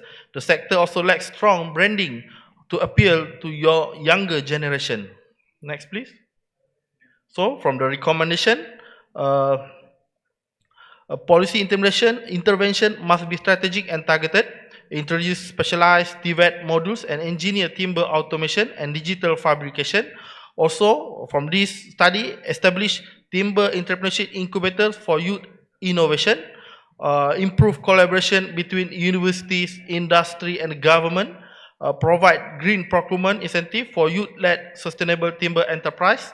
Rebrand a timber industry with modern narrative, innovation, and sustainable creative design. Next, please. So, as a conclusion for my presentation, youth empowerment is crucial for ensuring long-term competitiveness and sustainability of Malaysia wood-based sector. Although opportunities are growing, especially in value-added market and digital innovation, significant obstacles must be addressed through coordinated policy action. The strengthening skills, entrepreneurship, and institutional partnership will create a resilient future-ready timber industry. That's all from me. Thank you for your listening. All right, thank you so much, Dr. Aimi Fadzirul. I can saw the presentation just now is a research data, yeah, which is he start with the problem statement or issues, and I like one of the recommendation is about create youth incubators. So I think it's very nice, yeah, very good suggestion and recommendations from him. Okay. All right. Thank you so much, Miss Dr. Aimi. Now, I would like to invite Miss Kanika. Are you here? All right. Okay. Miss Kanika will present about youth-led social entrepreneurship, a pathway to long-term social change. So, Miss Kanika, you may present now. Thank you.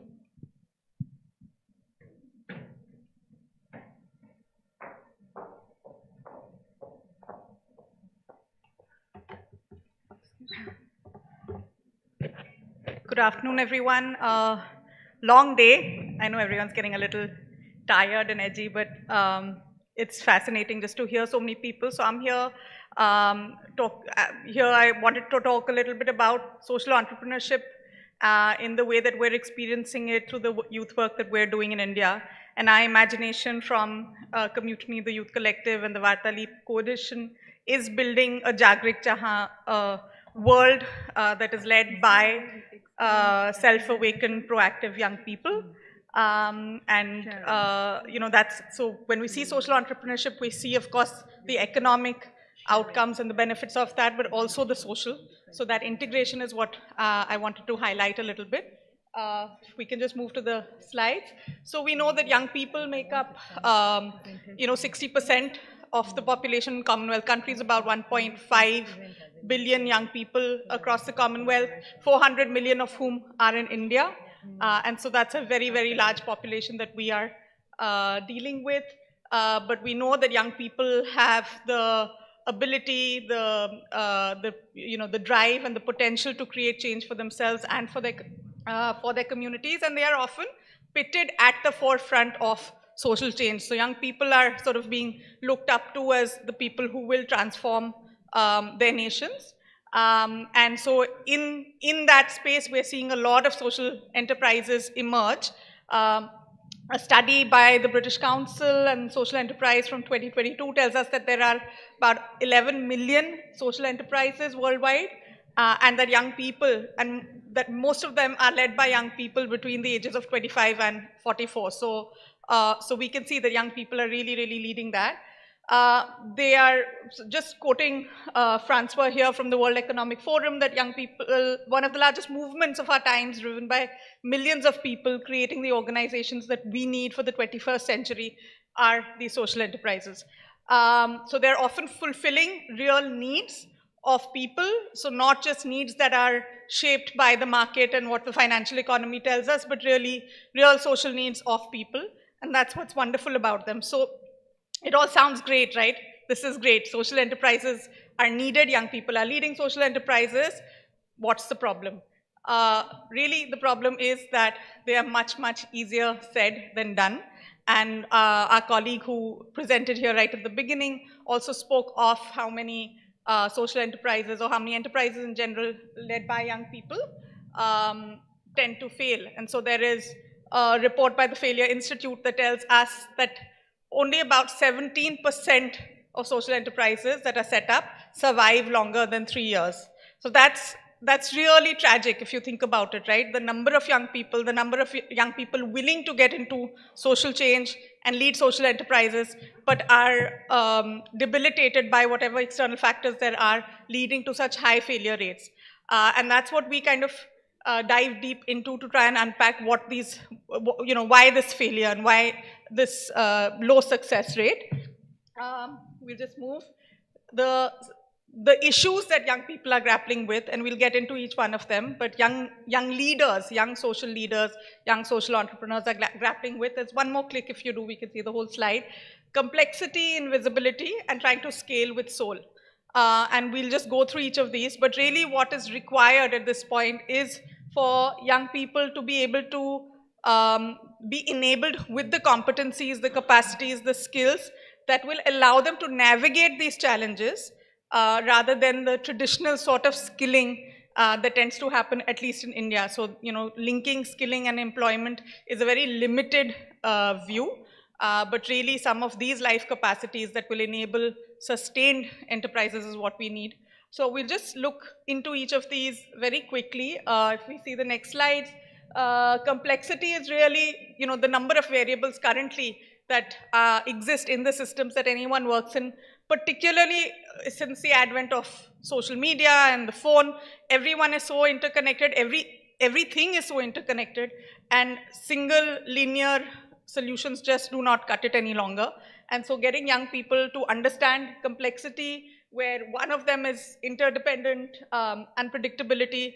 COVID did that, right? We realized one is that you can't be certain of anything. Life is unpredictable, the world is unpredictable, but also that we are so connected that unpredictability in one place will often lead to unpredictability elsewhere.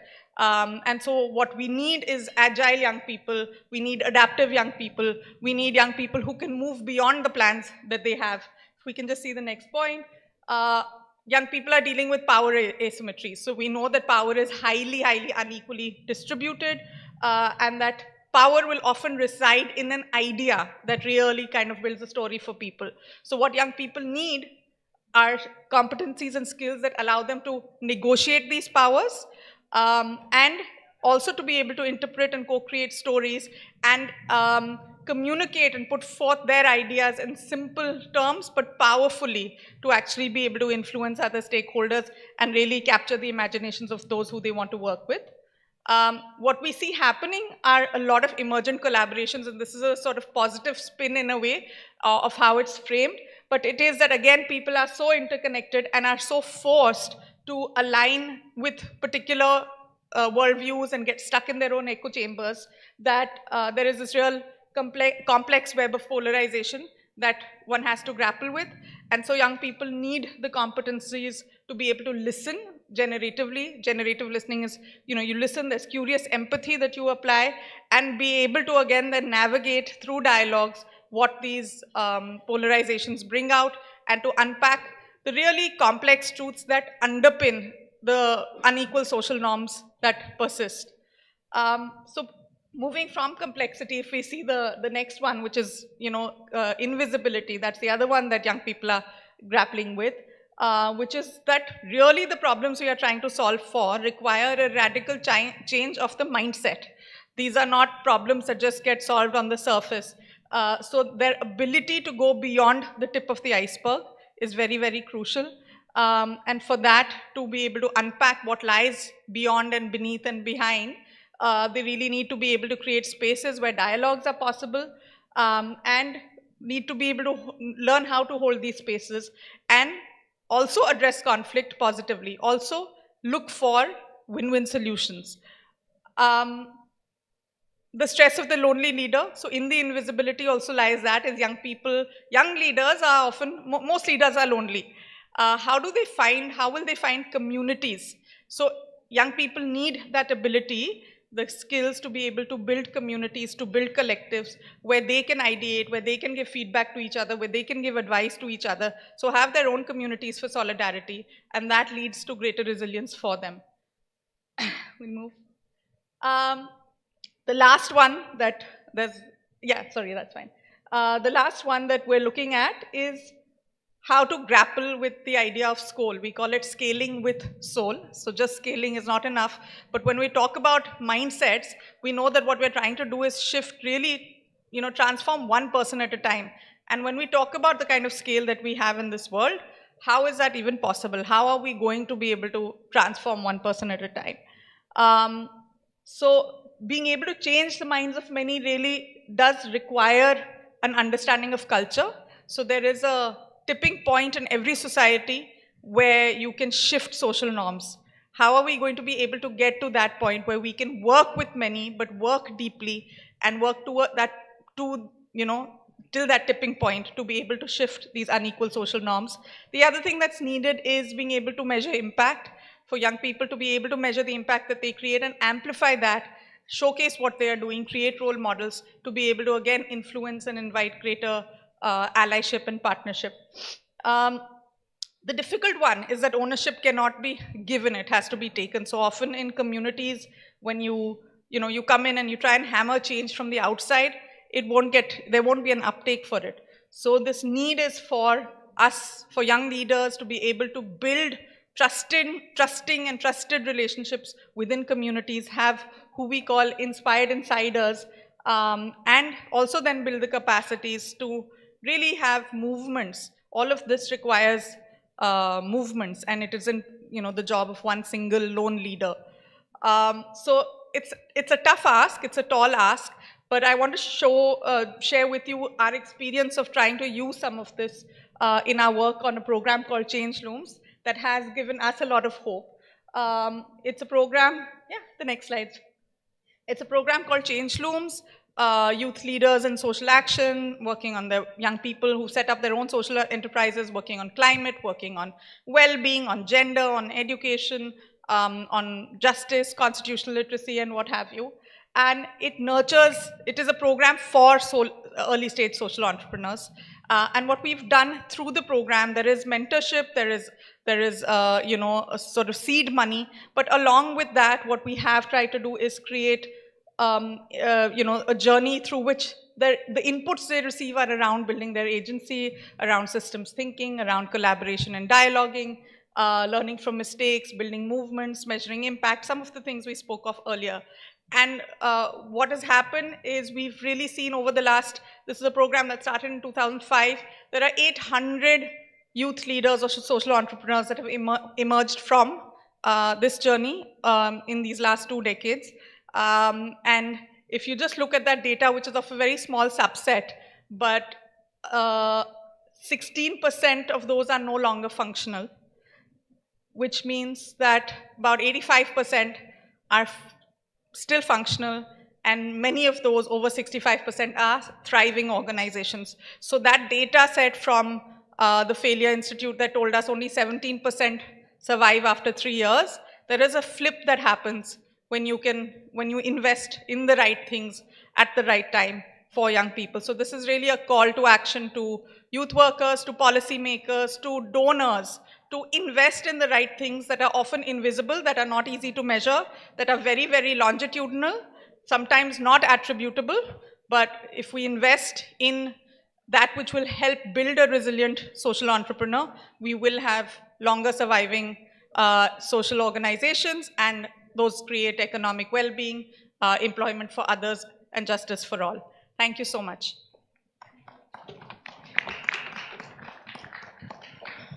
Okay. Thank you so much, Ms. Kanika, with the presentation just now. I can say that she tried her best to explain to us about the real issue that she come up with the three variables. Yeah, number one is complexity, invisibility, and also SCOLE. Yeah, which is scaling with the soul that requires mindset change. And I like the program just now about the Changlums. Yeah, I think this is a program which is involve 800 young leaders in India, right? So very nice, very good presentation. Thank you so much again, Miss Kanika. Okay, ladies and gentlemen, are you with me? Okay, so now Alhamdulillah, we finish 5 presentations. Yeah, we finish. We start with Mr. Rashad. Number 2, we have Miss Betty. Number 3, we have Mr. Bongani. Number 4, Mr. Aimi, and the last one, Miss Kanika. So now, I want to open for the Q&A session, question and discussions. So, any one of you want to ask questions to our presenters, our speakers? Anyone? Maybe I open 2 or 3 questions.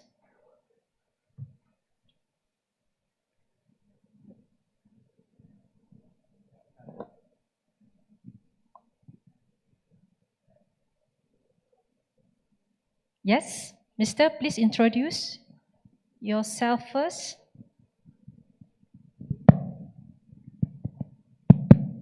Hi, thank you. I'm Asim. I'm from India. I teach in a university. And when we teach about entrepreneurship, we also have a kind of a critical perspective on it. So that's why I wanted to bring that up and see what the presenters want, and especially for Rashad, because you have spoken about cooperatives. So I think that's a very interesting way. But entrepreneurship can also be and largely interpreted in a very neoliberal direction, which is that the state withdraws from welfare and from creating employment and puts the blame and the burden on the young people to create jobs for themselves and find. So it's like if we look at entrepreneurship, including social entrepreneurship, it is seen, like especially in South Asian context, it's been seen by state that state doesn't want to do its own job. It wants to push the burden on young people, and there is a lot of psychological burden, mental health load of becoming this entrepreneur, and it's not easy, as we know from the statistics. So when we talk about entrepreneurship, how do we bring in this critical lens? And that's where I think the cooperative model seems to be a little better, because it doesn't individualizes young people to figure it out themselves, but it creates a space that we collectivize, and then also, but in that sense, doesn't let the state let go of their responsibility towards its own citizens. So just wanted some reflections on that. All right, thank you so much, Mister. I agree with you. Maybe our speaker wants to respond.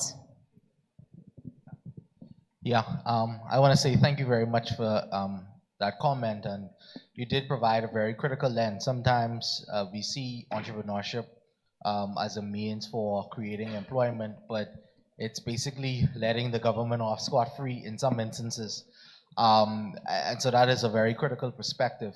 I think government would like to employ as many persons as it can.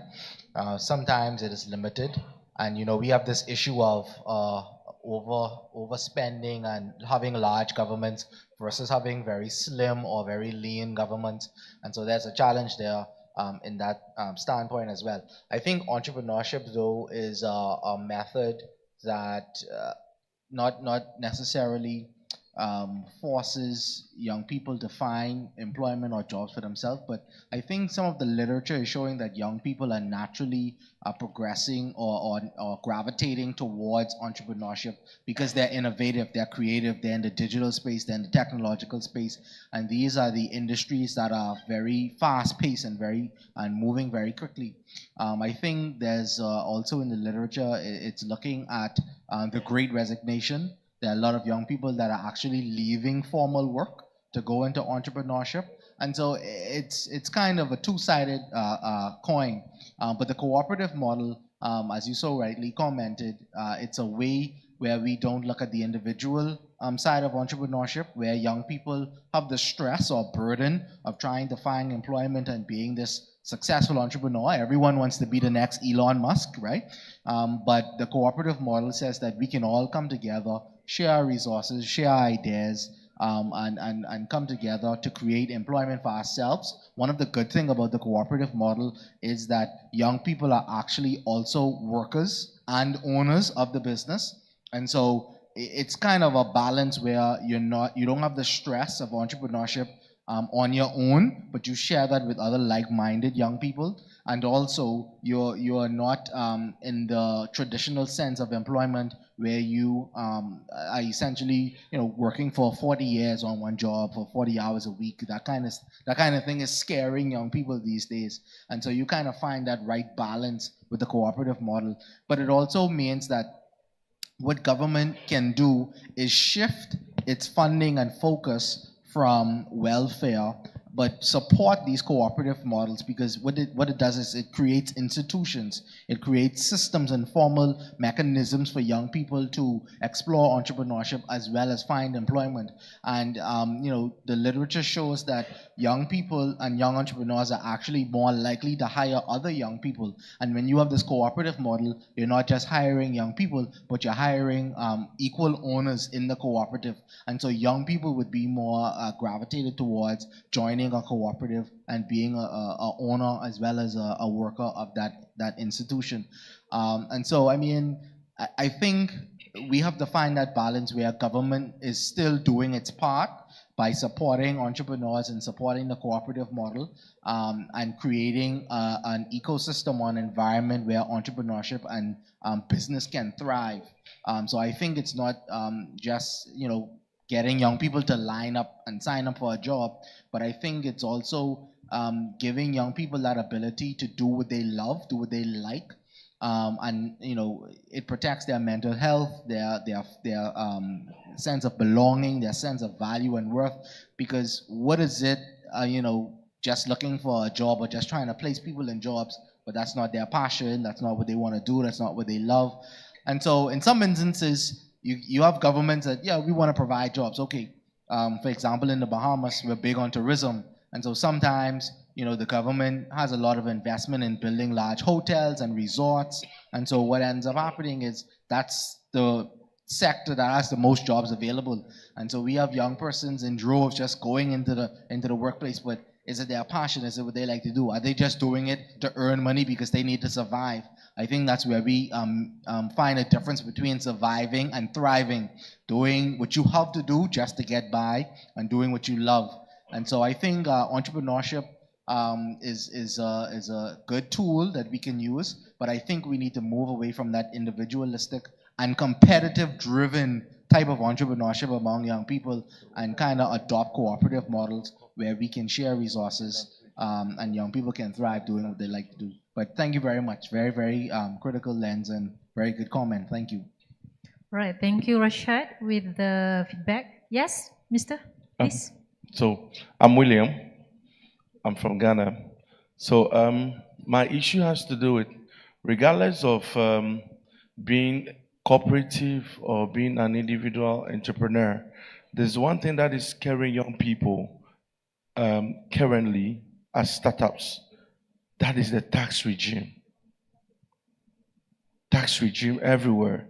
When you start business and the tax regime says that immediately you register your business, you are formalized. And so you are supposed to start paying tax.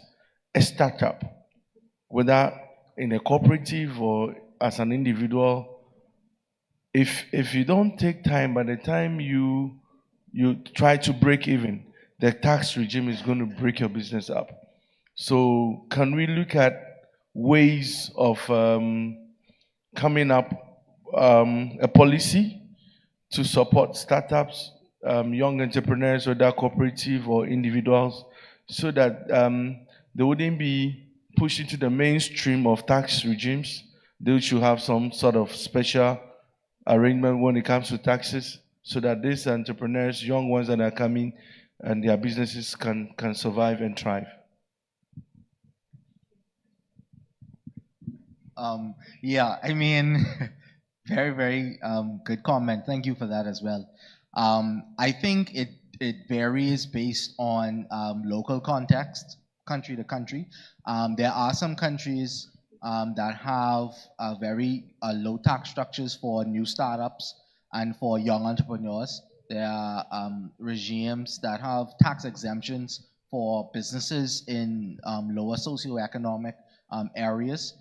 So I can use the example in the Bahamas. Whenever you have hurricane-ravaged areas or areas that are damaged by hurricanes, we have what is known as a tax-free zone that is established, or an economic recovery zone. And so those islands automatically have tax exemptions for businesses to rebuild.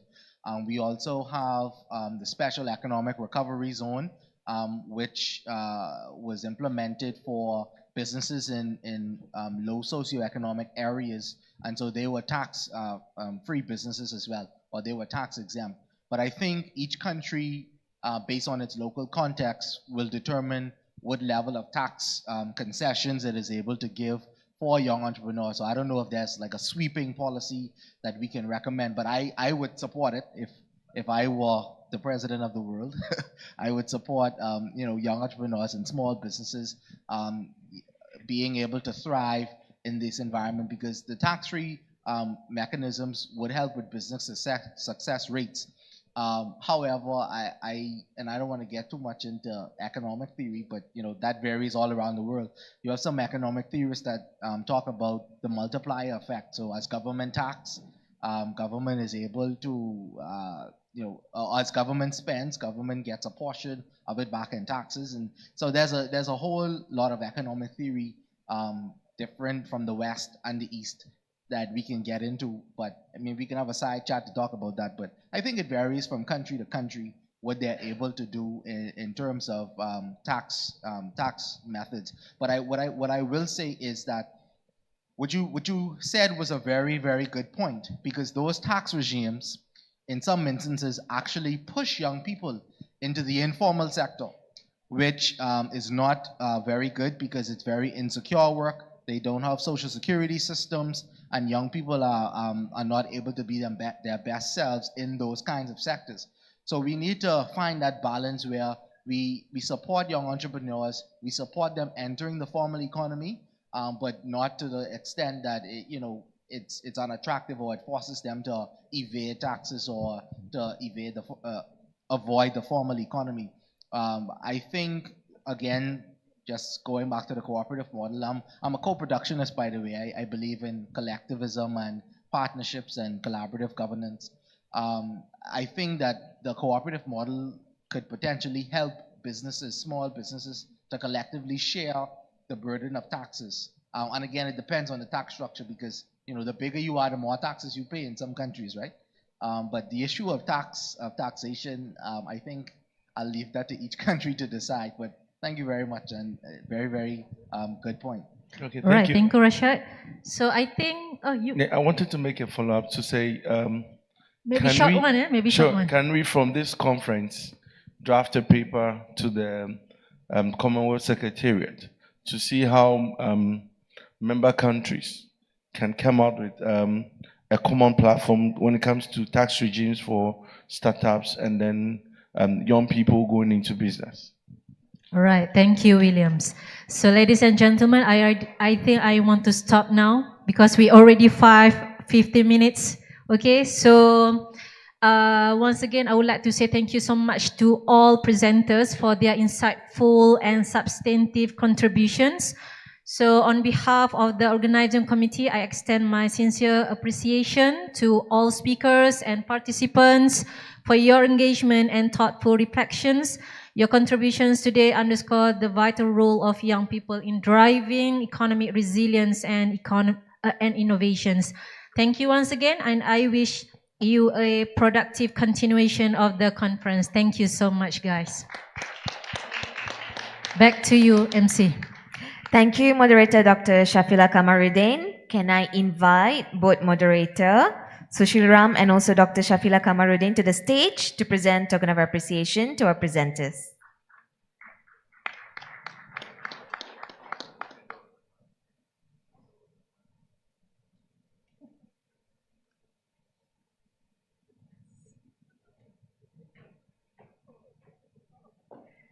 First up, inviting Rashad Richie to receive the token.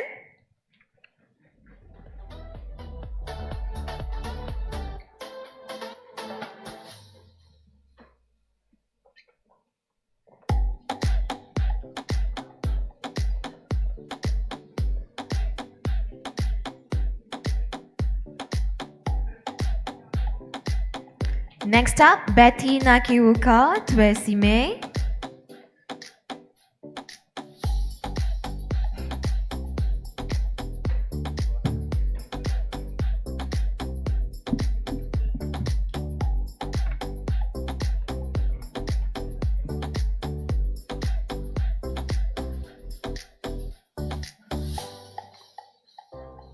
Following after that, Bongani Masuku.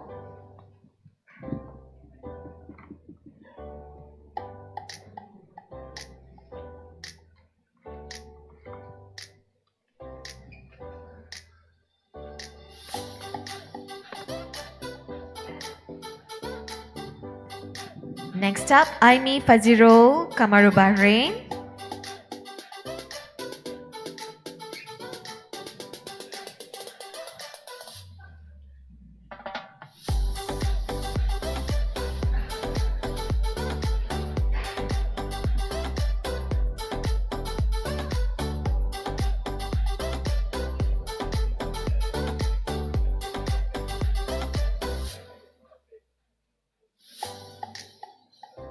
And last but not least, Kanika Sinha.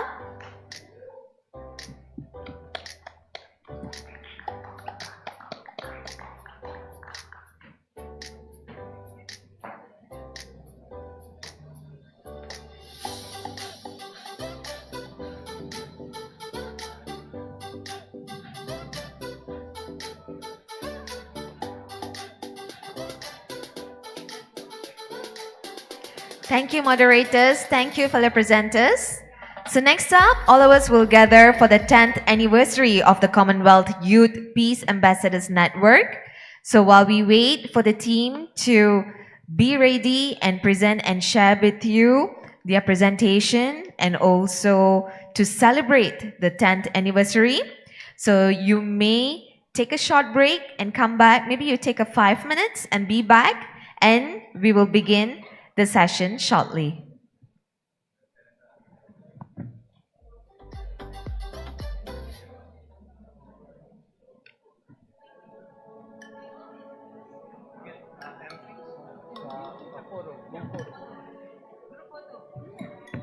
Apologies. So can I invite for everyone, the moderator earlier,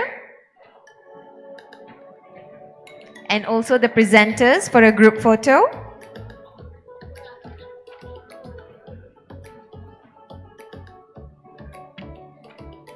So inviting both moderators, Sushil Ram, Dr. Shafila Kamaruddin, along with presenters, Rashad Richie, Betty Nakiwuka, Bongani Masuku, Aimi Faziro Kamaru Bahrain, and Kanika Sinha.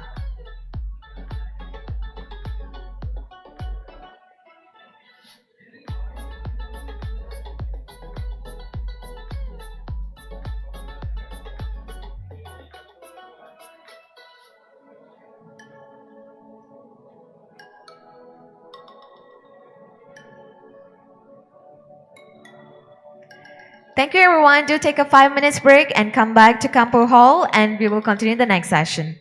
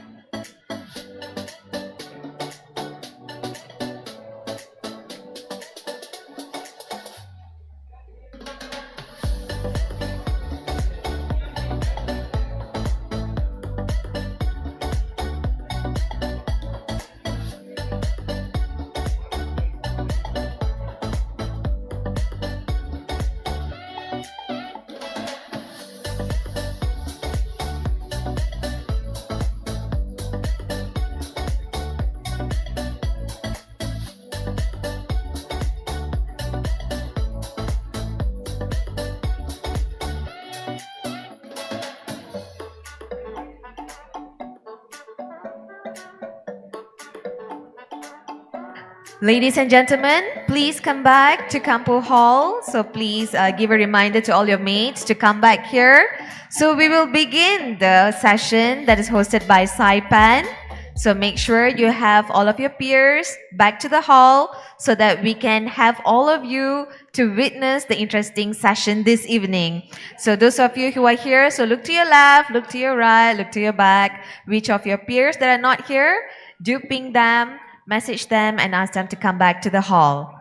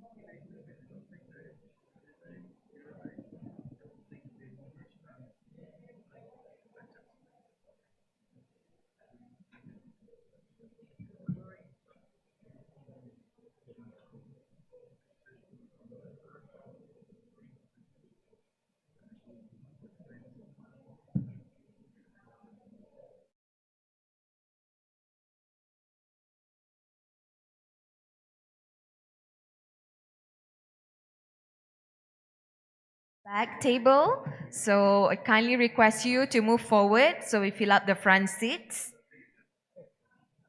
So any of your friends who are not back to the hall, do remind them to come back so that we could begin the session and then we can have our networking dinner following after that.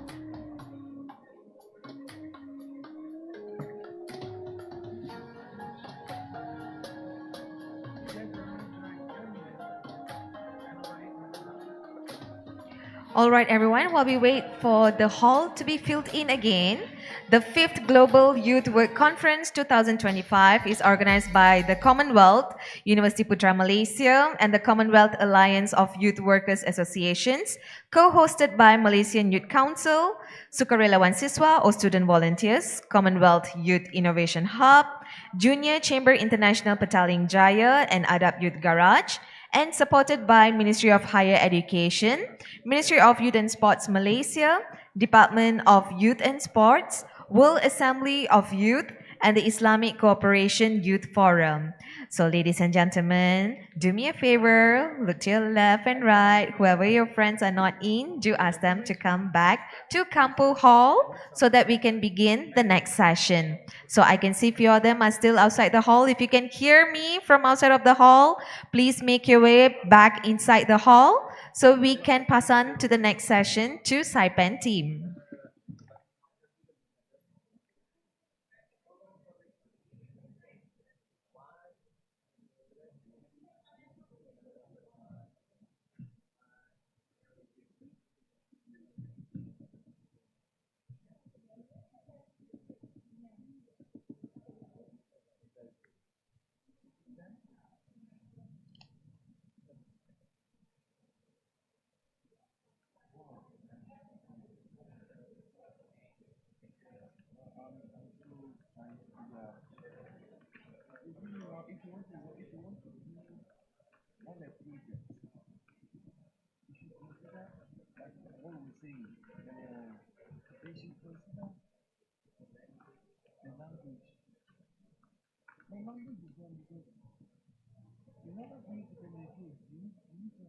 All right, so let's begin the next session. Peace in a Changing World, a decade of youth-led impact, celebrating the 10th anniversary of the Commonwealth Youth Peace Ambassadors Network. So for the next session, I will pass the floor to Muhammad Nazri bin Prem Nasir, Deputy Lead of Membership and Engagement at Saipan. The floor is to you.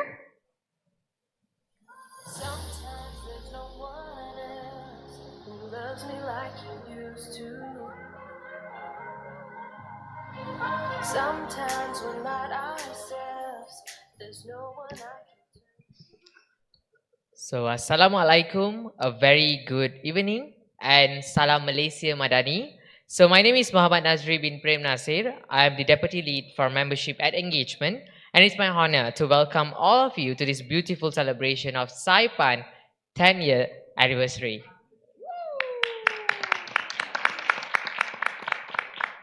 Today, we are not just marking a date, we are celebrating a decade of youth leadership, a decade of peace building, and empowering young people across the Commonwealth. 10 years ago, a group of passionate young people came together with one dream to build a safer, more peaceful, and more united Commonwealth. From that dream, the Commonwealth Youth Peace Ambassador Network, our beloved Saipan, was born. And today, we stand here as the living proof that young people can make peace happen. Over the past decade, Saipan has grown from a small initiative into a global movement with country chapters, regional teams, peace educators, researchers, creative activists, and youth leaders doing impactful work on the ground. We have trained thousands of young people in peace education, conflict resolution, digital peace building, preventing violent extremism, interfaith dialogue, leadership, and civic engagement. We have contributed to youth policies, shaped national dialogues, conducted campaigns, and helped communities resolve conflicts peacefully. So today, it's more than an anniversary. It's a celebration of every young person who said yes to peace. So guys, say yes to? So today, every volunteer who gave time, heart, energy, and passion, and every partner who believed in the vision of Saipan. Ladies and gentlemen, friends and family of the Commonwealth, welcome to Saipan 10th year anniversary. So, to kick off this celebration, we are honored to hear from a distinguished leader in the Commonwealth, someone whose work and passion for youth empowerment has inspired many across the globe. Ladies and gentlemen, please join me in welcoming Professor Lewis, the Assistant Secretary General of the Commonwealth. Please give him a warm round of applause.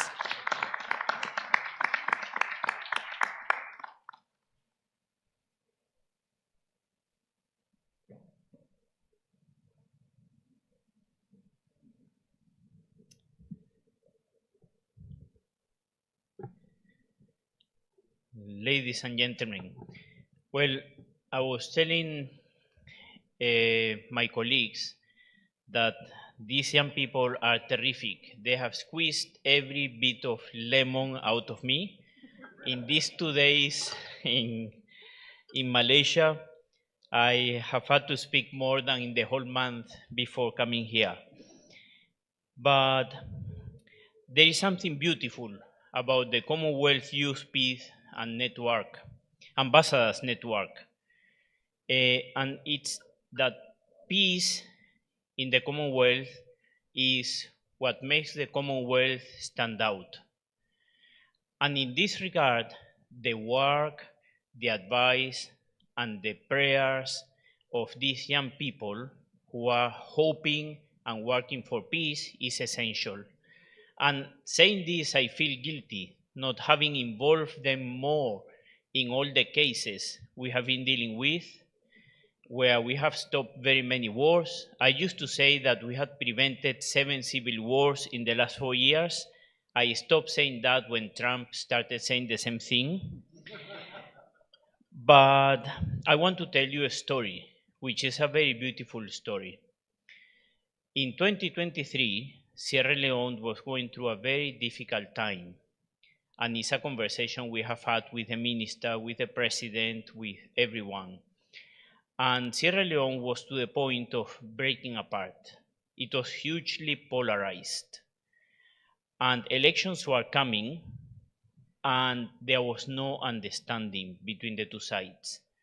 People had already died, tensions were very high, very many political figures had been arrested, and there was sort of no way out of an election that was going to be bloody in many ways. We organized with the Good Offices section a peace deal before elections. We call it the elections commitment or deal. And everyone told us we were crazy because this was not going to work. The ambassadors, high commissioners, no one wanted to get involved. Well, the team did it. They went there. They started working like ants or termites with different sides. And it came to a day when we were supposed to sign the peace deal. The president, the opposition leader, and all the candidates were signing this deal. When that day was coming, the Secretary General and myself arrived there in the evening. It was raining cats and dogs and elephants and giraffes on Freetown, and thunders and lightnings. Well, the night passed, the morning came, and suddenly I got the news that the cotton tree had been struck by a lightning and had collapsed. The cotton tree was the tree, a ceiba, in Freetown, the biggest tree in the town, which had been there for 500 years, and is the tree where the slaves who had fought on the side of the British Empire in the independence war of America had been settled, and that's why it's Freetown. The Americans went, the ones on the American side went to Liberia, and others on the French side to Libreville. So Libreville, Freetown, Liberia. And that ceiba had been the place where these people who arrived in the town in late 1700 had prayed. Well, that tree had fallen. And as you know, an emblematic tree in Africa, when it falls, someone is going to die. It's a very bad sign. In Kenya, in Central Province, if a mugumu tree falls, you said, well, we are going to war. There's war. Someone is going to die. And there was a mood in Freetown that this is a very bad sign. We went, got a branch from the tree, miraculously, I mean, by chance, rushed to the hotel, we changed the speech, and we transformed and flipped the coin from being a curse and a bad event to being a good thing, the birth of a new Sierra Leone, a new democracy, forgiving the past, building the future, looking to the future, and in a very beautiful way. When the Secretary General entered the auditorium with 600 people, and she started giving her speech, and she produced that branch, President Maada Bio jumped on stage and embraced her, and Samura Kamara jumped on stage, and she put them together with the branch in the middle. And people were crying, shouting, excitement was very clear in the room. I mean, I saw even ministers almost, actually with tears in the eyes. And that sent a message across the country that there is no reason for war, because war is where those who do not know each other kill each other for the sake of those who know each other and do not kill each other. So if these men are friends, why are we killing ourselves for them? And of course, the tensions lowered and elections took place peacefully. Certainly, there are commitments that are made, and those commitments must be honored. There is space, political space, the government has to create for the opposition, and the success of the next election, and they know it, will depend on that openness and that space. Because certainly there is no one side that is right and one side is wrong. It's that both sides have everything, a little bit of everything. Well, in politics today, we have been polarized. And we tend to think that anybody who thinks differently is totally wrong. And social media has enhanced polarization because we are all listening to ourselves. I follow the people I like. I follow the ones who think like me, or I think like the ones who follow me. So both ways, we are just basically in a vacuum. And sadly, we are not ready to listen to those who think differently. And the same happens in every country in the world. I mean, look at America, look at Europe, everywhere in Africa, in Asia. We have created that rift that can tear apart democracy. If there is something that is essential today, is something like CPAM, the Commonwealth. I am scared of saying the acronym because Commonwealth Youth Peace Ambassadors Network sometimes can be, say, a CYPAMN or as CPAN. Do they say it as CPAN? SAIPAN, you see? So I went to Nigeria recently and I was in PAU University and I made the mistake of saying PAU. Oh gosh, they almost lynched me alive. It's PAU. So, well, peace, mutual respect, cooperation, magnanimity, humility, and of course, two things we haven't spoken about are the hallmark of this network, that is intelligence, because by working for peace, they are being cleverer than the rest, and faith, because they look at faith as a uniting aspect and not as a dividing force, understanding between people of different religions. From London, we would say, oh gosh, the Commonwealth does no faith. We don't do faith. But 99.9% of the Commonwealth citizens profess one faith or another. And this cannot be a dividing point for us. It has to be a uniting force. And they proved that when they invited the two winners of the Commonwealth Peace Prize, Reverend Wuye and Imam Arif Ashif, I think is his name. And these two gentlemen have a beautiful story, which I will say very quickly. And this story is the reverend, who is a bishop, a Protestant bishop, has one hand which is wooden. And they came to my office, and he walks with his hand here, and he said, this hand was cut by this man, the sheikh, because, well, they caught me and they cut my hand. And I went to kill the sheikh, and by mistake I killed his brother and his cousin in a case of mistaken identity. And the government organized between the Muslims and the Christians in that area, Sokoto, a kind of workshop trying to see possibilities for peace. And these two men ended up, by chance or providence, sleeping in the same room. And they told me, I spent the whole night thinking how to suffocate this Muslim guy. And the sheikh told me, I spent the whole night thinking how to poison this bishop. But of course, both of them came to a realization, I cannot be a person of the religion of peace and call myself Muslim if I'm thinking of killing. And the other one said, I cannot call myself a follower of Christ if I'm thinking of revenge. So they started talking, and over the month, they started understanding each other, and they reached an agreement.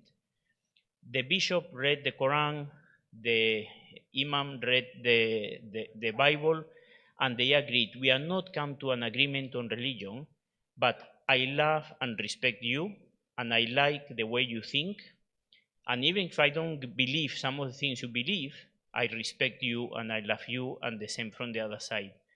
And they work together in an institution. They put together a foundation for peace, which has been doing amazing mediation work for the past 30 years.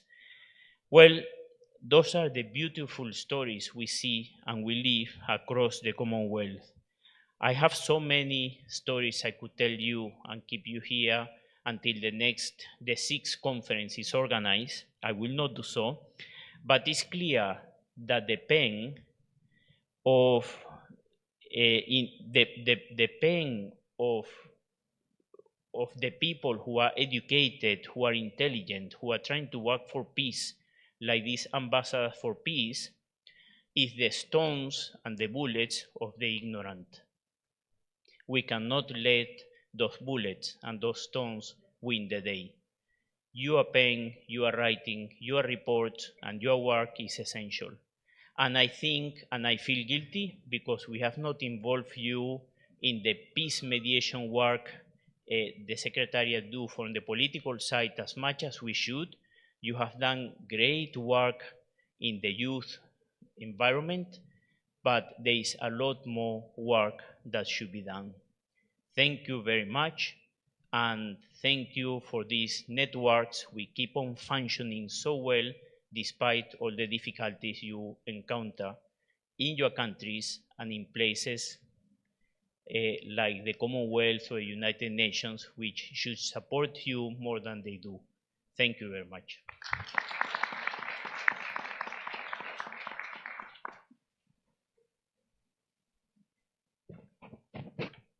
Thank you so much, Professor Luis, for the insightful remarks. Next, I would like to invite Ms. Anika, the Global Coordinator of Saipan, to deliver a remarks. A big applause.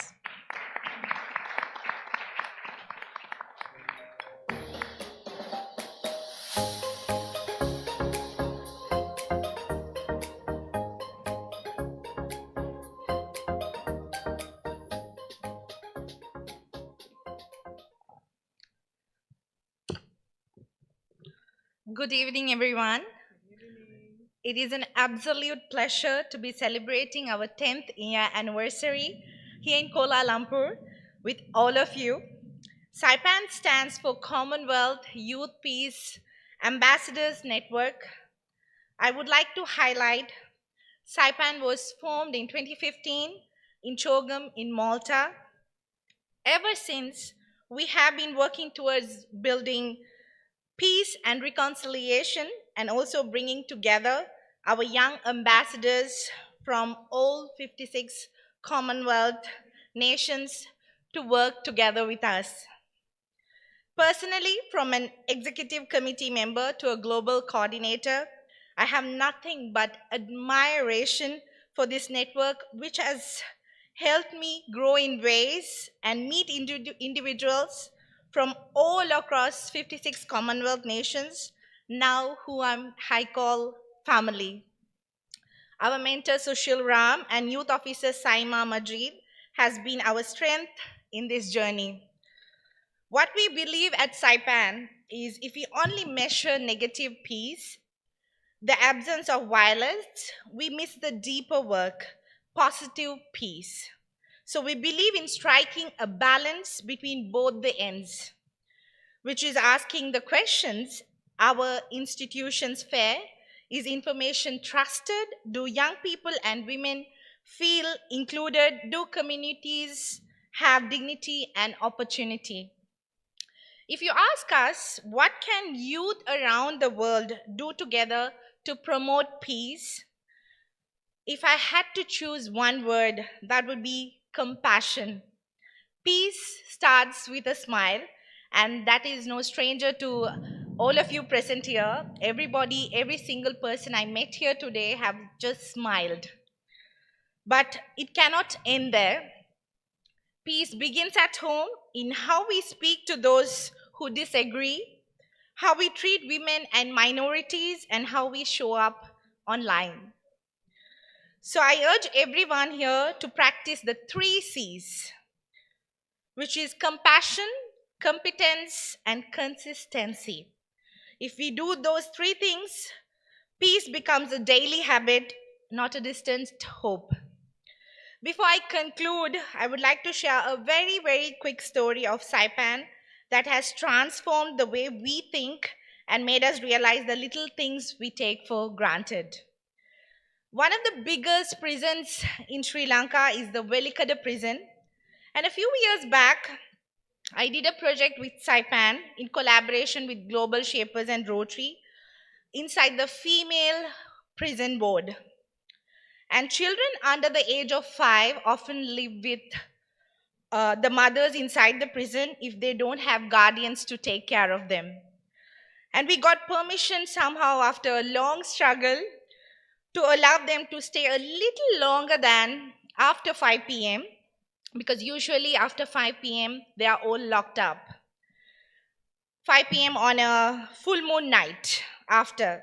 Inside the prison, they have never witnessed the dark night or the moon. Ladies and gentlemen, for the very first time, they all witnessed the moon. The children were jumping up and down. You should see the immense joy on their faces. It made me realize the little things we take for granted, but it also made me realize what is possible to achieve through a network like Saipan, and it was only possible because of Saipan. What I want all of you to understand is your reality is not everybody's reality. We need to self-realize, and peace starts with that. So don't be tied to the idea that if something doesn't affect you or is not happening to us, we don't have to get involved. We don't have to act because you could be the next. So please use your voice for greater cause. Thank you very much.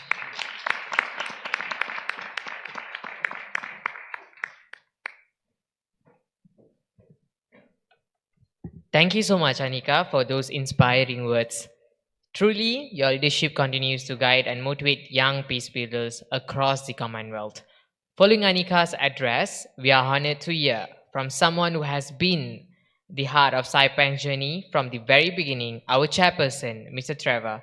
Although Mr. Trevor could not be with us physically today, he has prepared a video message to share his reflection and wishes on this 10th anniversary of Saipan. Ladies and gentlemen, please join me in watching the message from chairperson, Mr. Trevor. Hi, my name is Trevor Wahile, and I'm the chairperson for the Commonwealth Youth Peace Ambassadors Network. To every young change maker tuning in from across the Commonwealth, Africa, Asia Pacific, the Caribbean, Europe, and the Pacific. It is an honor for me to speak to you today as we celebrate 10 bold, beautiful, impactful years of youth-led peace through the Commonwealth Youth Peace Ambassadors Network, SAIPEN. 10 years ago, in 2015, SAIPEN was just a daring idea, a belief that young people shouldn't be left as bystanders in a conflict, but as architects of peace, leaders of dialogue, and voices of hope in a divided world. That belief took shape in January 2015 with the SAIPEN African Region Innovation Lab, a first of its kind youth-led peace initiative that places young people at the heart of governance, dialogue, community, and resilience. From that small spark, a movement began to spread. Between 2016 and 2020, SAIPEN expanded from Africa to the Caribbean, Asia Pacific, and Europe, empowering hundreds of young leaders through peace education, policy dialogue, and grassroots action. We weren't just building a network, we were building a generation of peace builders. Then came 2020, a year a whole world will never forget. While borders closed and pandemic silenced cities, SAIPEN refused to stay quiet. In 2020 to 2021, our voice grew stronger. We hosted over 30 virtual peace dialogues, launched digital campaigns that reached more than 50,000 young people, and showed that even in isolation, youth-led peace does not stop. It adapts, it innovates, it endures. From 2022 to 2024, SAIPEN members carried the spirit into the world, leading community projects on countering violent extremism, health, gender equality, and inclusive governance. Our work created real impact in classrooms and communities, even in national parliaments. And now in 2025, we mark a full decade, a decade of courage, commitment, and community. But this anniversary is not just looking back at what we've done. It's us looking forward what comes next, because our story is still being written by you. Over the coming year, we will celebrate your stories, strengthen your impact, and ensure youth-led peace building remains a cornerstone of the Commonwealth's future. To every young person watching, your voice matters, your work matters, and most importantly, your courage inspires all. So as we celebrate 10 incredible years of SAIPEN, let us keep leading with purpose, with passion, with unity, and here's to a decade of youth-led peace, to many more decades of young people lighting the path towards more peaceful. Thank you.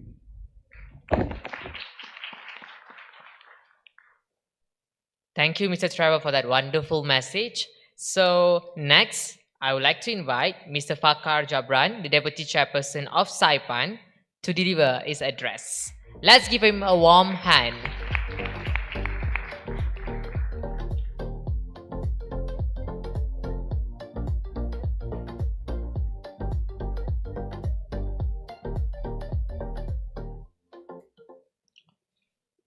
Assalamu alaikum. My name is Fakhar Jabran. I am Deputy Chairperson of Commonwealth Youth Peace Ambassadors Network. I hail from a beautiful valley of Azad Jammu and Kashmir. As a tech innovator, I am deeply committed to harnessing emerging technologies like extended reality, artificial intelligence for global peace building. Today, at the 10th anniversary of SAIPEN, I am pleased to announce that we will launch our first ever official website today. It is a major step towards keeping record of SAIPEN activities updated online. In the coming week, we are launching the SAIPEN Peace Champions Fellowship. As a part of my portfolio, I am focusing on special initiatives that leverage emerging technologies for peace, including XR for peace building and AI for peace building. Alongside these, we are also launching regional activities across the Commonwealth. To ensure transparency and engagement, we have built a system on our website that we display our progress reports and ongoing impact in real time. And we have already done some seminars and webinars related to XR for peace building and AI for peace building as well. Thank you.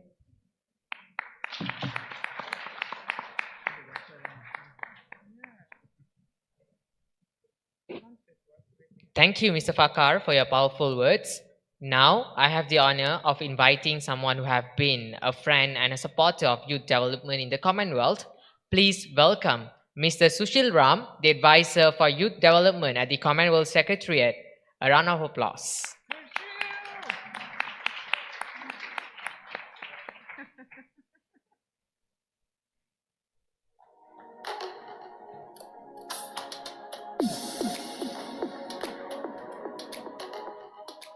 Thank you very much. It's indeed, I'm very happy to be here on this milestone, the 10th anniversary of Saipan. Before I sort of add my words of congratulation to the members, I just wanted to give a brief background about this whole network model that we have. And I would like to pay tribute to Mr. Lane Robinson, who is not, I think he's not here. But this was an idea, an initiative of his, and we together got together the whole entire Commonwealth Youth Program team to develop and actually implement it. About 12 years back, we were grappling with this issue about how do we enhance greater youth participation in the Commonwealth. We had the National Youth Council, we had the Commonwealth Youth Council, but there were a number of people who were working in different thematic areas who were not engaged sufficiently with the Commonwealth and with the various policy platforms that is out there. Young people who were doing great work in the area of climate change, in education, in human rights and democracy, and indeed in peace building. And as a result, we came up with this idea that why not create a platform for young people on the various thematic areas that the Commonwealth currently works in, so that we can provide a platform, a space where young people themselves lead in that platform. And thus, we came up with this idea of thematic networks. Today, we have 12 thematic networks on various issues of concern to young people. These platforms are mechanisms through which young people who are passionate about a certain issue, young people who are already taking initiative in their community, whether at a local, national, or regional level, young people are keen to get involved in issues about themselves that can benefit their country and community. So this space was provided to them, which could enhance, amplify their voice. They could be in the policy spaces. They could have that peer-to-peer learning and support to each other. They can initiate regional, national, global kind of campaigns and initiative. So this network was basically for that purpose. And today we have 12 networks who are doing wonderful work in various areas. And Saipan has been one of those success stories. Saipan, which was formed 10 years ago, made a kind of a slow start in terms of the impact that it could create. But today, 10 years later, we can proudly say that this group of young people, who are all volunteers, they have made a number of impactful interventions. They have taken a number of initiatives. And I would like to sort of congratulate them. They have built safe spaces for dialogue. They have brought communities together. They have trained young peace builders out there in a number of countries. And they have, more importantly, reminded the Commonwealth, they have reminded the government, they have reminded the policymakers that young people are the leaders now. They can lead, they can change the lives, not only of young people themselves, but to others. So today, as we celebrate 10 years of this network, we celebrate also the 10 years of real impact. And, Commonwealth is really excited what comes next through this network model that we have. We in the Commonwealth, we are ready to support. We'll continue to provide all the support to you, and looking forward to more initiatives that you will come up with. So once again, congratulations and all the best for the future work of the network. Thank you very much. Now, before I end, I wanted to have a little bit of a dialogue and conversation with some of the network members who are here. I'll be asking them 3 or 4 questions. Hanika, if you can listen, I'll be asking you 3 or 4 questions, and I want a 30-minute response from each one of you. So I'll invite about 4 SAIPAN members to please come on stage. 4 or 5, please.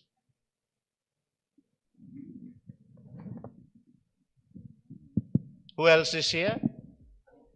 Vice Chairperson, please come on the stage. Yeah, please. Take a seat here. Bring your mic also here.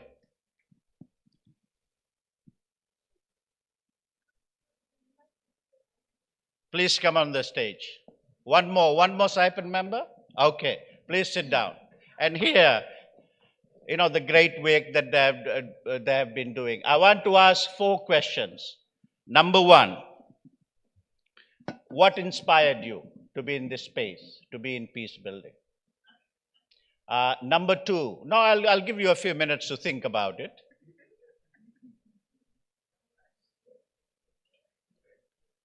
How has being a member of this network changed your perspective, changed your life? 3rd question, one success story, initiative that you are really happy about. 4th one challenge, either for the network or for you that you face in your work. And the last one, where do you see SAIPAN 10 years from now? The vision. I hope I don't forget the 5 questions that I asked. So number 1, are you ready? 30 seconds, no more. Your inspiration to be part of this network, your inspiration to be a peace builder. 30 seconds.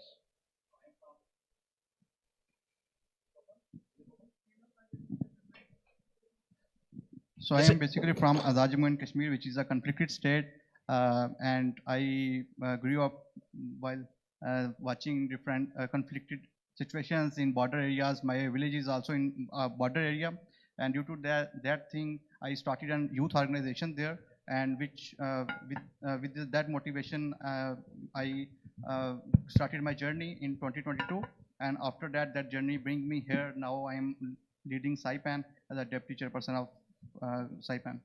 Thank you. Please, 30 seconds, quick one. Okay, hi, and Selamat Sejahtera. I'm actually Muhammad Nazri, representing Malaysia. So I'm the Deputy Lead of Membership and Engagement. Why SAIPAN? Because I come from a multiracial country where I think with SAIPAN, I can actually appreciate the differences in my community and also to advocate for a better Malaysia. That's why I joined SAIPAN. Okay. Hello. Okay. Hi everyone. I am Pavitran and I'm a country representative of Malaysia. So for me, it's too new to me for the peace. So I just chosen to learn to get more knowledge about the peace and also its kind inspirations. Like I got see a lot of success stories and also the failure stories as well. But I have been there and I've been chosen like what is the piece about the people? What is the perspective of the people and everything? So it's inspired, and also my fellow friend over here, he's the one who has recommended me and also to guide all of the things that I have been going to now. So yeah, thanks. Thank you. Hanika? 30 seconds. Thank you for that question.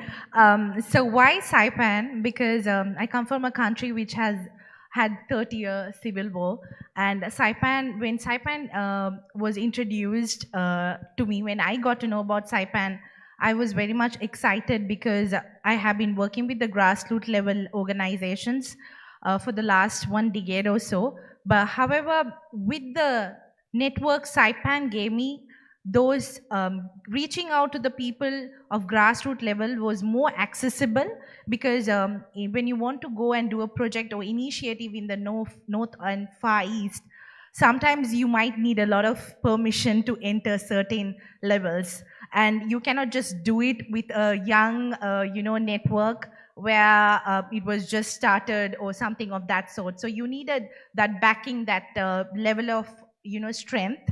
And an organization like Saipan had great network, and it had the backing that was needed at that time. So that's why Saipan. Thank you. Second question is 20 seconds. How has this journey, being part of the peace building network, being part of Saipan, has changed you? Change your perspective or anything? Any changes, or you are the same? I was working more on a national level. I was doing different regional activities in my area, but this platform bring me to the international level. I can now advocate for the whole youth of the Commonwealth instead of just Pakistan. You have become global. Yeah, I've become global. Okay, for me, I just mentioned before this, it's too new to me, and also I have been working with a lot of kids in past, like 1 year already. So it's inspired, and I just wanted to know about more. So that's why, yeah. Thank you. For me personally, actually, I'm the youngest in the executive committee, and I feel like all other executive committees, just like my brothers and sisters, they actually guide me very, very well. And for me, Saipan is just like a little family where I learn and actually I explore all the opportunities, and it's just an amazing experience that I feel that I could actually amplify, and I can bring the voices of the underprivileged community, specifically in Malaysia or even in Southeast Asia. Thank you. Thank you. I think for me, personally, I would just borrow the answer Nazri gave, because meeting people like Nazri, Fahar, and Prem, our country representative, and meeting all of our 56 country representatives across Commonwealth, even not physically but online, has impacted us in ways, and it has built a unity within us, created a family that we never thought would be possible, and it has helped us break barriers. So I think Saipan is one big family of 56 Commonwealth nations. Thank you. Next question again, 20 seconds. One success story, successful initiative that you have been part of.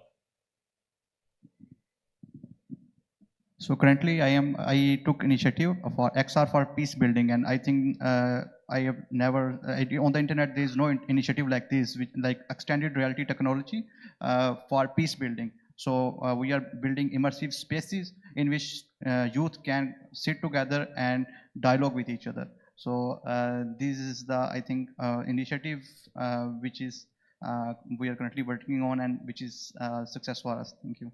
Thank you. Yeah. Okay, for me, actually, I work a lot in advocating child rights, where recently, actually, I just launched my storybook in 10 different languages that have been recognized by the Malaysia Book of Records. It's actually a storybook on child sexual grooming. And I think this is very, very important, not only specifically in Malaysia or even Southeast Asia, but also as well as Commonwealth countries, because nowadays, with the usage of social media, online grooming is something that is very, very concerning. And I think that will be my successful story. Yeah. Thank you. I think I already did share my success story in my speech, but let me share a quick success story. So the beauty about peace is it's connected to all mediums, peace and environment, peace and education, you name it, peace could be tied up with anything and everything. So in Sri Lanka, in the central part of Sri Lanka, we have a region called Anuradhapura, but there are remote areas where water is sort of contaminated because a lot of people are affected with kidney disease. So what we did, because of that and also because of the poverty, usually students, they drop out and the attendance level is really, really low. So together with the Rotary and Saipan together, we actually went to Anuradhapura Harishchandra Mahavidyalaya in Sri Lanka, and we installed an RO plant, which is the reverse osmosis plant. And what it does is it cleans the water, and we also allowed the children to take water bottles to the school and fill up and take it back home. Ever since, the attendance level has increased, and we personally consider that as one of our greatest achievements. And especially females, we also did a period poverty, we taught them about period poverty, and also we distributed sanitary napkins. So I think it has benefited most of the female students in that school as well. Thank you. Thank you. Okay, my success story is about, so I was age of 5 like that, so I just learned Devaram. It's like a classical music. So now I'm a teacher, it's like almost 8 years. So on this 8 years journey, I have been teaching a lot of students and a lot of kids as well. But yeah, I'm just going through, some of the students might be just stopped or something like that. So I'm still doing it. And now I have sustained 150 students for under me, and also I'm just to educate them to don't do any domestic violence as well. Because the Malaysian country is not about any war country or something. So it's like we don't want to get the children, or don't want to get any child to get into more abuse, or they just don't want to get a path away from the domestic things. So for my success story, I sustained a lot of students there right now. So thanks. Thank you. Last question, and this is about your vision.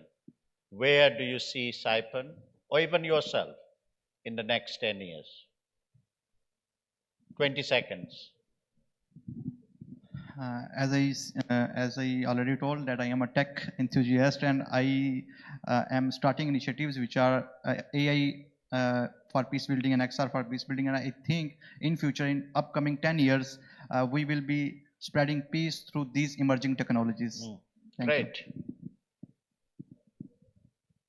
Okay, so I will go next. I'm currently doing my law degree at University of Malaya. So as a law student, I think I would definitely use our legal system to come up with a framework from all the Commonwealth countries to have a peace Commonwealth region. And that's the first. And the second one, I think I would definitely amplify the voices of underprivileged community, and I will bring Saipan, because in Malaysia, the awareness on Commonwealth organization is still really, really low. So I think being one of the committee in Saipan, I would definitely bring the awareness on Commonwealth organization and the role of this Commonwealth Youth Organization in making change, not only in Commonwealth countries, but across the globe.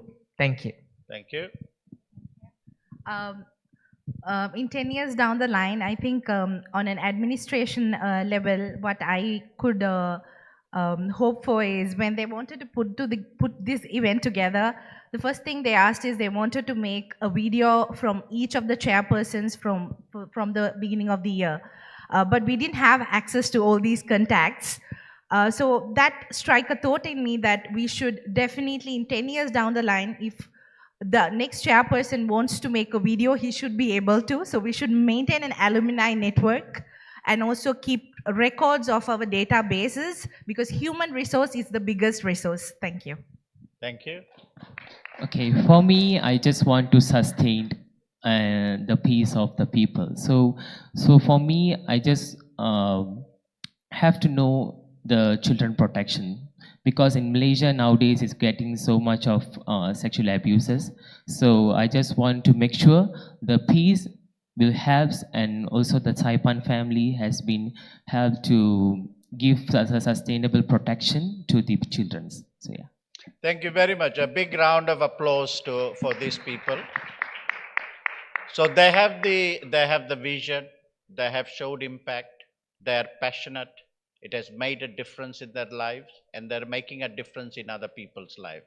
And they are an inspiration. And I hope that through this inspiration, young people who are here will join the network or any other network of the Commonwealth.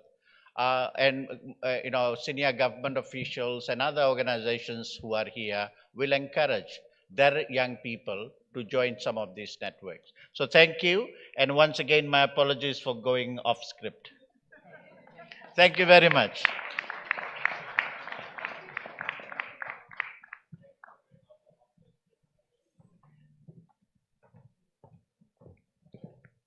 Okay, I'm still shocked with this sudden param section.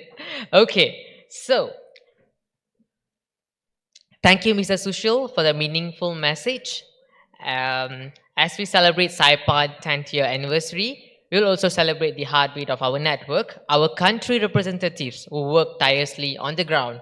So to represent the spirit of our youth leadership, please welcome Mr. Pavitran Karnan, the Malaysian representative of Saipan. So let's give him a big cheer.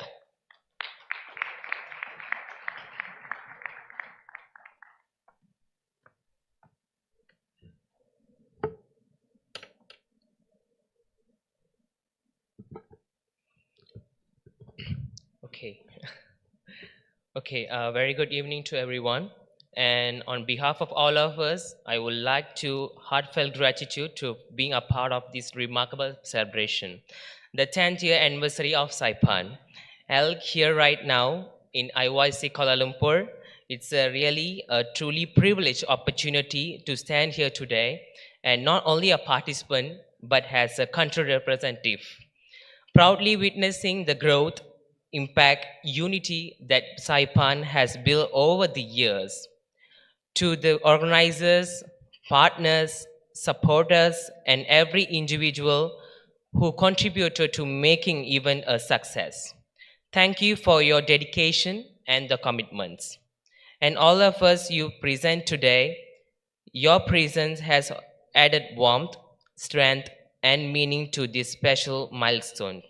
And I'm genuinely happy and honored to see you, each of you here, to celebrating this journey together.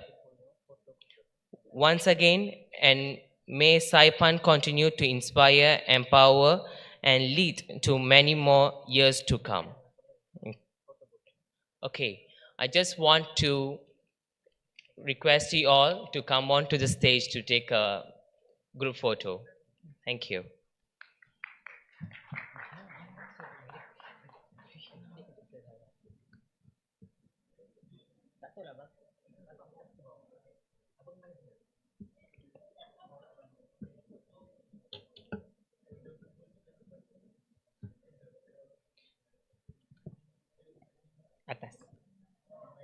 I would like to kindly invite everyone to come on the stage for a photo section.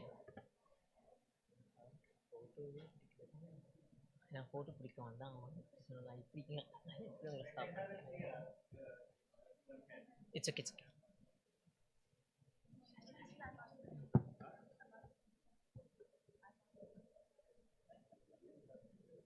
நல்லா இருக்கா பாட்டு இங்கிருந்து பிடிச்சா நல்லாவே இருக்கு